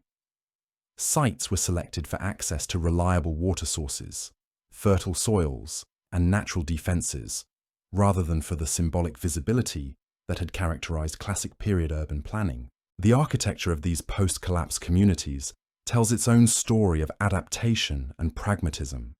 Gone were the soaring pyramids and elaborate palace complexes that had proclaimed royal power across vast distances. Instead, builders focused on structures that served immediate community needs. Houses were designed for comfort and functionality rather than display. Public buildings were smaller and more versatile, serving multiple purposes that had once required specialized structures. These architectural changes weren't simply the result of reduced resources, though that certainly played a role. They reflected fundamental shifts in social organization and values. Communities that had once devoted enormous labor to demonstrating hierarchical power through monumental construction were now prioritizing collective welfare and practical needs. The knowledge required for massive stone architecture was preserved, but applied to more modest and sustainable purposes. Agricultural systems also underwent remarkable transformations during this period. The intensive terraced systems that had supported dense urban populations were largely abandoned, but this abandonment led to innovations rather than decline. Communities developed more diverse and resilient farming strategies that could support smaller populations while maintaining long-term environmental stability. Forest gardens became more prominent, providing sustainable yields without the intensive labor requirements of classic period agriculture. Water management evolved in particularly interesting ways. The massive reservoir systems that had sustained cities like Tikal were beyond the maintenance capabilities of smaller communities, but Maya engineers didn't simply abandon water management altogether. Instead, they developed scaled-down versions appropriate to their circumstances. Household cisterns, community wells, and simple catchment systems replaced the elaborate hydraulic engineering that had required centralized coordination to function effectively. Trade networks during the post-collapse period demonstrate the remarkable resilience of Maya commercial traditions. While the elaborate long-distance exchanges that had connected royal courts across vast territories largely disappeared, smaller-scale trade continued to link communities throughout the Maya world. Obsidian from highland sources still found its way to lowland communities. Jade ornaments continued to circulate among families who valued their symbolic and aesthetic properties. Ceramic vessels moved between regions, carrying with them stylistic influences and technological innovations. These persistent trade connections served functions beyond mere commerce. They maintained cultural links between scattered communities, ensuring that Maya identity remained connected across geographical boundaries. Merchants who had once served royal courts adapted to serve ordinary families, carrying not just goods, but news, stories, and innovations between communities that might otherwise have become completely isolated. Language preservation during the post-collapse period provides some of the clearest evidence for cultural continuity amid profound social transformation. Linguistic analysis reveals that Maya languages not only survived, but continued to evolve and diversify throughout the centuries following urban abandonment. New dialects emerged as communities became more geographically isolated, but the fundamental structures that marked these languages as distinctively Maya remained intact. Oral traditions played increasingly important roles as written records became less practical to maintain without formal scribal institutions. Stories, songs, and ceremonial knowledge that had once been preserved in hieroglyphic texts found new expressions in spoken traditions. These oral histories maintained connections to the abandoned cities and their royal dynasties, preserving memories of classic achievements even as the social structures that had created them disappeared. Religious practices underwent particularly fascinating transformations during this period. The elaborate state ceremonies that had required massive resources and complex organization gave way to more intimate, community-based rituals that emphasized participation rather than spectacle. Cave ceremonies became more prominent as communities sought sacred spaces that didn't require monumental architecture to maintain their spiritual significance. Household altars and family shrines took on roles that had once been fulfilled by grand public temples. Religious authority became more distributed among communities as local priests and ritual specialists assumed responsibilities that had once been monopolized by court-based hierarchies. Sacred knowledge that had been closely guarded by elite institutions became more broadly shared as communities developed new ways of maintaining their spiritual connections. The astronomical knowledge that had been central to classic Maya religion and governance found new expressions appropriate to post-collapse conditions. While the great observatories and formal calendar schools disappeared, along with the courts that had sponsored them, communities continued to track celestial cycles for agricultural and ceremonial purposes. The mathematical and astronomical traditions that had produced the sophisticated long-count calendar were simplified, but not abandoned, adapted to serve the practical needs of smaller communities. Craft production during the post-collapse period reveals interesting patterns of both continuity and innovation. Pottery styles became more diverse as communities developed local traditions without the standardizing influence of court workshops. While the elaborate polychrome ceramics that had characterized royal court assemblages largely disappeared, potters continued to create beautiful and functional vessels that served both practical and aesthetic needs. Textile production which had always been central to Maya culture, became even more important during the post-collapse period. Communities that could no longer invest resources in monumental stone carving found new outlets for artistic expression in woven designs and patterns. The technical knowledge required for producing fine textiles was preserved and even enhanced as communities had more time and resources to devote to domestic crafts. Stone carving continued on a much smaller scale throughout the post-collapse period, focusing on functional objects and personal ornaments rather than monumental sculptures. The skills required for working stone weren't lost, but were applied to different purposes that served community needs rather than royal propaganda. Tool production, architectural elements for ordinary buildings, and decorative objects for household use replaced the massive sculptures that had once adorned temple complexes. Genetic evidence from the post-collapse period provides crucial insights into demographic patterns and population movements. DNA analysis reveals not just survival, but active adaptation as Maya communities developed strategies for maintaining genetic and cultural diversity in smaller population groups. Marriage patterns, migration routes, and community formation all evolved to ensure the long-term viability of Maya societies in a very different demographic environment. Regional variations in post-collapse adaptation highlight the diversity of Maya responses to the crisis that had ended classic civilization. Coastal communities emphasized marine resources and maintained trade connections that linked them to broader networks. Highland groups focused on intensive agriculture and craft specialization that built upon their environmental advantages. Lowland communities developed extensive systems that required less intensive management than classic period agriculture while still maintaining productive yields. These regional differences would prove crucial for the eventual development of new forms of Maya civilization in later periods. The diversity of adaptive strategies meant that different regions could contribute different strengths to future cultural developments. Coastal trade networks provided connections to external resources and ideas. Highland craft traditions preserved technical knowledge that would prove valuable in later periods.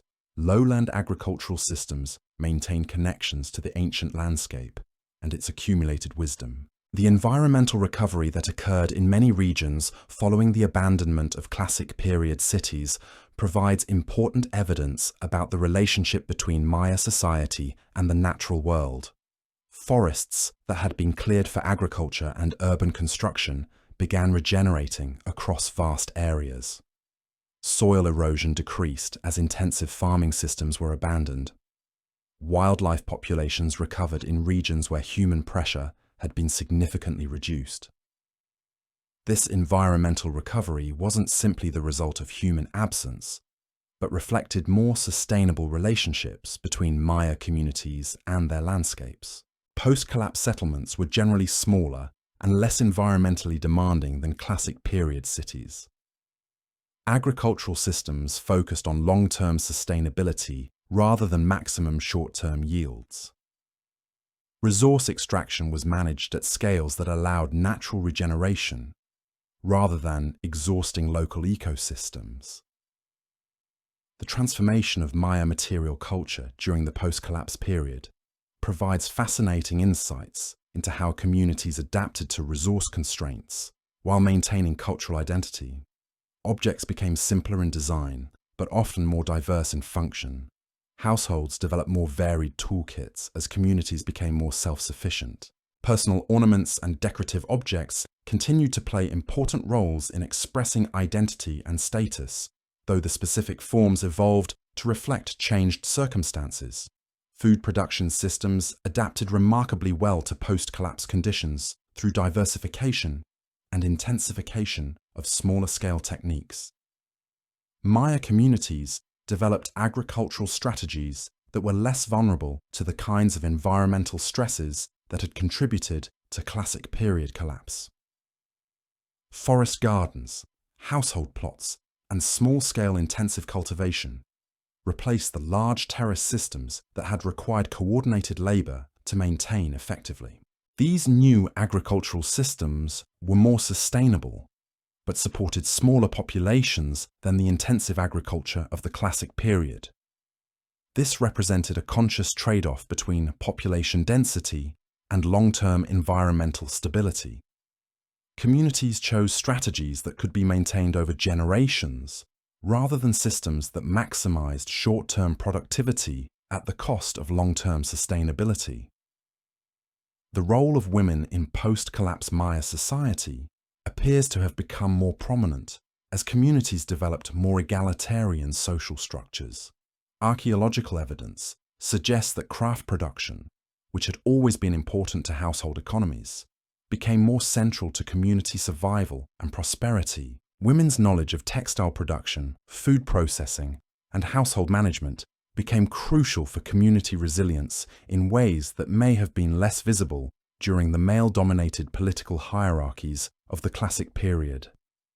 Education and knowledge transmission underwent significant changes as formal institutions disappeared, and communities developed new ways of passing on essential knowledge.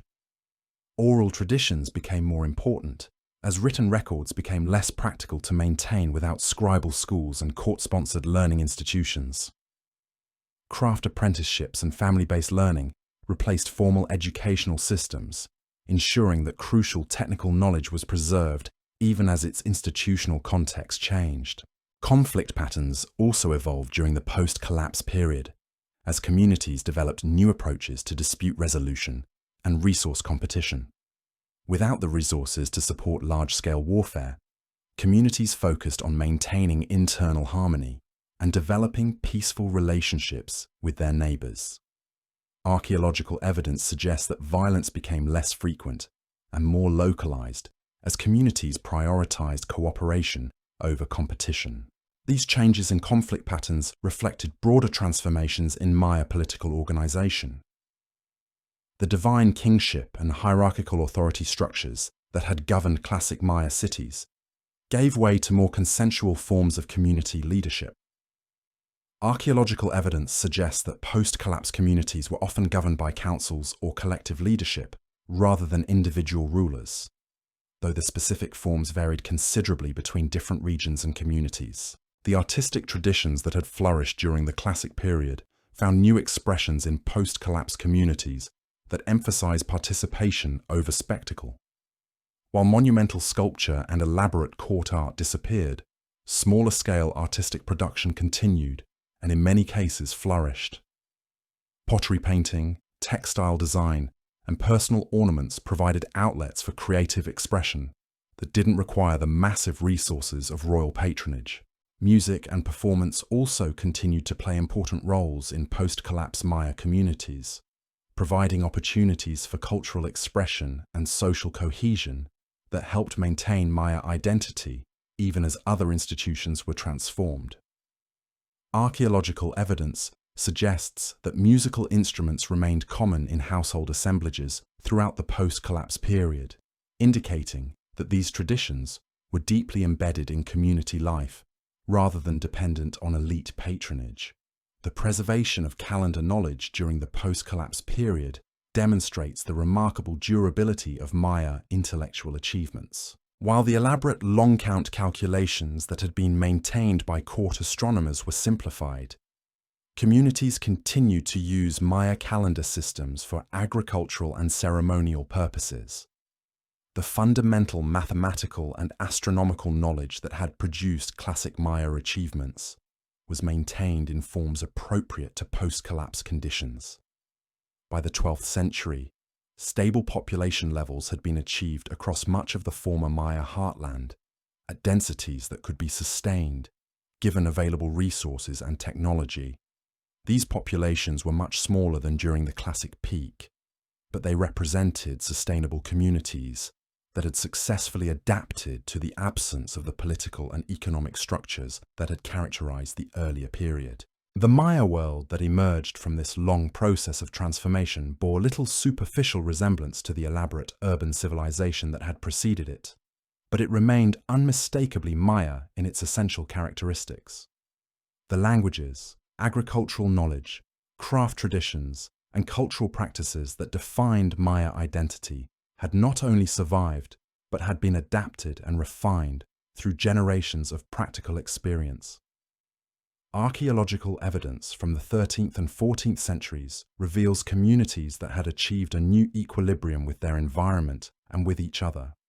Settlement patterns had stabilized in forms that balanced resource access with security concerns. Agricultural systems had evolved to provide reliable yields without exhausting soil fertility or requiring unsustainable labor inputs. Trade networks had developed to maintain cultural connections while serving practical economic needs.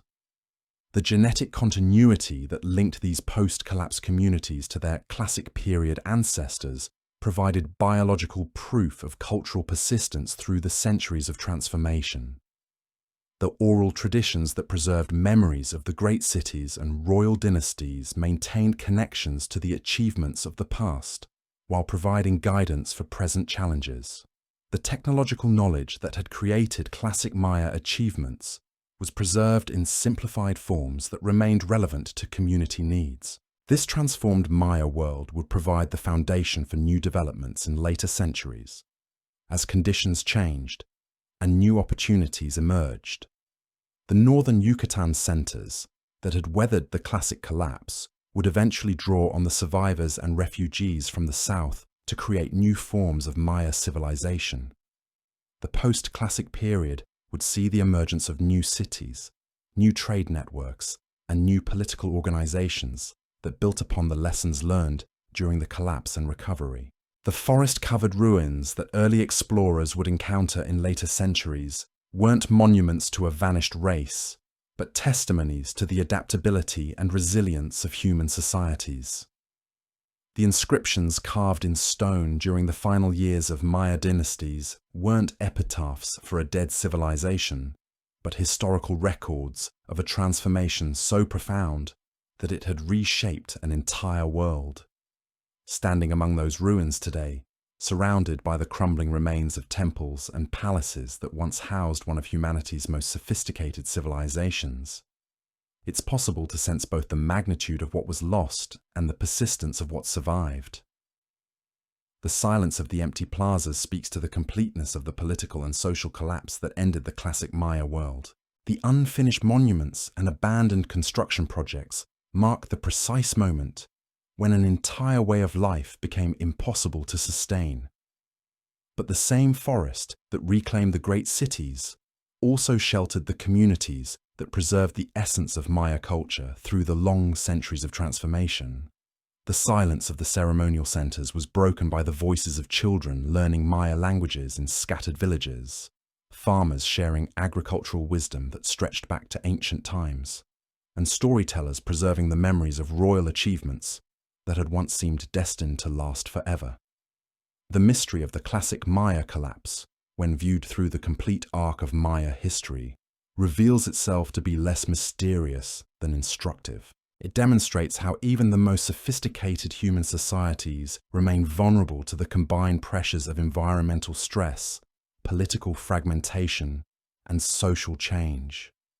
But it also shows how human communities can adapt and survive even the most profound transformations of their world. The magnificent achievements of classic Maya civilization were built on foundations that proved unable to withstand the perfect storm of drought, warfare, and social breakdown that characterized the 9th and 10th centuries. The royal dynasties that had claimed divine authority vanished into historical silence. The monument-building tradition that had recorded their achievements in stone came to an abrupt end. The urban centers that had dominated the landscape for centuries were gradually reclaimed by the forest. But the people who had created that civilization carried within their communities something more enduring than stone monuments or political institutions. They preserved the knowledge, traditions, and adaptive capacity that allowed Maya culture to survive even the collapse of the world they had built. In scattered villages and forest clearings, in oral traditions and household crafts, in agricultural practices and family memories, the essential elements of Maya civilization persisted through the dark centuries that followed the abandonment of the great cities. The collapse of the classic Maya world was complete and irreversible, marking the definitive end of an era that had lasted for more than 6 centuries.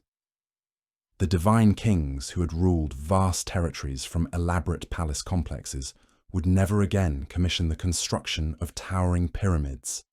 The scribes who had recorded royal achievements in elegant hieroglyphs would never again carve dated monuments proclaiming dynastic glory. The urban populations that had created one of the ancient world's most sophisticated civilizations would never again gather in the great plazas for ceremonies that connected Earth to cosmos. Yet this ending was also a transformation that preserved the most essential elements of Maya identity for future generations to inherit and adapt. The genetic research that traces continuity from ancient to modern Maya populations provides scientific proof that the collapse represented change rather than extinction. The linguistic evidence that documents the continued evolution of Maya languages throughout the post-collapse period demonstrates cultural persistence through the most difficult centuries.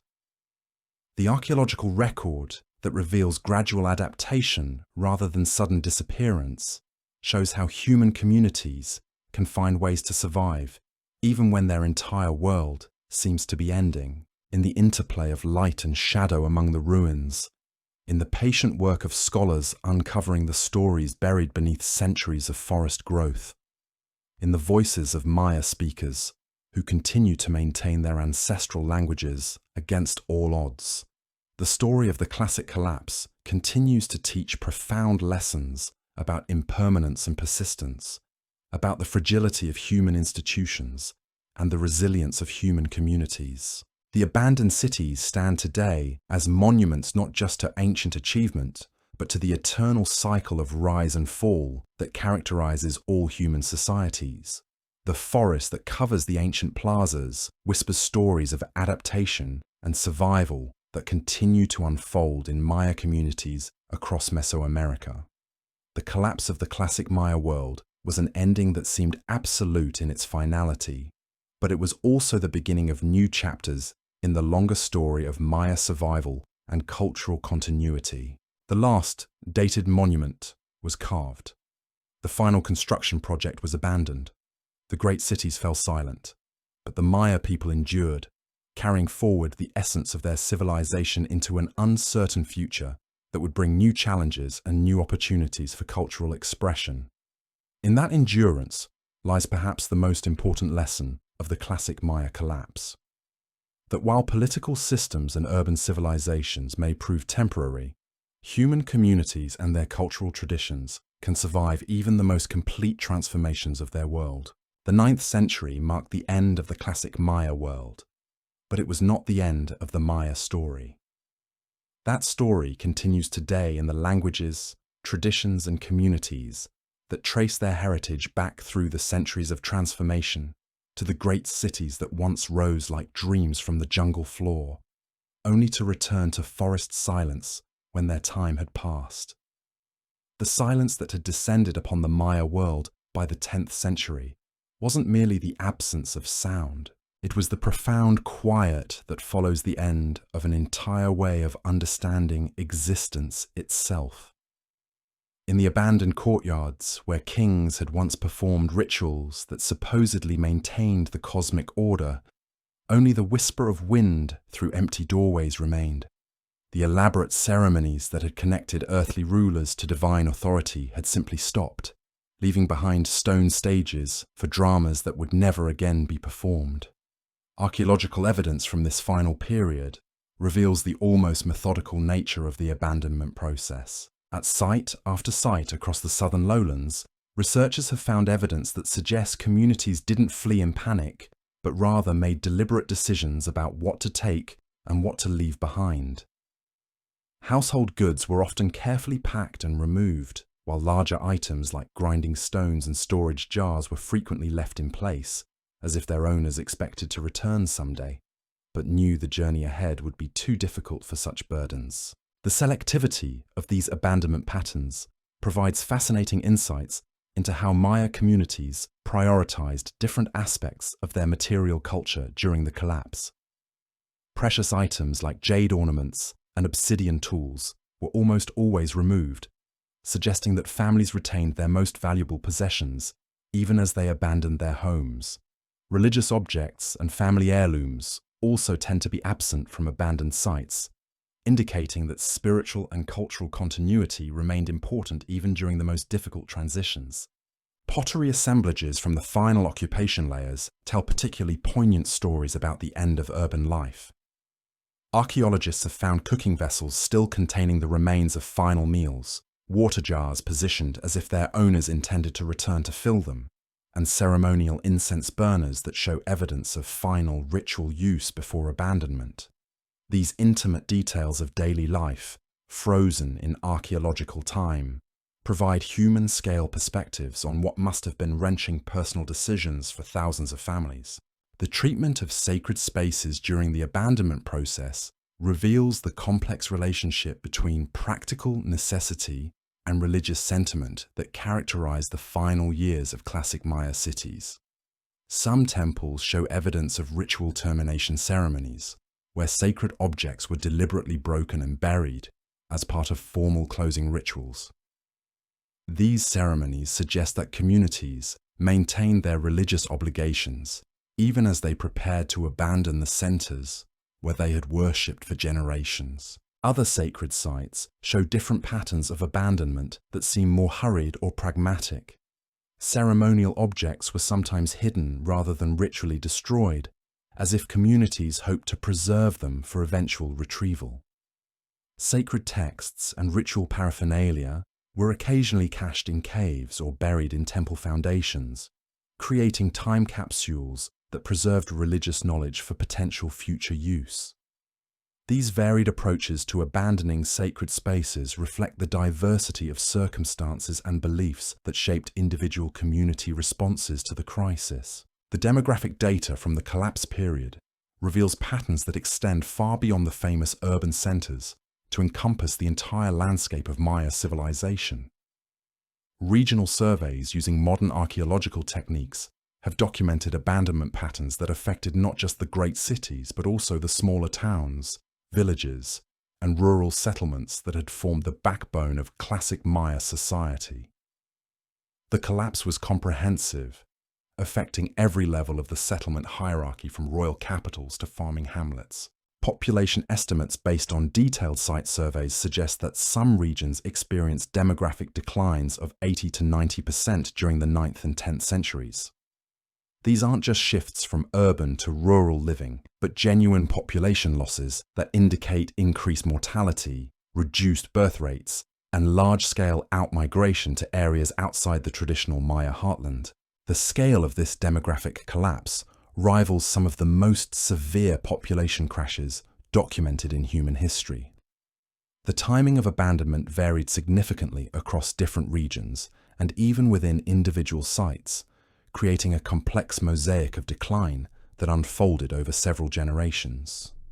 Some areas were completely depopulated by the early 9th century, while others maintained reduced populations well into the 10th or even 11th centuries. This temporal variation suggests that the collapse wasn't triggered by a single catastrophic event, but rather by the accumulation of stressors that affected different communities at different times and in different ways. Agricultural terraces and field systems provide some of the clearest evidence for the comprehensiveness of the demographic collapse. These intensive landscape modifications, which had taken generations to construct and maintain, were abandoned across vast areas during the 9th and 10th centuries. Soil studies show that erosion began almost immediately after abandonment, suggesting that the labor force needed to maintain these systems disappeared quite rapidly.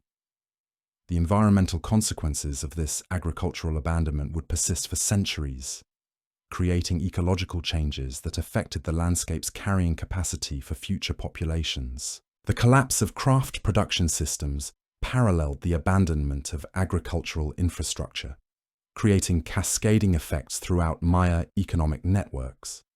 Specialized workshops that had produced goods for both local use and long-distance trade simply stopped operating as their skilled craftspeople either died or migrated to other regions. The archaeological record shows a dramatic decline in the production of luxury goods like polychrome ceramics, elaborate jade ornaments, and finely carved stone sculptures during the 9th century.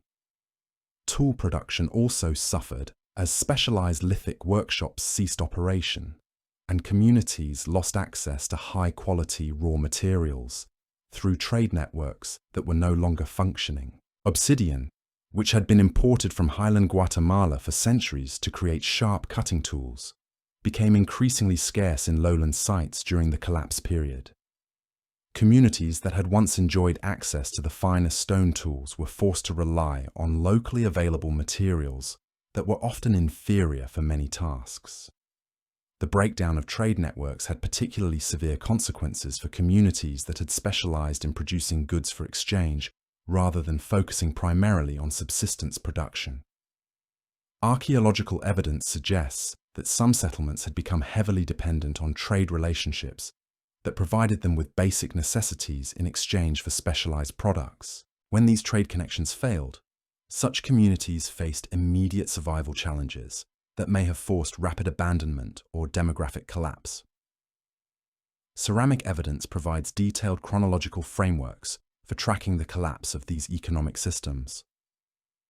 Pottery styles that had been widely distributed across the Maya lowlands through trade networks suddenly became much more localized during the 9th century, indicating the breakdown of the commercial relationships that had maintained stylistic uniformity across large regions. The quality of ceramic production also declined in many areas as communities lost access to specialized knowledge and high-quality raw materials. The religious and ceremonial dimensions of the collapse present particularly complex patterns that reveal both continuity and dramatic change in Maya spiritual life. While the elaborate state ceremonies that had characterized royal courts certainly ceased with the collapse of political authority, archaeological evidence suggests that many forms of religious practice continued at smaller scales and in different contexts. Cave sites throughout the Maya region show evidence of continued ceremonial use throughout the collapse period and beyond, indicating that some spiritual traditions survived the political transformation. Household shrines and domestic altars also continued to be maintained in many communities, even as the great temple complexes were abandoned. These smaller-scale religious practices suggest that Maya spiritual life adapted to the absence of royal patronage by becoming more decentralized and community-based. The fundamental beliefs and practices that had sustained Maya religion for centuries found new expressions that didn't require massive resources or centralized authority to maintain. The fate of Maya intellectual traditions during the collapse period presents one of the most intriguing aspects of the entire transformation. The astronomical knowledge that had produced sophisticated calendar calculations and accurate eclipse predictions was clearly too complex to maintain without formal institutions and dedicated specialists. Yet some elements of this knowledge base appear to have survived in simplified forms that were adapted to post-collapse conditions. Archaeoastronomy studies of post-collapse sites reveal that communities continued to orient buildings and ceremonial spaces according to celestial alignments, suggesting that some astronomical knowledge was preserved even after the formal schools and observatories had been abandoned. Calendar knowledge also appears to have survived in modified forms, though the elaborate long count system that had provided precise dates for royal monuments was no longer maintained in most regions. The hieroglyphic writing system that had reached such sophisticated levels during the Classic period faced particular challenges during the collapse. This complex script required years of training to master and was closely tied to the royal courts and religious institutions that sponsored formal education. As these institutions disappeared, the knowledge needed to read and write Maya hieroglyphs was at serious risk of being lost entirely. Archaeological evidence suggests that literacy rates, which had never been high even during the Classic period peak, declined dramatically during the 9th and 10th centuries. The latest hieroglyphic inscriptions from most sites show declining quality and increasing errors, indicating that scribal traditions were breaking down even before sites were completely abandoned. By the end of the 10th century, the ability to create formal hieroglyphic texts had been lost in most of the southern lowlands. The transformation of Maya artistic traditions during the collapse period reflects broader changes in social organization and cultural values. The monumental sculpture and elaborate architectural decoration that had characterized classic Maya cities required substantial resources and specialized knowledge to produce. As communities lost access to these resources and the political structures that had coordinated large-scale artistic projects, artistic production necessarily shifted towards smaller-scale, more accessible forms. Pottery painting continued throughout the collapse period, but with significant changes in style and subject matter. The elaborate mythological scenes and royal portraits that had decorated classic period ceramics gave way to simpler geometric patterns and stylized designs that required less specialized knowledge to create. These changes reflect not just reduced resources, but also shifting cultural priorities as communities focused on practical survival rather than artistic display. Personal ornaments and household decorations also underwent transformations that revealed changing social relationships during the collapse period. The extreme status distinctions that had characterized classic Maya society, expressed through elaborate costume and exclusive access to luxury goods, became less pronounced as the political structures that had maintained such hierarchies disappeared. Archaeological assemblages from post-collapse contexts show more egalitarian distributions of decorative objects, suggesting that social stratification was reduced along with overall wealth levels. The environmental consequences of the classic Maya collapse extended far beyond the immediate effects of urban abandonment and agricultural intensification. The demographic collapse that emptied vast regions of their human populations created opportunities for ecological recovery on a scale rarely documented in archaeological records.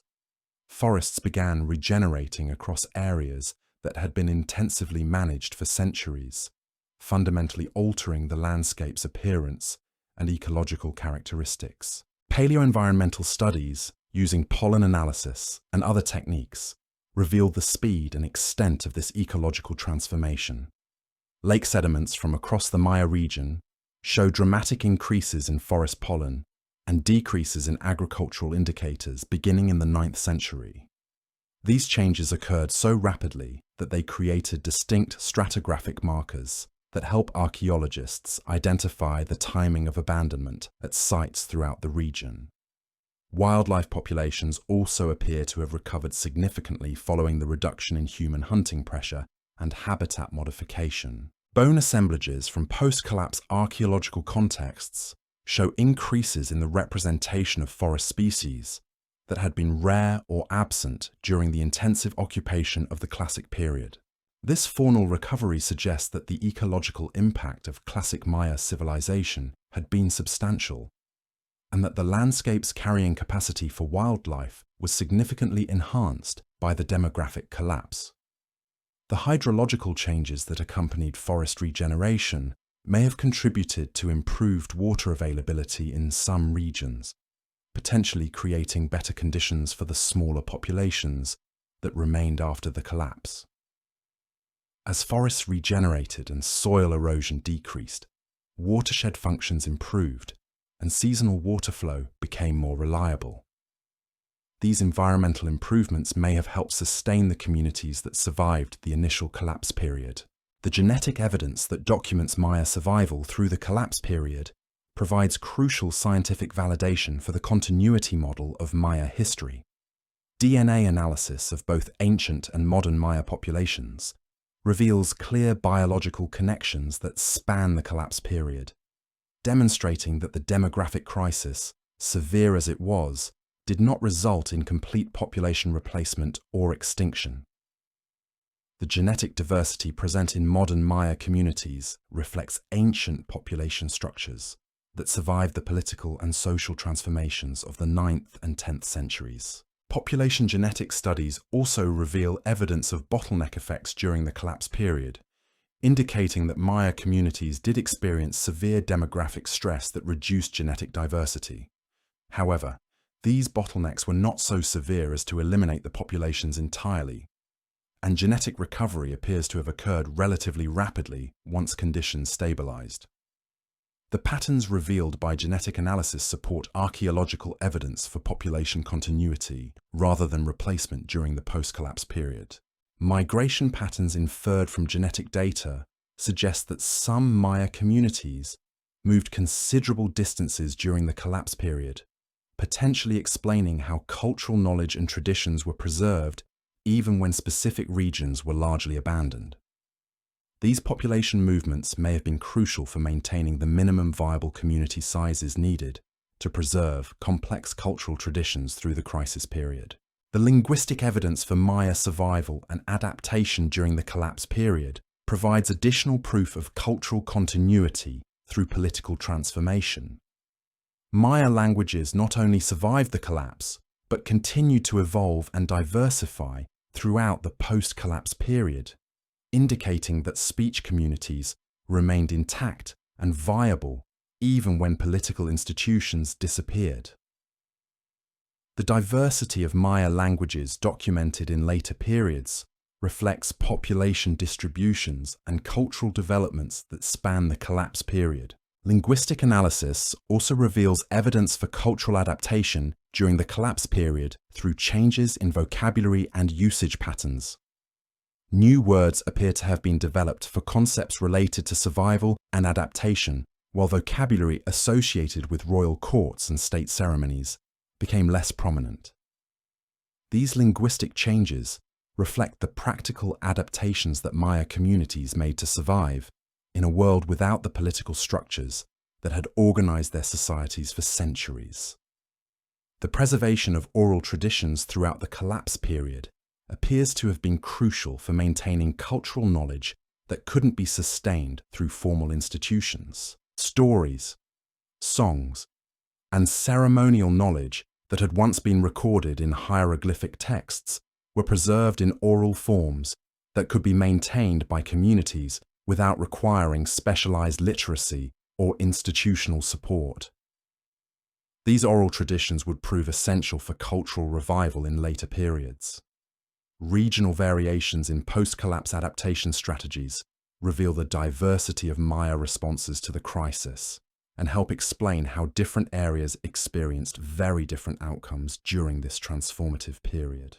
Coastal communities appear to have maintained stronger trade connections and more stable populations than interior settlements, possibly due to access to marine resources and maritime trade networks that remained viable when overland routes became dangerous or impassable. Highland communities also seem to have weathered the collapse period more successfully than lowland settlements, perhaps due to different environmental conditions that made them less vulnerable to the droughts and agricultural stresses that affected other regions.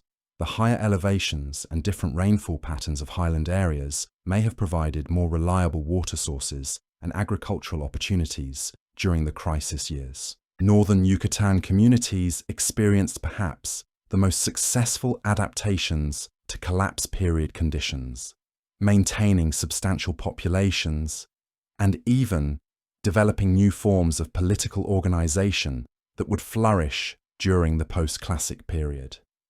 These northern centers drew refugees and migrants from the collapsing southern regions, incorporating them into new social arrangements that combined traditional Maya culture with innovative approaches to governance and economic organization.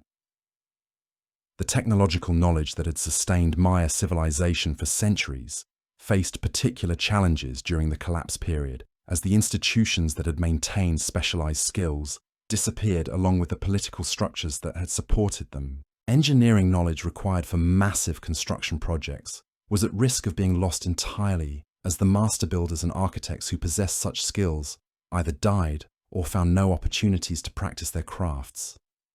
Agricultural technology also underwent significant changes, as the intensive management systems that had sustained dense populations became impossible to maintain with reduced labor forces. However, much of the basic agricultural knowledge appears to have been preserved at the household level, allowing communities to continue farming even when they could no longer maintain the elaborate terracing and irrigation systems that had characterized classic period agriculture. Craft technologies showed varying patterns of survival and loss during the collapse period. Basic skills needed for pottery production, textile manufacturing, and toolmaking appear to have been maintained in most communities since these were essential for daily survival. However, specialized techniques required for luxury goods production were often lost as the social context that had supported such specialization disappeared. Medical and botanical knowledge may have been particularly important for community survival during the collapse period, and there is some evidence that such knowledge was carefully preserved through oral traditions and practical application. The ability to identify useful plants, prepare medicines, and treat injuries would have been crucial for communities facing the health challenges associated with social disruption and potentially reduced nutrition. The social transformations that accompanied the classic Maya collapse involved fundamental changes in how communities organized themselves and made collective decisions. The hierarchical structures that had characterized classic Maya society, with divine kings at the apex of elaborate status pyramids, were simply not viable when the resources and institutions that had supported such hierarchies disappeared. Communities had to develop new forms of leadership and decision-making that were appropriate to their changed circumstances. Archaeological evidence suggests that many post-collapse communities adopted more egalitarian social structures with leadership roles that were based on practical skills and community consensus, rather than inherited status or divine authority. These new leadership patterns appear to have been more flexible and adaptive than the rigid hierarchies of the classic period, potentially contributing to community survival during difficult transition periods. Gender roles also appear to have undergone changes during the collapse period as communities adapted to new economic and social realities. Women's roles in food production, craft manufacture, and community organization may have become more prominent as traditional male-dominated political and military institutions lost their relevance. The archaeological record suggests that gender distinctions became less pronounced in many post-collapse communities, possibly reflecting more egalitarian approaches to community organization. Family and kinship structures appear to have provided crucial sources of stability and continuity during the collapse period when larger political institutions were failing. Extended family networks may have been essential for sharing resources, coordinating labor, and maintaining cultural knowledge through the crisis years.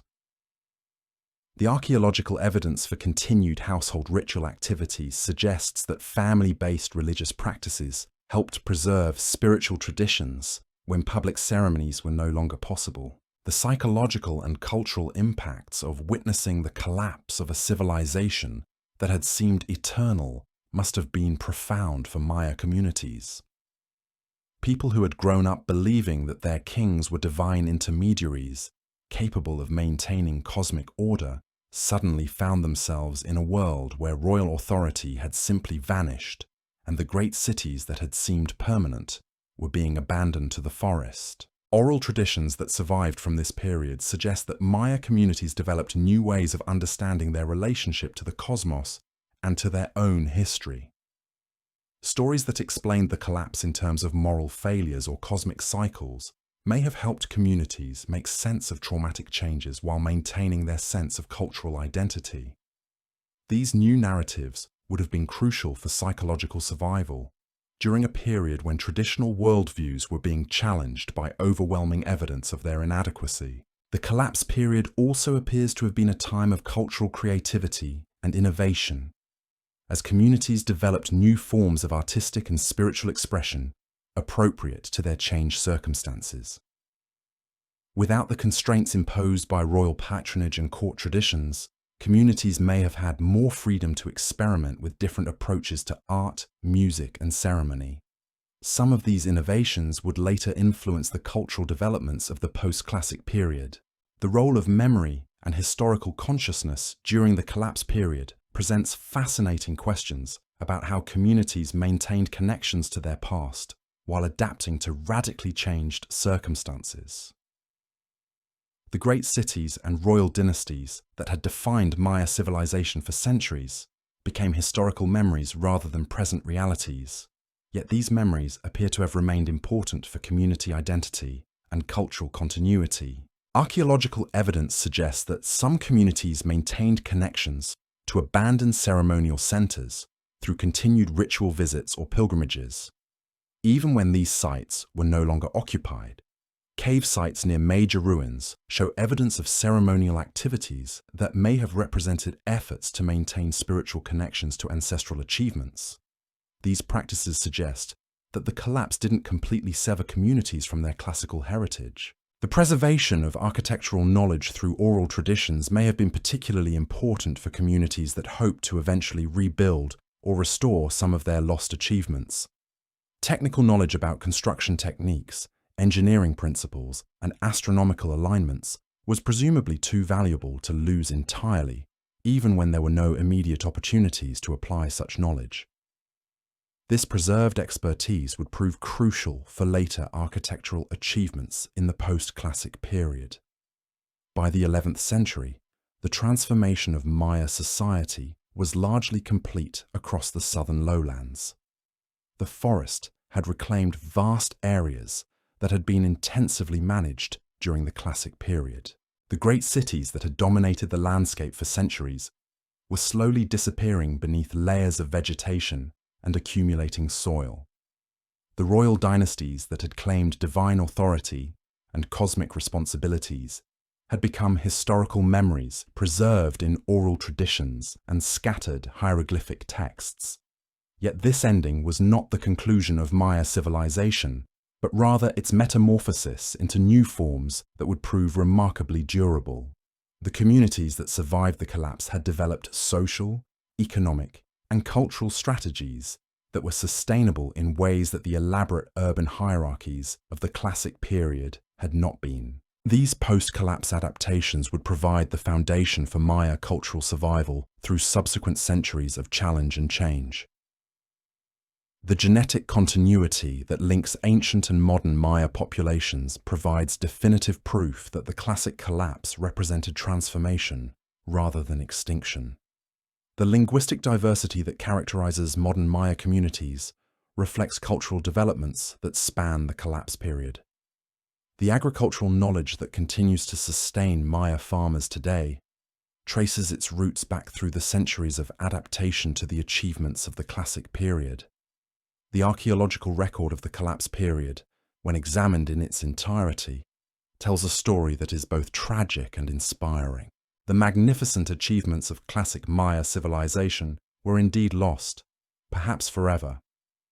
The knowledge systems that had produced accurate astronomical predictions, the artistic traditions that had created some of humanity's most beautiful sculptures, and the political institutions that had governed vast territories, all disappeared during the 9th and 10th centuries. But the people who had created that civilization demonstrated remarkable resilience in adapting to its loss. They preserved what could be preserved, adapted what could be adapted, and created new forms of community and culture that honored their heritage while responding to changed realities.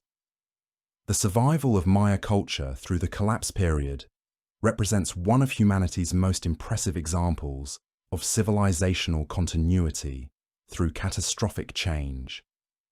The forest that covers the ancient ruins today whispers stories of both ending and persistence. The silence of the empty plazas speaks to the completeness of the political collapse that ended the classic Maya world.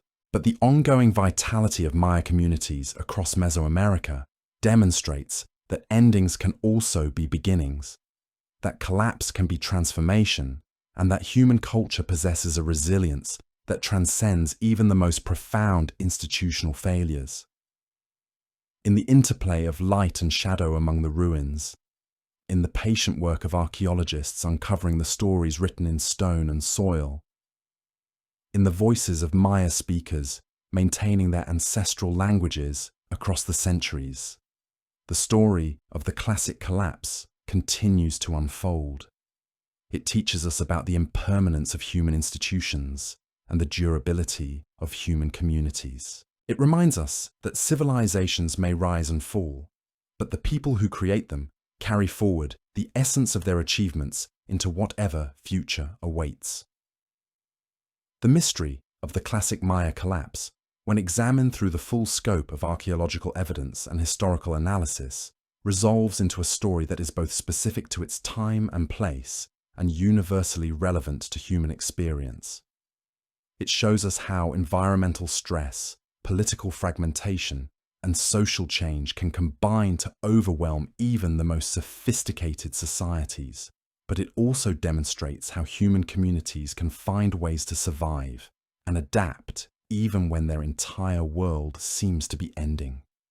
The abandoned cities stand as monuments to both human achievement and human adaptability. The inscriptions that record the final years of royal dynasties mark the end of one form of civilization and the beginning of another. The silence that descended upon the great plazas in the 10th century was broken by new voices speaking Maya languages, practicing Maya customs, and carrying forward Maya culture into an uncertain but continuing future. The collapse of the classic Maya world was complete, irreversible, and transformative. But it was not final in any ultimate sense. The Maya people endured, the Maya culture survived, and the Maya story continued to unfold through centuries of adaptation and change. In that continuity lies perhaps the most important lesson of the classic Maya collapse, that while political systems and urban civilizations may prove temporary, human communities and their cultural traditions possess a resilience that can survive even the most complete transformations of their world. The forest had reclaimed its dominion by the 11th century, but the story of transformation was far from complete. Across the northern reaches of the Yucatan Peninsula, while the southern lowlands lay silent beneath their canopy of regenerating jungle, Maya communities were demonstrating something remarkable about human adaptability. The collapse that had devastated the heartland of classic civilization hadn't touched every corner of the Maya world with equal force. In cities like Chichen Itza and the emerging center of Mayapan, populations not only survived, but flourished during the very centuries that witnessed the abandonment of Tikal and Palenque. These northern settlements possessed crucial advantages that had proven decisive when crisis struck. Unlike the seasonal rainfall patterns that had made southern cities vulnerable to prolonged drought, the northern peninsula offered access to cenotes, those natural limestone sinkholes that provided reliable water sources even during the harshest dry periods. Recent archaeological investigations using advanced remote sensing technology have revolutionized our understanding of these regional differences. Teams employing sophisticated mapping systems have penetrated dense forest cover to reveal settlement patterns that challenge traditional assumptions about uniform Maya decline. The data emerging from these studies tells a story of remarkable geographical variation in how different regions weathered the 9th and 10th century crisis. Population analysis conducted across the upper Yucatan Peninsula reveals not collapse, but stability, and in some cases, even growth, during the period traditionally labeled as the Maya collapse. Detailed surveys around sites like Mayapan show dense settlement distributions that persisted throughout the 9th and 10th centuries, suggesting that the demographic catastrophe that emptied the southern cities was largely confined to specific ecological zones. These northern communities had developed different approaches to governance that proved more flexible when traditional authority structures came under stress. Rather than the elaborate divine kingship that had characterized southern centers, northern settlements often employed more collective leadership arrangements that could adapt to changing circumstances without requiring the massive resource investments that had sustained royal courts in the south. Trade networks also played a crucial role in determining which regions survived the crisis.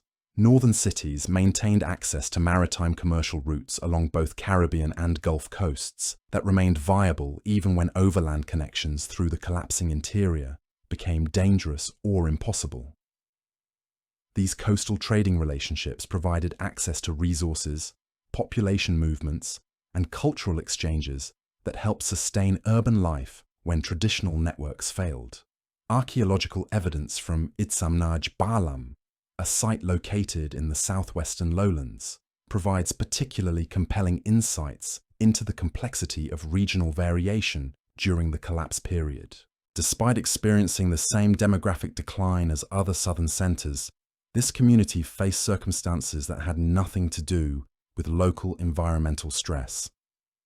Detailed analysis of nearby lake sediments reveals stable climatic conditions throughout the collapse period, with no evidence of the devastating droughts that affected other regions. The geographic location of its Samnaj Balam should theoretically have protected it from water shortages. Situated near highland areas where Caribbean atmospheric currents generate consistent precipitation, the site maintained reliable rainfall even as neighboring regions suffered severe drought conditions. Yet despite these favorable environmental circumstances, the population declined dramatically during the terminal classic period. Agricultural systems disappeared from the archaeological record, and the settlement was ultimately abandoned. This apparent contradiction illuminates something fundamental about the interconnected nature of classic Maya civilization. Communities that weren't directly affected by environmental catastrophe could still be pulled into collapse by the failure of the broader networks of which they formed essential parts. When commercial routes failed, when political alliances crumbled, when the flow of goods and people that had sustained Maya urban life for centuries was disrupted, even environmentally stable regions couldn't maintain their traditional ways of existence. The evidence from Itsamnaj Balam suggests that Maya collapse was as much about network failure as environmental disaster. Cities that might have survived local droughts or political upheavals couldn't endure the breakdown of the larger systems that connected them to the rest of the Maya world.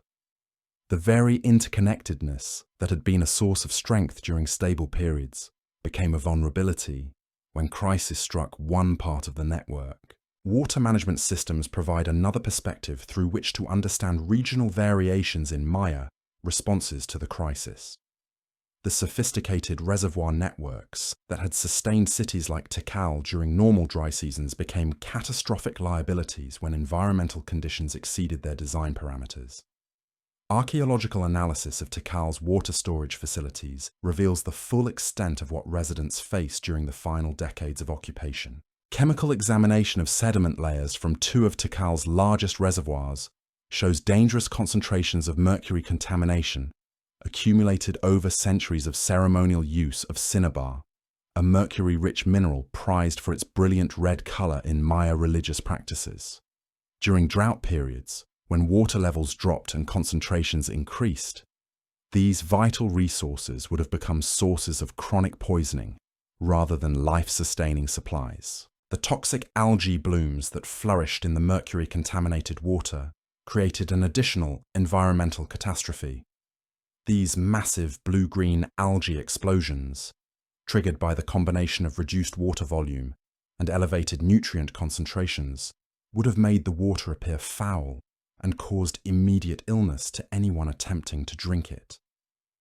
The reservoirs that had once provided crystal-clear water became putrid, dangerous pools that residents couldn't use without risking their health. For the inhabitants of Tikal, witnessing their most essential resource transform into a source of sickness and death must have been psychologically devastating. In Maya cosmological understanding, water wasn't merely a practical necessity, but a sacred substance that connected the earthly realm to divine forces. The contamination of their reservoirs represented not just an environmental crisis, but a spiritual catastrophe that challenged fundamental beliefs about their relationship with supernatural powers. The chronological coincidence between this water contamination crisis and archaeological evidence for Tikal's abandonment suggests a direct causal relationship. Construction projects that had been ongoing for generations simply stopped in the middle of work. Stone blocks quarried for new buildings were left exactly where they lay. Elaborate architectural plans were abandoned half-completed as the city that had dominated the Maya lowlands for centuries gradually emptied of its inhabitants. Yet abandonment didn't occur overnight. Archaeological investigation reveals a complex process of gradual depopulation that unfolded over several decades. Different neighborhoods and social groups departed at different times as conditions became increasingly difficult and opportunities elsewhere became more attractive. The great ceremonial complexes were abandoned first, as the royal courts that had sponsored their construction and maintenance collapsed. Residential areas remained occupied longer, as ordinary families attempted to maintain their lives even as the larger urban systems around them failed. The process of urban abandonment created its own momentum that accelerated the final collapse. As population declined, the labor force needed to maintain complex agricultural terraces, and water management systems shrank below critical operational thresholds. As fewer people participated in markets and ceremonies, the economic and social networks that sustained urban life began to unravel. As construction projects were abandoned and monuments fell into disrepair, the visual symbols of royal authority and divine favor disappeared from the landscape. Archaeological surveys of abandoned Maya cities reveal the poignant details of this gradual dissolution. At Copan, the workshops where skilled artisans had carved intricate sculptures for generations fell silent during the 9th century. The tools of their trade were left scattered where they had been dropped, as if the workers had simply walked away in the middle of their tasks. The elaborate royal tombs that had been prepared for future generations remained empty, their intended occupants buried elsewhere or not at all. The hieroglyphic inscriptions that had recorded royal achievements for centuries simply stopped appearing on new monuments. The last dated inscription at Copan was carved in 822, marking the end of a dynasty that had ruled for nearly 4 centuries. The scribal schools that had maintained Maya writing traditions closed their doors as the social context that supported literacy collapsed around them. Even more revealing are the unfinished monuments found at sites across the Maya lowlands. These half-completed projects represent dreams interrupted, ambitions abandoned, and resources diverted to more pressing survival needs. At numerous locations, researchers have discovered carved stone blocks that were never installed, elaborate architectural plans that were never realized, and construction materials that were simply left to decay where they had been gathered. The collapse of the construction industry had cascading effects throughout Maya society. Stone carvers, architects, engineers, and the countless laborers who had built the Maya cities found themselves without employment as royal patronage evaporated. The specialized knowledge that had created some of humanity's most impressive architectural achievements was at risk of being lost entirely as the social structures that supported such expertise disintegrated. Religious and ceremonial life underwent equally dramatic transformations during the collapse period. The elaborate rituals that had connected Maya rulers to divine authority required enormous resources and complex logistical support. As political structures weakened and economic systems failed, maintaining these ceremonial cycles became increasingly impossible. The calendar round ceremonies that had marked the passage of time for centuries gradually disappeared from the archaeological record. The astronomical observations that had been central to Maya religious practice also suffered as the institutions that supported them collapsed. The observatories where priest astronomers had tracked planetary movements and predicted eclipses were abandoned along with the rest of the ceremonial complexes. The mathematical and astronomical knowledge that had made Maya calendar calculations so precise was preserved only in the memories of scattered individuals as the formal schools that had transmitted such learning ceased to function. Yet even as formal religious institutions collapsed, Maya communities found ways to maintain their spiritual connections to the landscape and cosmos. Archaeological evidence from the post-collapse period reveals continued ritual activity at sacred sites, though on a much smaller and more informal scale than during the classic period. Cave ceremonies, offerings at cenotes, and small-scale community rituals replaced the grand public spectacles that had characterized Maya religious life during its peak.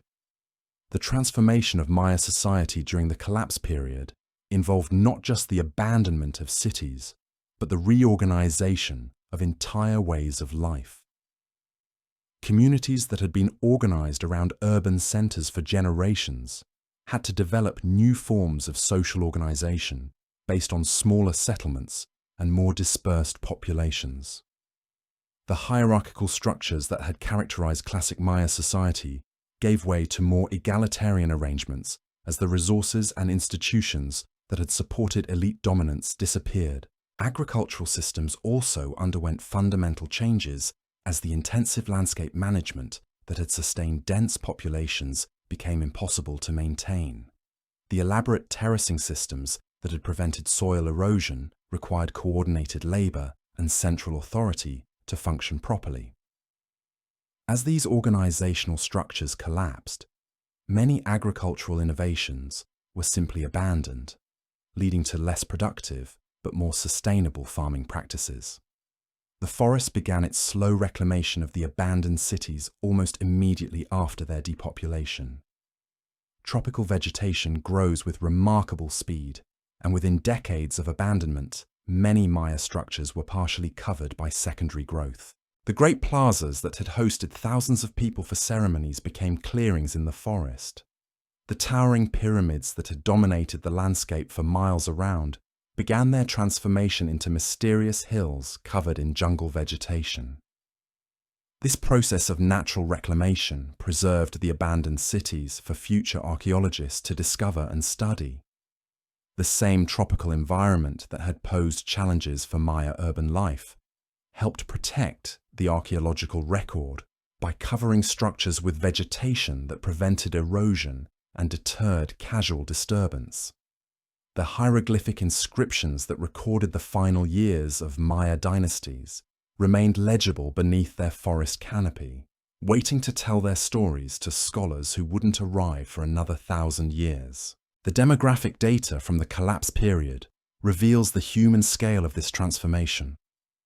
Population estimates based on settlement surveys and ceramic analysis show dramatic declines across most of the southern Maya lowlands. Areas that had supported dense populations for centuries experienced reductions of 70 to 90% during the 9th and 10th centuries. This wasn't merely urban depopulation, but genuine demographic collapse on a scale rarely documented in human history. The silence that descended upon the Maya world by the year 1000 was profound, but it wasn't the silence of extinction. It was the quiet of transformation, the hush that settles over a landscape where one form of life has ended and another has begun. The great cities that had dominated the southern lowlands for over 6 centuries stood empty, their pyramids slowly disappearing beneath layers of vegetation, their palaces echoing only with the whisper of wind through abandoned corridors. Yet this ending was also a beginning. In scattered villages and forest clearings, in the memories preserved by storytellers, and the knowledge carried in the hands of farmers, the essence of Maya civilization endured. The royal dynasties had vanished, the monument builders had laid down their tools, the scribes had carved their final hieroglyphs, but the Maya people themselves had not disappeared. They had adapted, survived, and carried forward the most essential elements of their culture into a world that no longer had room for divine kings or towering temples. The genetic evidence tells us this story clearly.